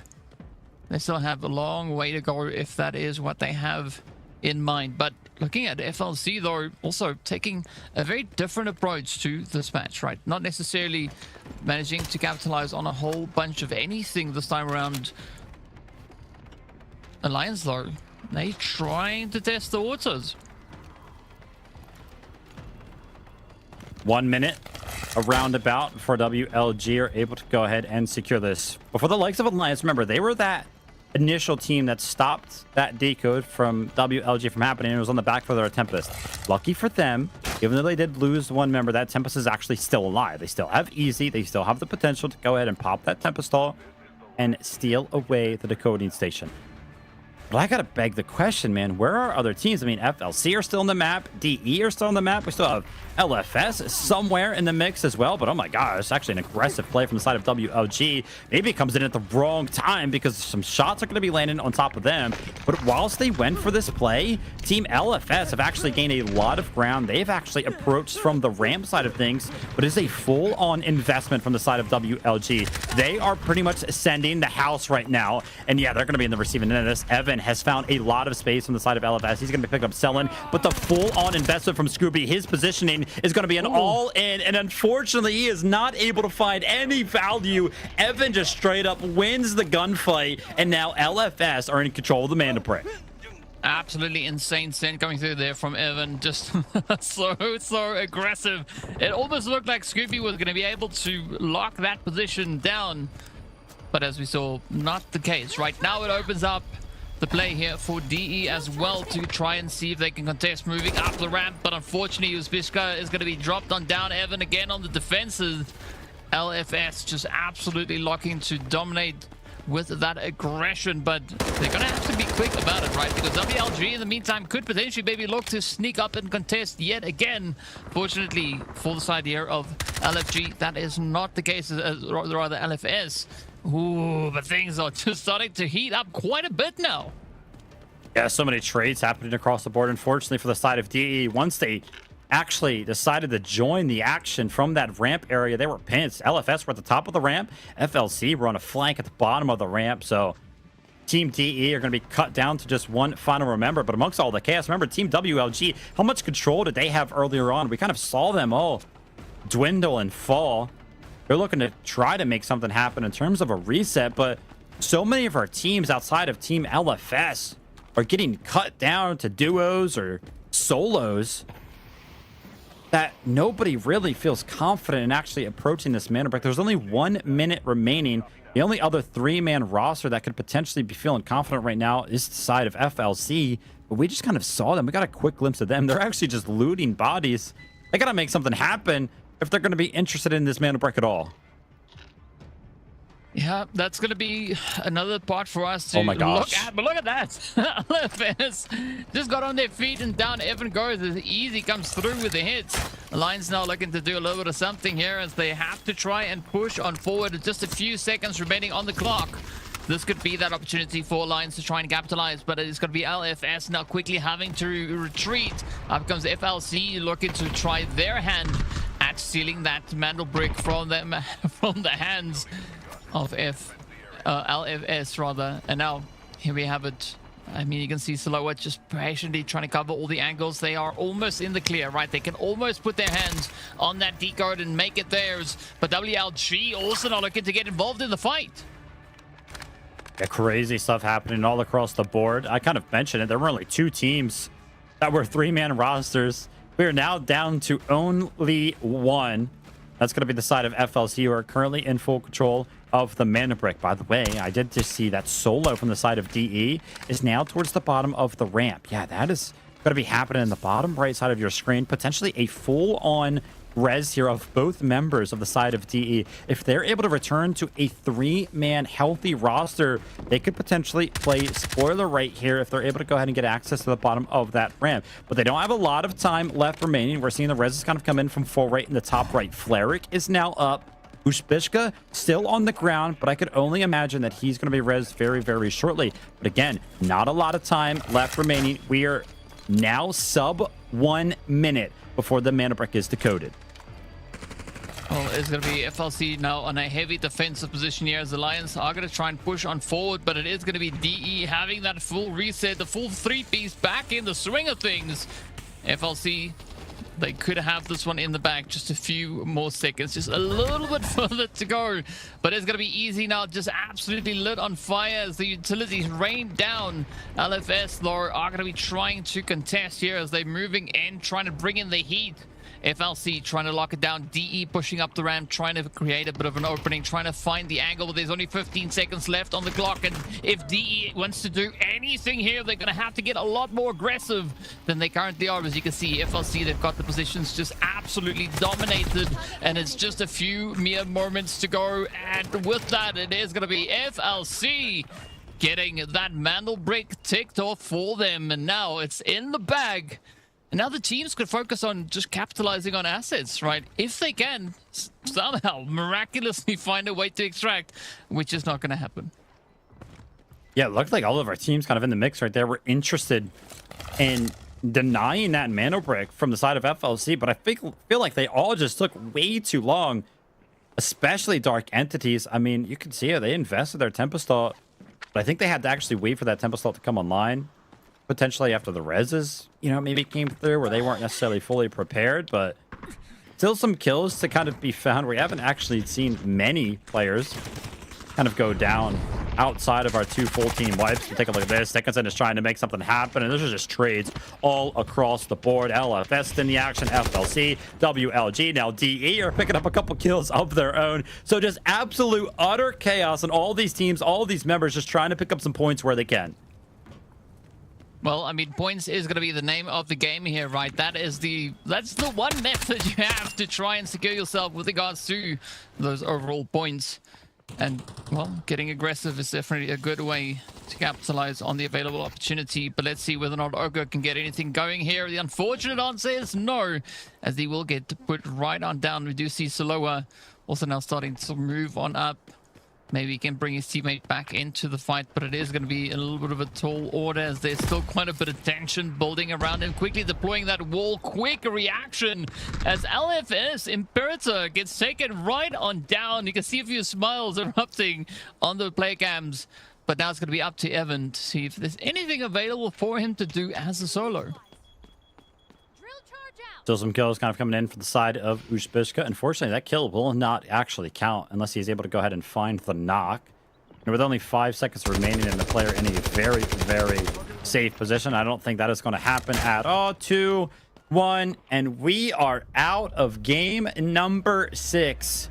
Team Gotaga entered this one as the team in the lead. They also exit this one as the first ones out. And as a result, we now have a tie on the leaderboard amongst who has captured some mana bricks.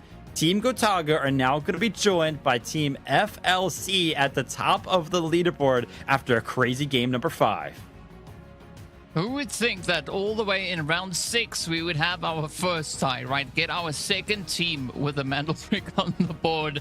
I mean, at the start of the day, that is not what we would have guessed, but it is going to be FLC being our team to look at here, as they are our best squad with 6 eliminations and as well as 2k damage being brought in there, right? They got that Mandelbrick secured and a decent chunk of play coming through as well. 6 eliminations is what they'll have accompanying them out of this round here. And very exciting. Quite a bit of an aggressive showing that we've had from a lot of our teams, right? Dark Entity managing to also pick up those 3 trades. Alliance coming through with 4.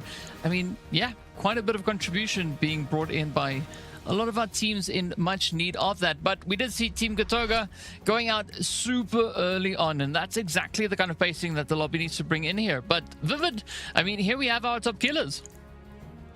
Yeah, 100%. It's probably actually the lowest top killer that we have had throughout the course of today. That's going to be easy, picking up 3 right there. Second and third place, picking up 2 of their own. And that is without a doubt the highest number we have seen all day. Surpassing 1,000 damage, totaling 1.2k. Soloa was absolutely, listen, he wasn't frying it out because, like I said, we only saw 3 kills picked up individually, and it wasn't even by him, but he was doing the damage. And you got to imagine it was probably on the back foot of him just doing so much damage to some of those temp assaults that were kind of come in. Because again, if you get that knock on that temp assault, you don't actually get kill credit for that. Of course, you did go ahead and knock the Tempest, but they just get sent all the way back to a safe position. So much damage kind of dealt by the defense from the side of member like Soloa. And as you can see, 1,200 damage, operator kills, only 2. Assets gains have kind of been low throughout the course of the day, especially when it comes down to these Mandelbrick rounds, because nobody is extracting. It is a full-on investment from the bodies of all of our players towards some of their Mandelbricks. And listen, we called it, DK. We kind of expect this one to go the distance. It has been the theme of these competitions, and sure enough, we're going to game 7. Yeah, it's going to be a very exciting one to see who's going to be the team to potentially grab their first Mandelbrick, or who will be the first team to get their hands on 2, or who will be the team to deny everybody else from that final Mandelbrick. It can go many ways, and only one way to find out. We're going to have to see what happens after the break. 2 members, now the odds are in their favor, 2v1. Everything getting spammed away, and MT getting a little solo. Hang on a second, NL! Look at that! It's an absolute sweat! This. And LG's gotta know that they're here. Lines them up, even through the shot. You're nuts! The last remaining 3 BOV, they find 2 instant knocks. The Helm's gonna be hopping off that.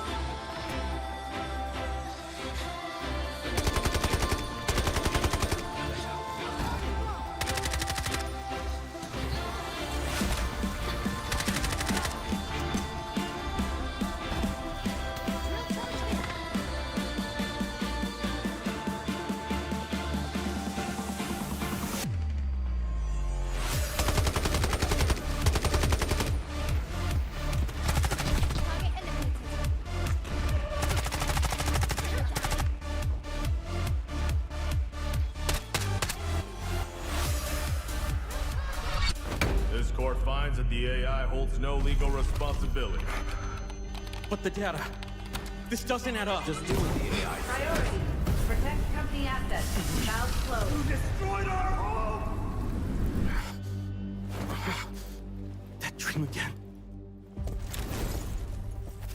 Gabriel Mercier, codename N2, role engineer. As a former nuclear facility engineer, N2 was removed from his position following a major incident that escalated into legal proceedings. He later returned to military service and was reassigned to Arctic deployment under CBR and related units. With the originally designated technical specialist unable to fulfill operational requirements, and following assessment review, N2 has been approved as a replacement operator for the subsequent operation. Stun out.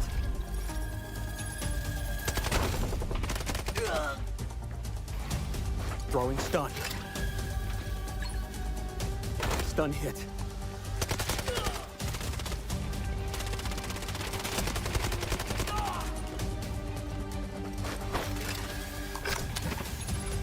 Freeze right there.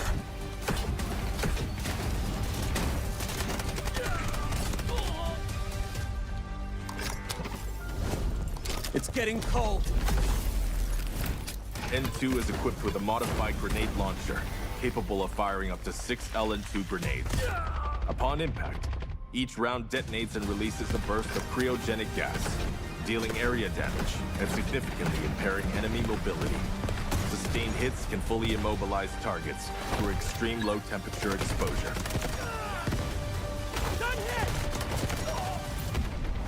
Cold. I can go colder.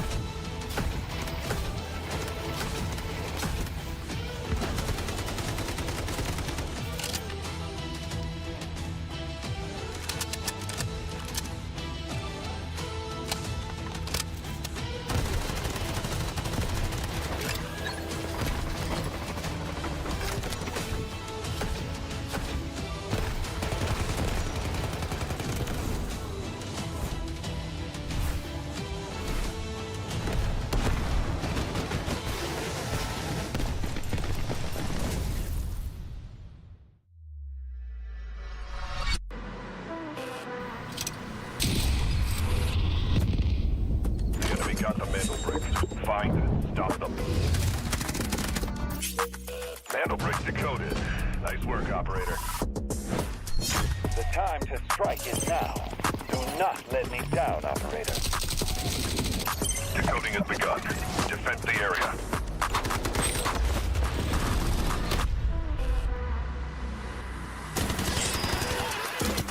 Is about to take the first Mandelbrick of the tournament. They're going to do it. What goes around, comes around. Oh, I'm not gonna do very much though. You get barrel stuff. Skydie is getting aggressive. See what I did there? You ain't seen nothing yet. Let's knock them off their feet. There we go. Down from there it is.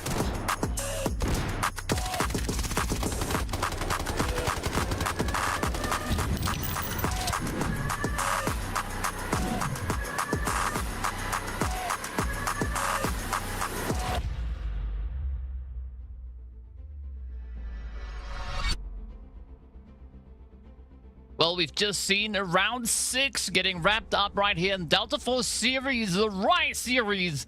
It is day 1, and so far, only 2 Mandelbricks have been decoded, and it all boils down to round number 7. Firstly, to see where we're going to be going, and of course, who's going to be the team to sit at the top of the board come end of day. Is it going to be Team Gotaga, or could it potentially be the SLC clan securing their second Mandelbrick? Only time will tell, but Vivid, so far, it has been an absolutely jam-packed day, just stacked full of surprises.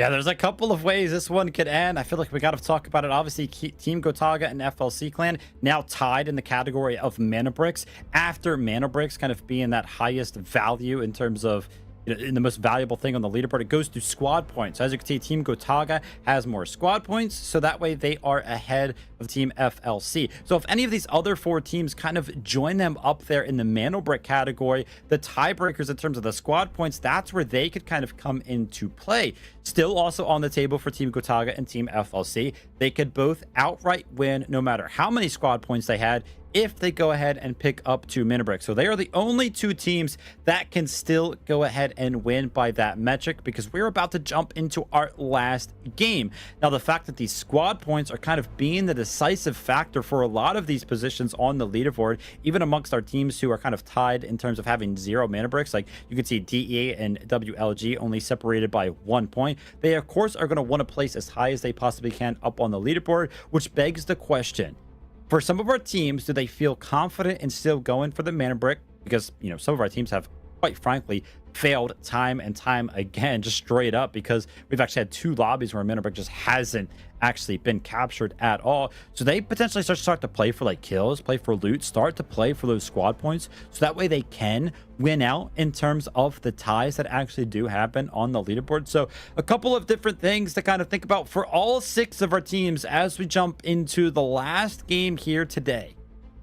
Yeah, I mean, there's going to be a lot riding on this final one, but I'm expecting the teams definitely just potentially go out and farm some kills, right? Because if they kind of figure that they can't get their hands on that Mandelbrick, or that is not the approach that they want to try and take here, they can look to go out there and get super aggressive and just try and be an absolute menace to the rest of the lobby. But I mean, realistically today though, we've not had a very kill heavy game coming through, right? Even though we've had a lot of altercations continuously happening across the board, I was surprised to see that there actually weren't as many kills as I was expecting to see. But either which way, all will be revealed as we are going to be heading into Space City for round number 7. Of course, the team at the bottom had the choice between heading over into Space City or going all the way back to Brakkesh. But it seems like, well, they've made up their mind, and then we will have our final show happening right here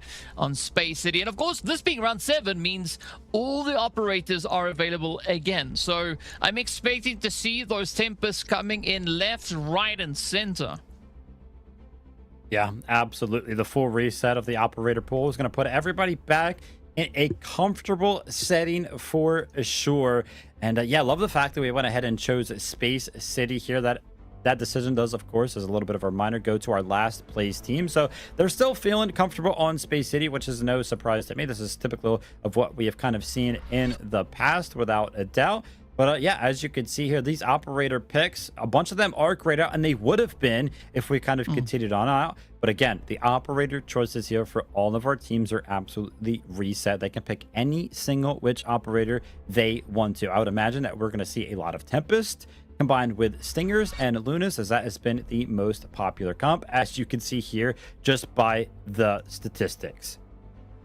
Yes, after 8 attempts, the extraction rate is still sitting on 0. So if that doesn't tell you much, then as we can see, it's been a pretty tough day across the board. But yeah, I mean, we've seen some pretty good success coming through from the squads in the previous lowdown here. And again, that remains our popular choices here as well. Tempest now going from 25% pick rate down to 22%, so a little bit of a drop off, but we did see Luna actually come up, because Luna was in 17% and she's now up all the way to 19, so 2% switch over in that direction. But of course, heading into round number 7, all of that goes out the window, because as we've said, right, all the operators are free to take, and we could maybe see an interesting setup coming through from our squads, right? I mean, I don't think I've ever seen a double Tempest play coming in, but yeah, I don't even know if that would be practical on the final round of the day. Might be time to go ahead and bring out something weird, because like we have mentioned, for 4 of our teams, man, they haven't picked up the Mandelbrick so far. It's got to be in the back of their minds. Are they going to be willing to go ahead and switch anything up? Is it going to be enough to kind of change up just something as simple as the operator composition?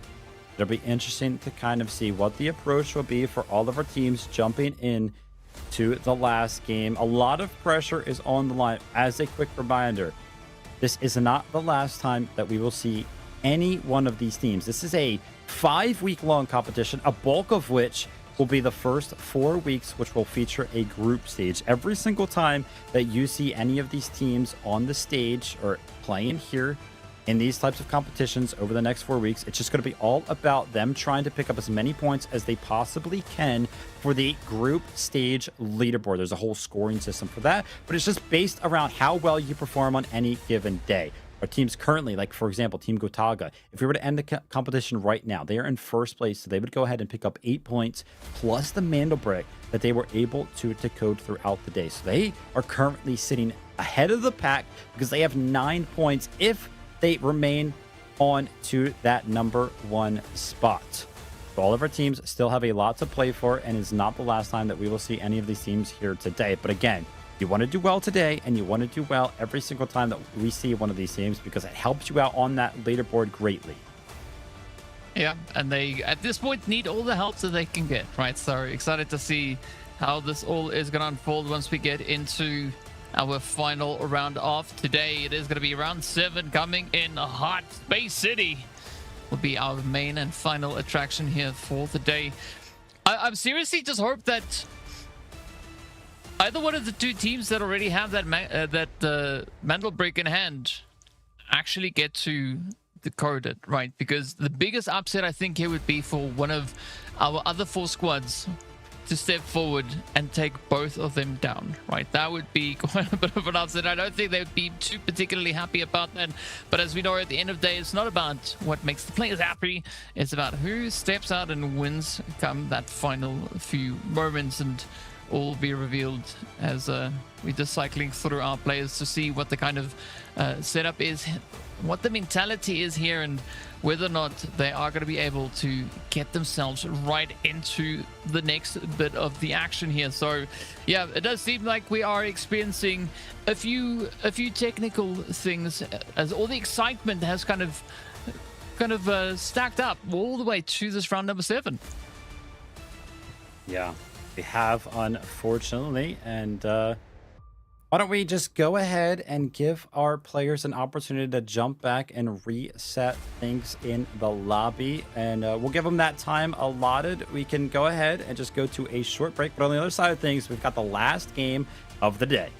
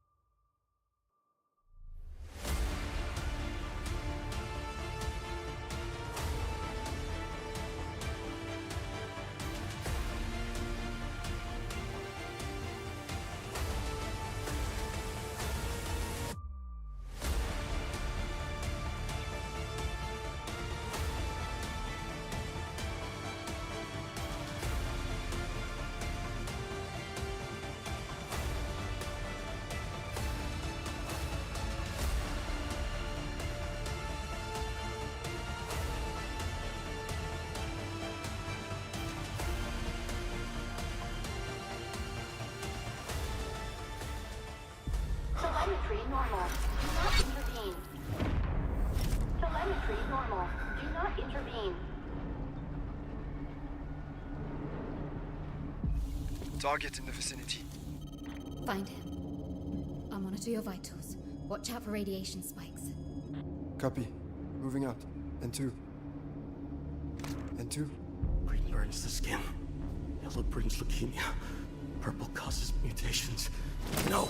You said 137 is color. Stop scaring yourself! Focus up. Silent feet. Your silence against the polygraph only proves your connection to the recent string of malfunctions. If I told you the root cause of the malfunctions was Hudson's impatience, would you believe me?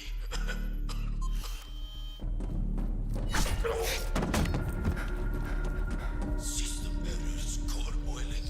These are the consequences of the main reactor overloading.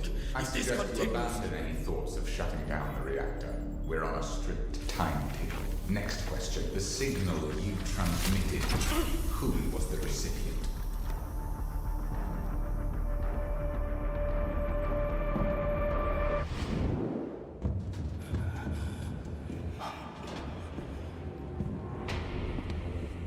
H42. You're the glitch I've been hunting. Go. Playing the rear guard. That's not really our style. Your reflexes are slower than they used to be. Are emotions eating up your processing power? You talk too much.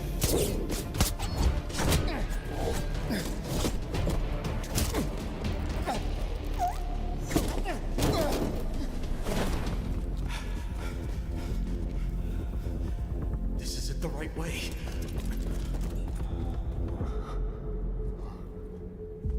I didn't send that signal to GTI just to escape. You lied to us. Sometimes lies are necessary to protect what matters. I have to initiate an emergency scrap. I won't let a nuclear meltdown destroy Asara. The path ahead goes through a high radiation zone. You have no obligation to risk your life. We part ways here. Thank you. N2 to Vlinder.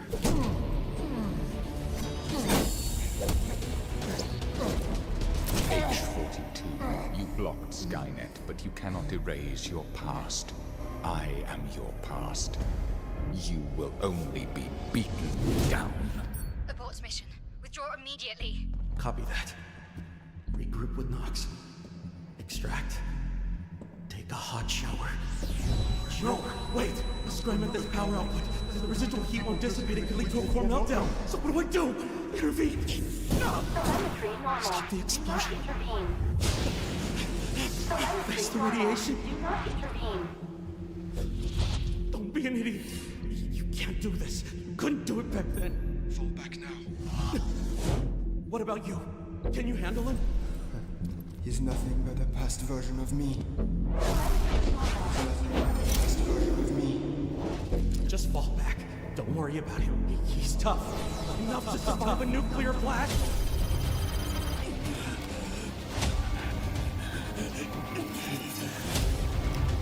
N2, your vitals show you're in the radiation zone. I'm a walking reactor at this point. H-1000, 2 hostiles in the control room. Ugly variables. Don't press it! If you shut down the reactor, the uncontrolled power surge could cause it to blow. But if I manually pull the core while you press it and create an asphyxiating environment... That mitigates risk. But how do we do that? Forgot to introduce myself. Codename. N2. It could explode. Don't try to play hero. No, I'm just trash. Maybe today. Trash can finally be put to use. I'm ready. 3, 2, 1.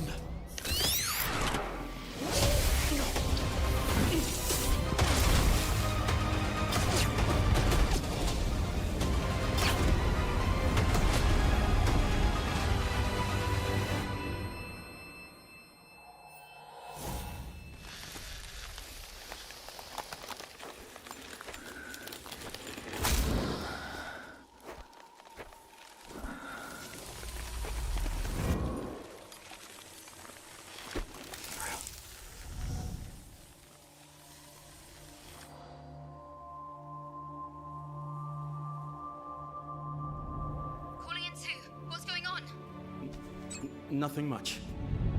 Just fought some internal demons and stopped a nuclear explosion while I was at it. Nice work.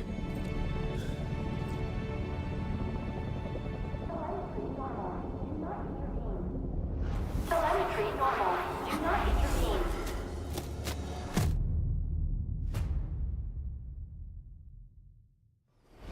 Nuclear power is poison, Nasir. You destroyed Asara's chance to be reborn. No, no. Nuclear power is the cure.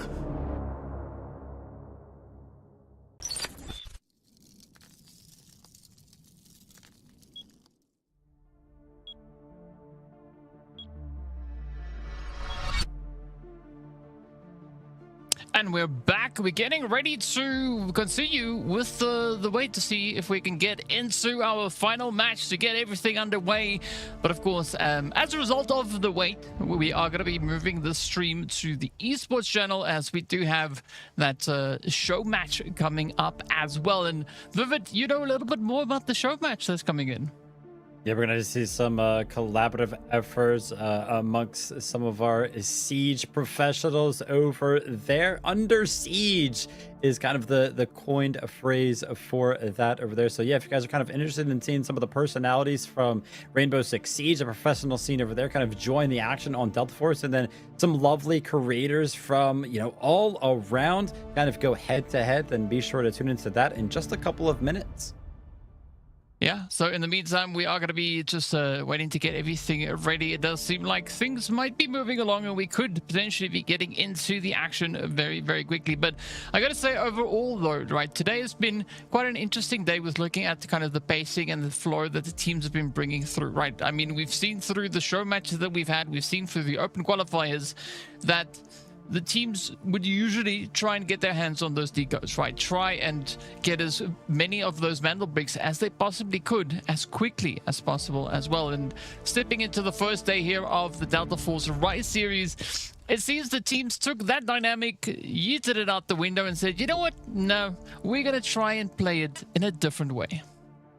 Yeah, absolutely. But still a lot to play for. We know this is anybody's game. We've been kind of talking about it all day. Obviously, winning matters a lot. All of these teams want to win, but it also matters to kind of just play as high as you can up on the leaderboard, because those group stage points are going to be very, very important into like how you are seated throughout the rest of the competition, whether or not you make it directly to the finals, whether or not you have to face your way through some of the other qualifying stages as well. But yeah, still a lot to play for all of the teams, no matter where they currently stand on the leaderboard. Yeah, so we'll get a quick look and hopefully see exactly what is going to be in store for us as we approach our 7th round of the day. And I mean, as to be expected in a world of technology, there's always surprises right around every which corner. So curious to see how this one is going to develop here for today. And as we know, there is quite a bit on the line for the teams, as you said already, right? There is going to be those points for the overall group stage. And the only way to ensure that you finish strong and finish well is to, well, get in, get the job done. Either go aggressive when it comes to those kills, or try and get your hand, when it matters, onto the Mandelbrick, because we've seen a few teams actually swapping their goes over onto who has possession of the Mandelbrick, which is kind of to be expected across the way. But yeah, let's just see how this is going to play out here. Yeah, absolutely. And as just one quick reminder, DK mentioned it just a little bit ago. Guys, we got so much going on in the Delta Force scene that we need to go ahead and switch this competition over to the esports channel specifically. So keep your eyes out on that if you are interested in kind of seeing how Game 7 goes, which I would imagine would be ready sometime in the next couple of minutes. So go ahead and switch yourselves over there when it does kind of pop up live. But that being said, we kind of already mentioned it. This channel will be taken over by that show match that we have going on in just a little bit later. And yeah, here we go. Kind of jumping into things once more. Round 7, it is going to be Space City with the Mandelbrick, the last one of the day between Group A and Group B. Yeah, there's going to be some high stakes, high pressure, a whole lot of tempers coming through, and excited to see exactly what that loadout is going to be for our squads. I'm not expecting necessarily to see any gold armor being played this time around, as we already saw quite a few of our teams using that up in the early stages. But this is where I want to ask you, Vivid, what do you think is going to be the potential weapon loadout that they might be opting for in this final round? Yeah, I mean, obviously a lot of our players have kind of coined their favorite weapon as the M7, so wouldn't be surprised if we go ahead and see a bunch of the M7s kind of make their way to the scene here.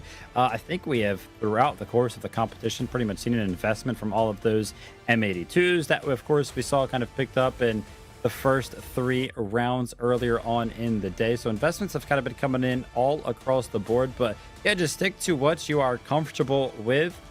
And I think, listen, it's pretty much just what all of these teams can kind of pull out. Maybe we kind of talked about some of the changes they could potentially make when it comes down to some of their compositions. But I think just kind of approaching this last game, trying to be as comfortable as you possibly can, is going to be the best approach.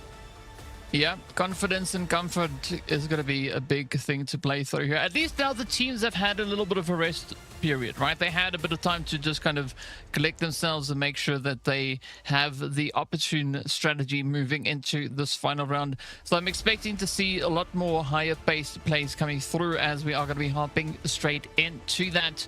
But I think a great full circle story could potentially be for Dark Entity to actually get their hands not only on the Mandelbrick, but to get a successful decode going their way. I mean, that is going to just help kind of move them up the overall standings with regards to where they've gone, where they kind of find themselves situated. But at the end of the day, right, it could go any which way. Any one of the 6 teams that we have stepping out into this lobby could be the one to secure that extraction and, of course, that decode.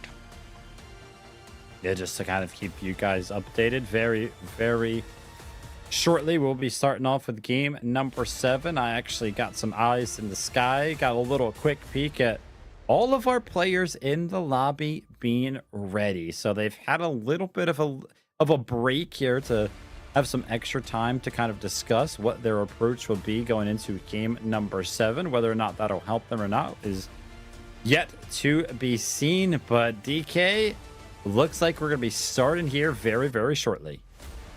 Yeah, we are prepping up and are ready to go. We're going to be keeping an eye to see what that operator choice is going to be moving into this final round. And of course, here we go without any further delay. It is going to be the final Space City coming in hot as we are on board looking at our operators getting themselves situated down on the ground. Beautiful visuals coming through as per usual.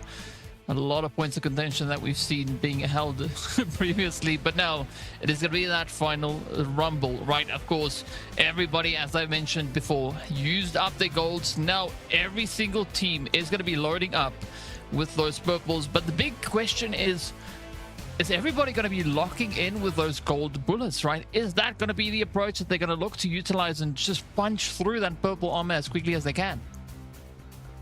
Yeah, exactly. A lot to kind of discuss when it comes down to the loadouts. I think one of the biggest things for me is that going into game number 7, all of the operators have kind of been re-unlocked for all of our competitors.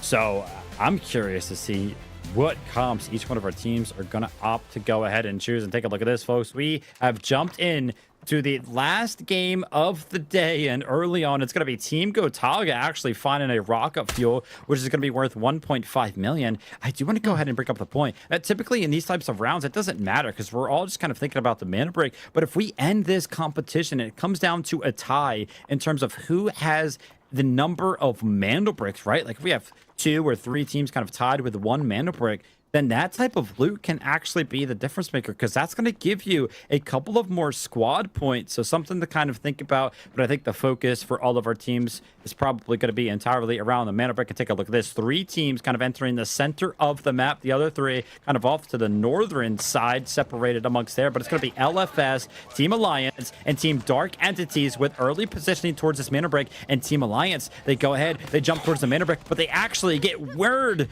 that Team DE actually would have had an angle if they opted to go ahead and try to steal that Mandelbrick right off of the get-go and an early retreat for the likes of Team Alliance.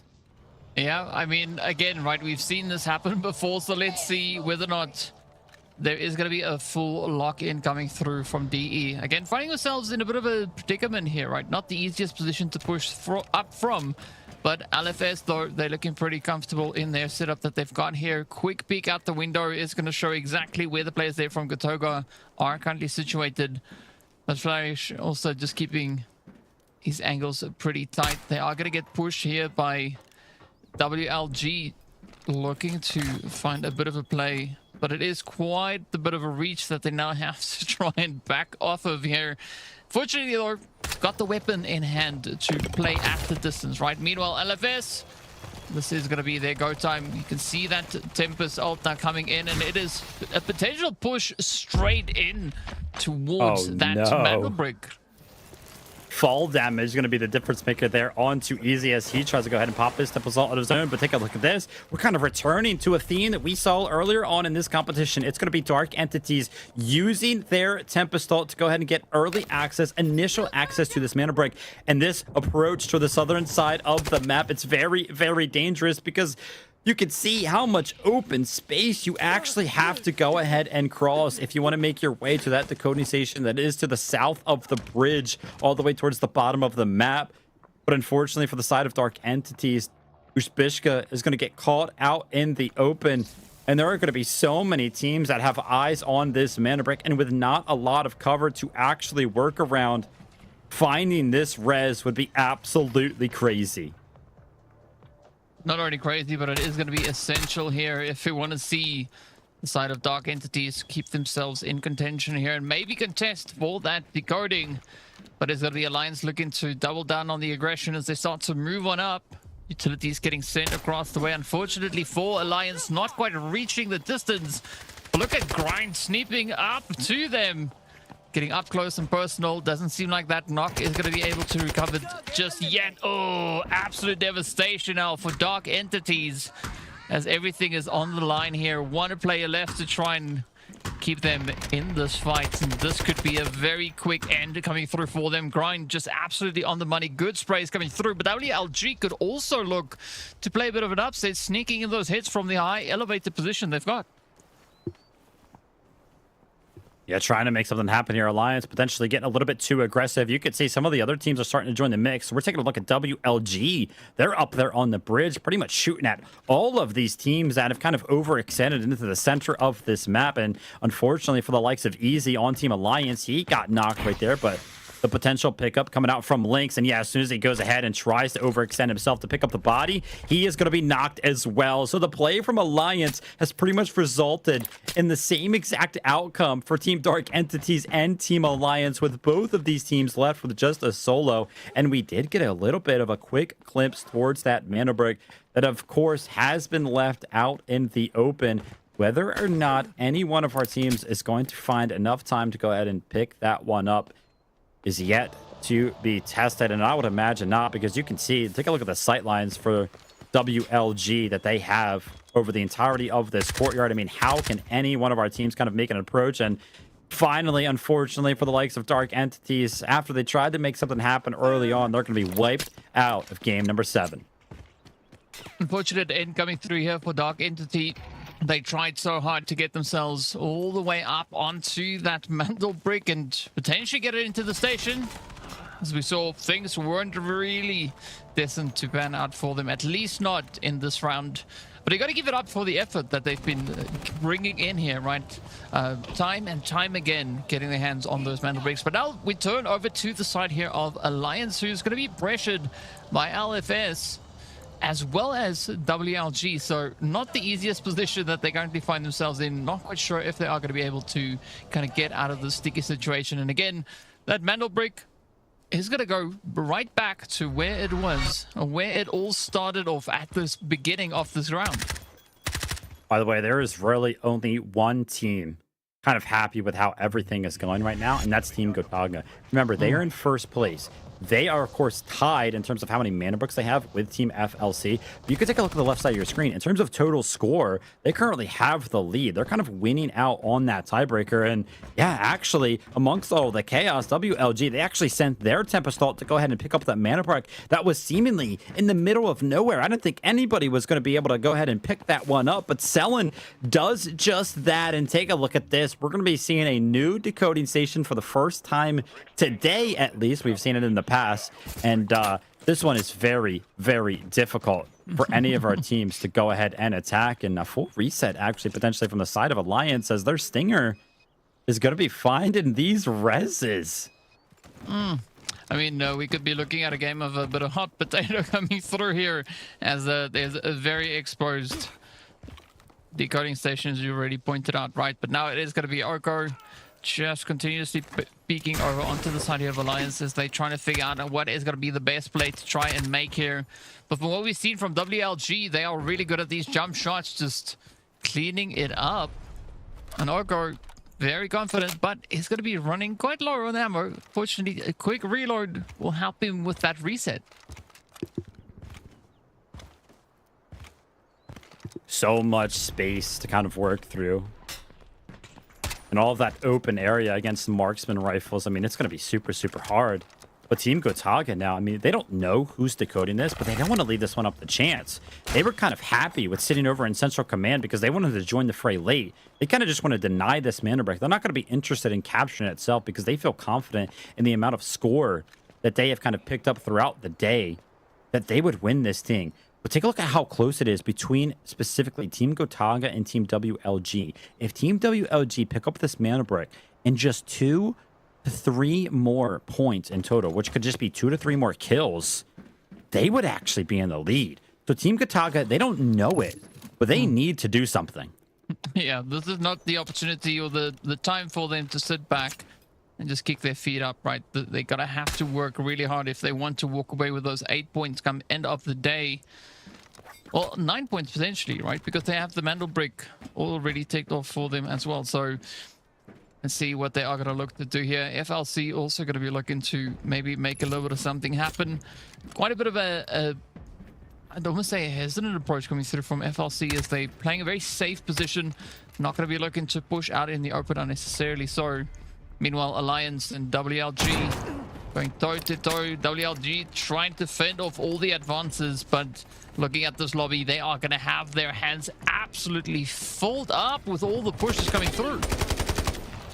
Yeah, so many teams kind of approaching at the same exact time, and you're taking a look at that. They kind of get overwhelmed. Scooby, unfortunately, going down to the likes of LFS. That's going to be Stickinson picking that one up, and LFS are trying to make a run in the later stages of this competition. They've already picked up 3 total kills, and with their score being at 21, they are currently towards the bottom of the leaderboard. But if they're able to continue on this sort of a run, they could potentially be the ones to go ahead and win this as well. We're getting a quick glimpse, by the way, of what the game plan is going to be here for the likes of WLG. They're going to try to hide. They're going to try to just play spoiler to anybody that tries to go ahead and steal this Mandelbrick. Well, the fortunate part for them here is there's so many teams looking to push in, so there is going to be multiple fights erupting all over the place. But Oko, yeah, you can't get caught out by those disruptions as they come in, and it is going to be easy just getting so close to stealing that decode. We have just a few seconds left on the clock. This could be WLG getting one on the board for themselves. They do, however, still need to try and find eliminations. They've been able to get 2 kills by the hand of Oko. Ooh, quick bit of defensive angle here as the Even is going to be pushing up, but up comes the push. The aggression is there. Picks up the train. Oh. Down he goes, though. Yeah, WLG have been wiped out, so the coding has been interrupted. But take a look at all the trades that are kind of happening on the other side of things. LFS are actually left with just 1 member remaining. It's going to be Imperator, and after some of the full knocks actually do come in, they are not going to be left in a healthy situation at all. That being said, he is going to be playing Stinger, so the reses are going to be quite quick, and his members could get revived at full 100% HP. But look who has finally decided to go ahead and make their final approach. It's going to be Team Gotaga, and they have entered from the eastern side of this bridge, and they're seeing that some of these teams, they've got knocks all across the board. How can they kind of join the fray here? If they pick up these kills, it'll be huge for the terms of how many squad points that they're going to be able to accumulate. But oh my gosh, the team that is tied with them in terms of the mana bricks, right? FLC, who are currently in second place, if they're picking up kills, that means they are going to potentially be the ones to rise to the top. Currently 28 score over there on the left side of the screen to just 27 of FLC. It's currently anybody's game, but I'm currently favoring Team Gotaga and or Team FLC. Yeah, either one of those two teams could be the one to lock this one in. And of course, the Mandelbrick is still just laying out in the open field. But here we go, as LFS are going to be looking to push up as well. They still have 2 players, and they could still maybe make quite a bit of an upset happen here, as they are the only team now moving in towards that Mandelbrick, as they are going to be looking to lay their hands on it, get that timer going yet again with 6 minutes left on the clock. Pressure is mounting. It is going to be Evan stepping forward, getting the process underway, but we are down to 3.5 minutes, so it is going to be a very close call. But now only 3 squads remain. 2 of them already have the Mandelbrick in hand. 1 more could look to play the finisher here on the match for them here today. But it's all going to depend on whether or not LFS is going to be able to get anything done with the duo they have defending that Mandelbrick. You know, it'd be crazy as well as we take a look at the map. I mean, Sixton is actually in quite a crazy position there. I think he's up there, up on top of the bridge. So it would be very, very difficult for them to kind of return to a 3-man roster. But for Team Gotaga, they're going to try to approach from a little bit of a flank position. But again, I want to put an emphasis on the fact that they currently have 0 kills.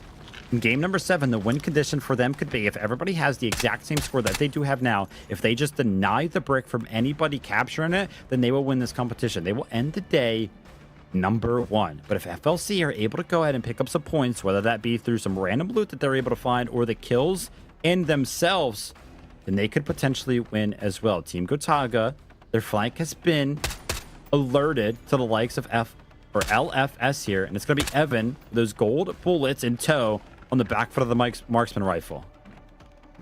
And so many difficult angles to try and play through, just trying to time those shots to get the hits in. Looking to alleviate a little bit of that pressure starting to mount up. But so far, LFS doing a pretty decent job when it comes to defending. But of course, ideally here, they would like to get their hands on a few more additional kills. As we know, they are still trailing by about 6 points here. So whatever they can find could be that ticket to get them just that much closer to finishing at the top of the board here today. But all will be revealed soon, as LFS is left with only a duo here, so that already is going to be making things quite difficult, as Imperator is going to be trying to just peek over the top here. You can see Saloa looking to sneak his own cheeky angles in. And again, quite a bit of a back and forth coming in from either side. Yeah, this is going to be super scary if any one of these teams from the likes of FLC or Team Gotaga actually opt to go ahead and try to steal this mana brick. As LFS, you can see how strong of a position they are actually in. This little bit of a bust just overlooks the mana brick station perfectly. And yeah, just like that, Evan finds a couple of shots that are going to land. He's feeling confident right now after those headshots are going to be landed. But oh my gosh, on the other side of things, Imperator takes out another member of FLC. And all of a sudden, they're down to just 1 standing member. I mean, yeah, sure, the reses can kind of come in, but that's going to take so much time, and with only 40 seconds remaining before LFS are actually able to go ahead and decode this mana brick successfully, I don't think FLC have enough time to make anything happen. Yeah, the timer is going to be running low. LFS, though, looking pretty confident here. It looks like this one could be in the back for them, but let's take a quicker look back at how Evan was able to lock in those hits. Bang, bang, bang, and the shots go through. I mean, sometimes one shot is all you need, but pretty good plays coming through there from the LFS side, as they do now sit with a 3-kill streak. Are they going to be able to get anything done as the push comes through? Oh, FLC trying to disrupt it, but unfortunately for them, it is going to be LFS that is going to be walking away with that decode. And now it's going to be the play to see who can get those final few kills. Yeah, it's going to be all about the points now, and Team Gotaga have been fully alerted. They want to go ahead and pick up as many points as they possibly can. It's going to be a back foot of a third party. You can see with Vlad picking up one of the kills right there. That, again, is going to go ahead and increase their total score already. For the likes of LFS, they now have actually the opportunity to overtake second place if they're able to find enough value. Just 2 minutes remaining for them to go ahead and do it. But oh my gosh, Imperator goes ahead and peaks simultaneously with his teammate there. And Maxa is going to get a little bit of a wake-up call. Hey, listen, LFS is here to play. We'll have to see if enough pressure kind of comes in to deny the res. If that disarm hits, it's going to go ahead and deny it. Trying to peek over things, it's going to be Nox. This guy has been incredible all day, and he continues on with that streak as Imperator is going to be knocked. And with Team Gotaga now starting to go ahead and pick up some of the kills that they need to remain in that first place position, you gotta imagine it might be all said and done here.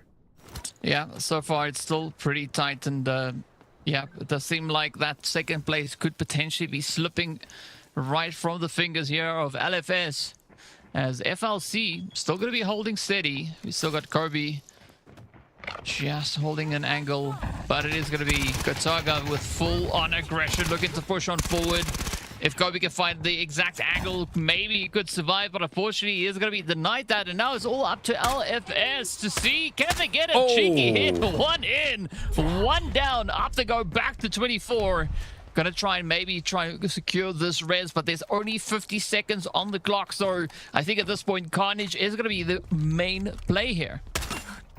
Yeah, absolutely. He's been so good with this marksman rifle. Actually switches over to the M7, finds the shots as well, but Maxa is in such a strong position on that head glitch. Can Evan kind of make something happen? But no, the aggressive push from Maxa is going to go ahead and finalize things. Our team that has been in first place for so long on the back foot of them picked up the first Mandelbrick all the way back when has kind of come full circle. They finally make something happen here in game number 7, and they did such a good job. I mean, after they went ahead and picked up that first Mandelbrick on the day, they had a goal in mind, and that was not to go ahead and pick up the second Mandelbrick. That was not to end the competition early. That was just to go ahead and deny all of the other teams from picking up Mandelbricks, deny all of the other teams from getting any points at all. And you can see kind of the celebrations coming in from Nox. I mean, that guy, I would be surprised if everybody at home, the fans watching at home, everybody kind of behind the scenes didn't agree with me in saying that it feels like Nox was the MVP of the day.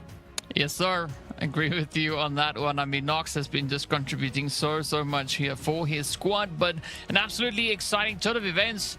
Gotaga being able to deny yet another of those decodes coming through. Just absolute aggression. Of course, we did see them add 5 more points to the overall tally. So quite a bit of a turnaround that we've had here. And I mean, it was kind of worth the wait, right? Gotaga stepping up and making sure that day 1 goes to them. Yeah, absolutely. Just well played all around the board. I went ahead and mentioned it multiple times. The game plan was very obvious, and they were rewarded in the end of things. I was worried, I will not lie, because they were so far away from some of these minute breaks, but they always seemed to arrive at just the right time, and was no different here in game number 7. DK, we went the absolute distance to nobody's surprise. And listen, this was just the first day of the entirety of the Rise series. I mean, this thing takes 5 weeks before we actually get to the end. And if it's going to be like this, man, I am very excited. Yeah, in fact, we still have 11 more days of group stage left, right? So there's going to be a lot to happen, of course. Tomorrow, we are going to be continuing with even more groups stepping onto the battlefield. That is going to be Group C and Group D, showcasing us, or rather showcasing what they have to bring it to the battlefield here. And are they going to be a lot more spicy? Are they going to be a lot more aggressive? We don't know. We'll find out eventually. But yeah, got to say, for the first day, quite a few statements being made here by one team in particular, right? Gotaga trying to lock it down. We did, however, of course, see LFS being able to secure themselves that Mandelbrick. So it is going to add to the overall tally. And of course, the amount of points they could potentially be sitting with come the final leaderboard at the end of today. Yep, absolutely. It'd be cool to kind of see how everything was kind of broken down. But why don't we go ahead and take a look at some of the stats that we were able to see throughout this competition. I'm very kind of excited on, you know, who is going to be coming out on top, especially as it pertains to, you know, some of the stats, the leaderboard specifically, because, you know, I think we know that Team Gotaga is going to come out on top with that one Mandelbrick that they were able to go ahead and pick up. But again, I kept mentioning it throughout the day. First place is not all that matters here, man. You're still fighting for some of those group stage points. So how everybody else landed on that leaderboard is going to be important as well. I'm excited to see it. Yeah, we'll be taking a look at everything that we can see momentarily. Of course, as you mentioned, right, we're going to be having a few of the stats come through, just waiting for them to do the magic and have it transition up onto the screen itself. But yeah, I mean, quite a few trade-ups that we've had across the day. We've seen some plays being attempted, right? Golden armors, ammo and armor coming in the early stages all the way back, and I believe that was, what, round 3? Round 4? And then later on, the team's kind of using all of that up, right? So we defaulted back onto purple armor getting utilized, but that gold armor just punching so exceptionally hard. Just the way we love to see it. But yeah, of course, we are just going to transition into a little bit more, and I heard production say something, but I couldn't hear exactly what was being said just then. So I assume we're just waiting for the final graphics to get ready. Yeah, absolutely. Listen, we have been to the absolute blender here today. We pretty much saw it all. I think, without a doubt, I've watched a ton of Delta Force competition, and I don't know if I have ever seen so many mana bricks go undecoded. I mean, there was 2 maps throughout our 7-game series that did not find their way into the hands of any one of our teams. So kind of ending here on game number 7 with just 3 mana bricks decoded, that to me has to be kind of the standout thing here for me, without a doubt. I cannot believe that some of the games kind of just went the absolute distance in terms of that 18-minute timer, so much so that some of our teams just couldn't go ahead and secure that mana brick. So crazy stuff. It's going to be a very, very unique leaderboard, obviously, as well, with a giant break throughout the day. You know, I'm kind of talking about the blender that we went through here. We pretty much saw it all. And, you know, me and DK had an opportunity to talk multiple times. He's like, dude, this was not what I was expecting at all. Yeah, I mean, and we've said it before, right, where we've seen teams playing a different strategy, different way, all the way back in those show matches and, of course, the open qualifiers. But before we get further into that, our best team of this round is going to be none other than the players coming through from LFS. 7 operator kills, 150k assets, 2100 damage, and they got their hands on that sought after Mandelbrick, being able to take it without the permission of Gotaga. But you can see quite a few heavy eliminations coming through as well. Alliance picking up 5, Gotaga picking up 4, and still managing to leave with a decent chunk of change, right? 491k is what Maxa had in their bag. Yeah, absolutely. Taking a look at the round 7 top killers here, we can see it. It was actually pretty even across the board here amongst our top 3. It's going to be a couple of LFS members there, Evan and Imperator, picking up 1st and 2nd place as regards to that. And I mean, the top damage dealers were actually solid. When we took a look at the top team there, they had upwards of 2,000 damage done. Evan with 850 of his own. That's just going to be on the back foot of him hitting so many headshots with that marksman rifle. Does so much damage. And a quick glimpse here at some of the assists coming in for some of our top guys.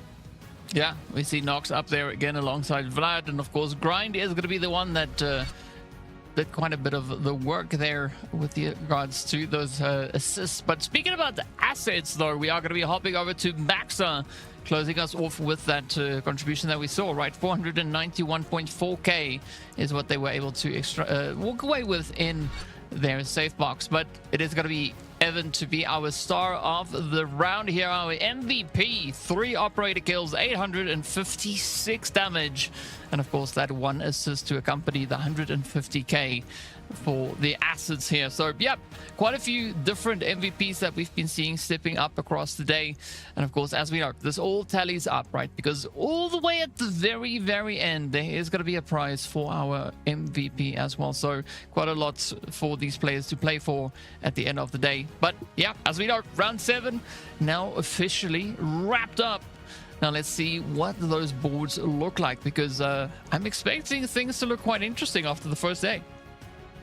Yeah, without a doubt. Some great individual performances from all of our players throughout the day. Kind of seeing the standout here from Evan. Again, we kind of already talked about it with Team Gotaga on the back foot of a great individual performance from their very own Nox as well. There was multiple times throughout the day amongst some of those games where he was the top kill leader without a doubt. But yeah, man, today has been absolutely fun, DK. And like you mentioned, we do have to kind of make sure we check in to see how everything ended up when all of the math is being calculated. I'm still very, very curious to see where some of our teams ended up. There's only one team that I know where they ended up, so a lot of question marks from me. Yeah, I mean, it's safe to assume that the one team whose name starts with a G is going to be the goats here for the day. Our very first day, our first goats being secured, but as we mentioned before, right, this is only the first day, the first match. There's still 11 more to come, and expect quite a few changes coming through to these overall leaderboards. But we see 3 teams walking away with the Mandelbrick secured, 32 points going over to the side of Team Gotaga, and of course FLC and LFS coming through on 24 points apiece. It's actually crazy. 4 teams total throughout the competition today. We're able to pick up 24 squad points exactly. Of course, with Mandelbricks in tow, FLC and LFS are going to take priority there. And then as a quick note as well, when we see a tie amongst squad points that cannot actually be separated by the Mandelbrick itself, it goes directly to kill points, and then it goes to supply points after that. And man, listen, shout out to whoever had to decide kind of who got the tiebreaker here between 4th and 5th place. WLG and Alliance have the exact same score sheet. That is absurd in regards to how this one kind of panned out, but no surprise to see, you know, across the board, obviously Team Gotaga and FLC and LFS, they're towards the top of the leaderboard because of the Mandelbrick. But I want to go ahead and point out how close the squad points are. I mean, only a spread from bottom in 6th place there, Dark Entities, to top Team Gotaga in 1st place. Only 11-point spread across the competition. Again, I think it really does show how close our competition was here today. And all 6 of these teams, man, they were constantly in the action. They were constantly going for the Mandelbricks. And if just a couple of fights went a different which way, we could see a completely different leaderboard. And there it is, our match MVP, to nobody's surprise, from Team Gotaga. It's going to be Nox. 14 total operator kills. Guys, we only played 7 games. That means he was averaging 2 every single game. Total damage being upwards of 2,900. 9 assists, constantly kind of joining this team, helping them out as well. And then assets gained 7 million. A crazy individual performance from the likes of Nox. I mean, absolutely insane work coming through from Nox here. And so very well deserved MVP. But you know what? Out of Group A and B, Gotaga is the team kind of repping their group here, right? As we saw them sitting with a really good position here. Fortunately, they are going to be joined by Living for Success, right? LFS is going to be the team sitting there right alongside them. And yeah, some interesting math being shown here as well. But there we have the scores up on the board. So that is our very first leaderboard that we've looked at, and we are going to be looking at that a few more times in the coming days. And of course, tomorrow we are going to be stepping into a new roundup with the new squads stepping out on the battlefield, as Group C and Group D are going to be looking to show us what they look to bring to this competition. But of course, speaking about which, though, we're not quite done just yet, right? We could potentially be having a little bit of a chit-chat with one of our players coming in from this past match. And absolute excitement and so many upsets. I mean, Tight Prison didn't go the way that we were expecting it to go, right? Brakkesh went in a very interesting way. Space City had so many ups and downs, and one team was trying to run the show across the way, and I think to some extent they actually succeeded in doing that. Yeah, absolutely. And you kind of gave us a little bit of a sneak peek into what we are going to be seeing very, very shortly. DK, well, I've got news. It is actually ready. We're going to be jumping into an interview with none other than Maxa. Very, very excited to kind of pick his brain here and kind of get how he's doing. There he is. Maxa, listen, man, you guys go ahead and you take 1st place here in day number 1 of the Rise series. How does it feel? We are feeling good. We play like in Scream, and that's it, huh? Salut. So a very exciting day coming through here from the Maxa all the way from Gotaga. I mean, you guys have just been an absolute menace on the battlefield, right? Making it very difficult for anybody to get their hands on the Mandelbrick. Was that your strategy coming into the day? The strategy was the double Mandel and full kill, but we see the older team play like a rat. How can I say that? They don't play like Scream. In Scream, everyone is pushing the Mandel, but there no one was moving. So we play like we play in Scream, and that's it. We just train. Yeah. Nice. And the game 7 right there, we did see that you guys were kind of hanging around the central command building. It looks like you guys were completely fine with kind of approaching the Mandelbrick as late as you possibly could. I would imagine that was on the back foot of you guys knowing that if you just denied anybody from getting the Mandelbrick, you would win because you had so many points. Was that kind of the thought process there going into that one? The last game was we got the good spawn, so we stay in mid. And we scan with click. It's comment on dit ça? We just scan everyone and see who's taking the Mandel, and we grief everyone playing last on the Mandel to be sure we are first. Well, very. Just tell me or no? Yeah, we're okay. As far it's. It's an interesting dynamic. I mean, so essentially what Maxa is saying is, you know, if the other teams don't step up and do anything with the Mandelbrick, you know, Gotaga, they are going to be the team to step up and show everybody how it's done and what they need to do with that. And so this is where I want to ask you, Maxa, a final question. Do you have anything that you want to say to the teams that you're going to be going up against next? Be ready, guys. We are not here to joke. And we're gonna win every weekend. Nice. Love to hear it, Max. Well, listen, I'll give you the floor for just a couple more seconds here. If you want to shout out your socials and shout out anybody, family, friends, fans, the floor is yours, my man. Dédicace.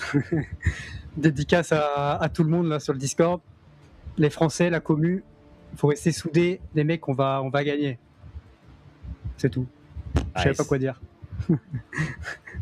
Awesome to hear from you, Max. So again, congratulations to you and the team. Make sure you let your other team members know that we said congratulations, and we look forward to seeing you in just a couple of days where you will kind of return to the server.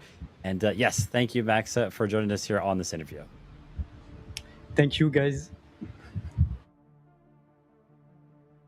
Well, there we have it, right? Maxa giving us a short and sweet wrap up to the day. So a very exciting day, excited to see what, of course, our day 2 is going to be bringing in. As we mentioned, new teams, new groups are going to be stepping up to the battle, but it is going to be the same map rotation. So a lot could be happening when we kick off tomorrow's games. But before we get there, we still have Americas to happen today.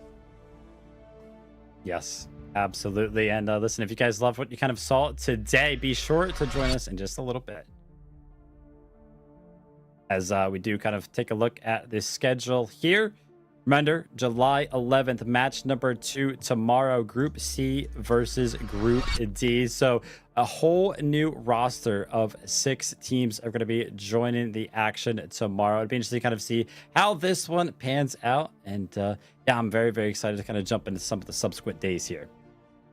Well, there we have it. So we are going to be wrapping up our first day for the EMEA region, getting ready for a lot of excitement coming in. But of course, don't forget to go check out that Pros Under Siege event that is currently underway as well. And well, we look to see you in the next one. Until then, big shout out going out to everybody. And of course, we look forward to see you back in the next one. Stay safe.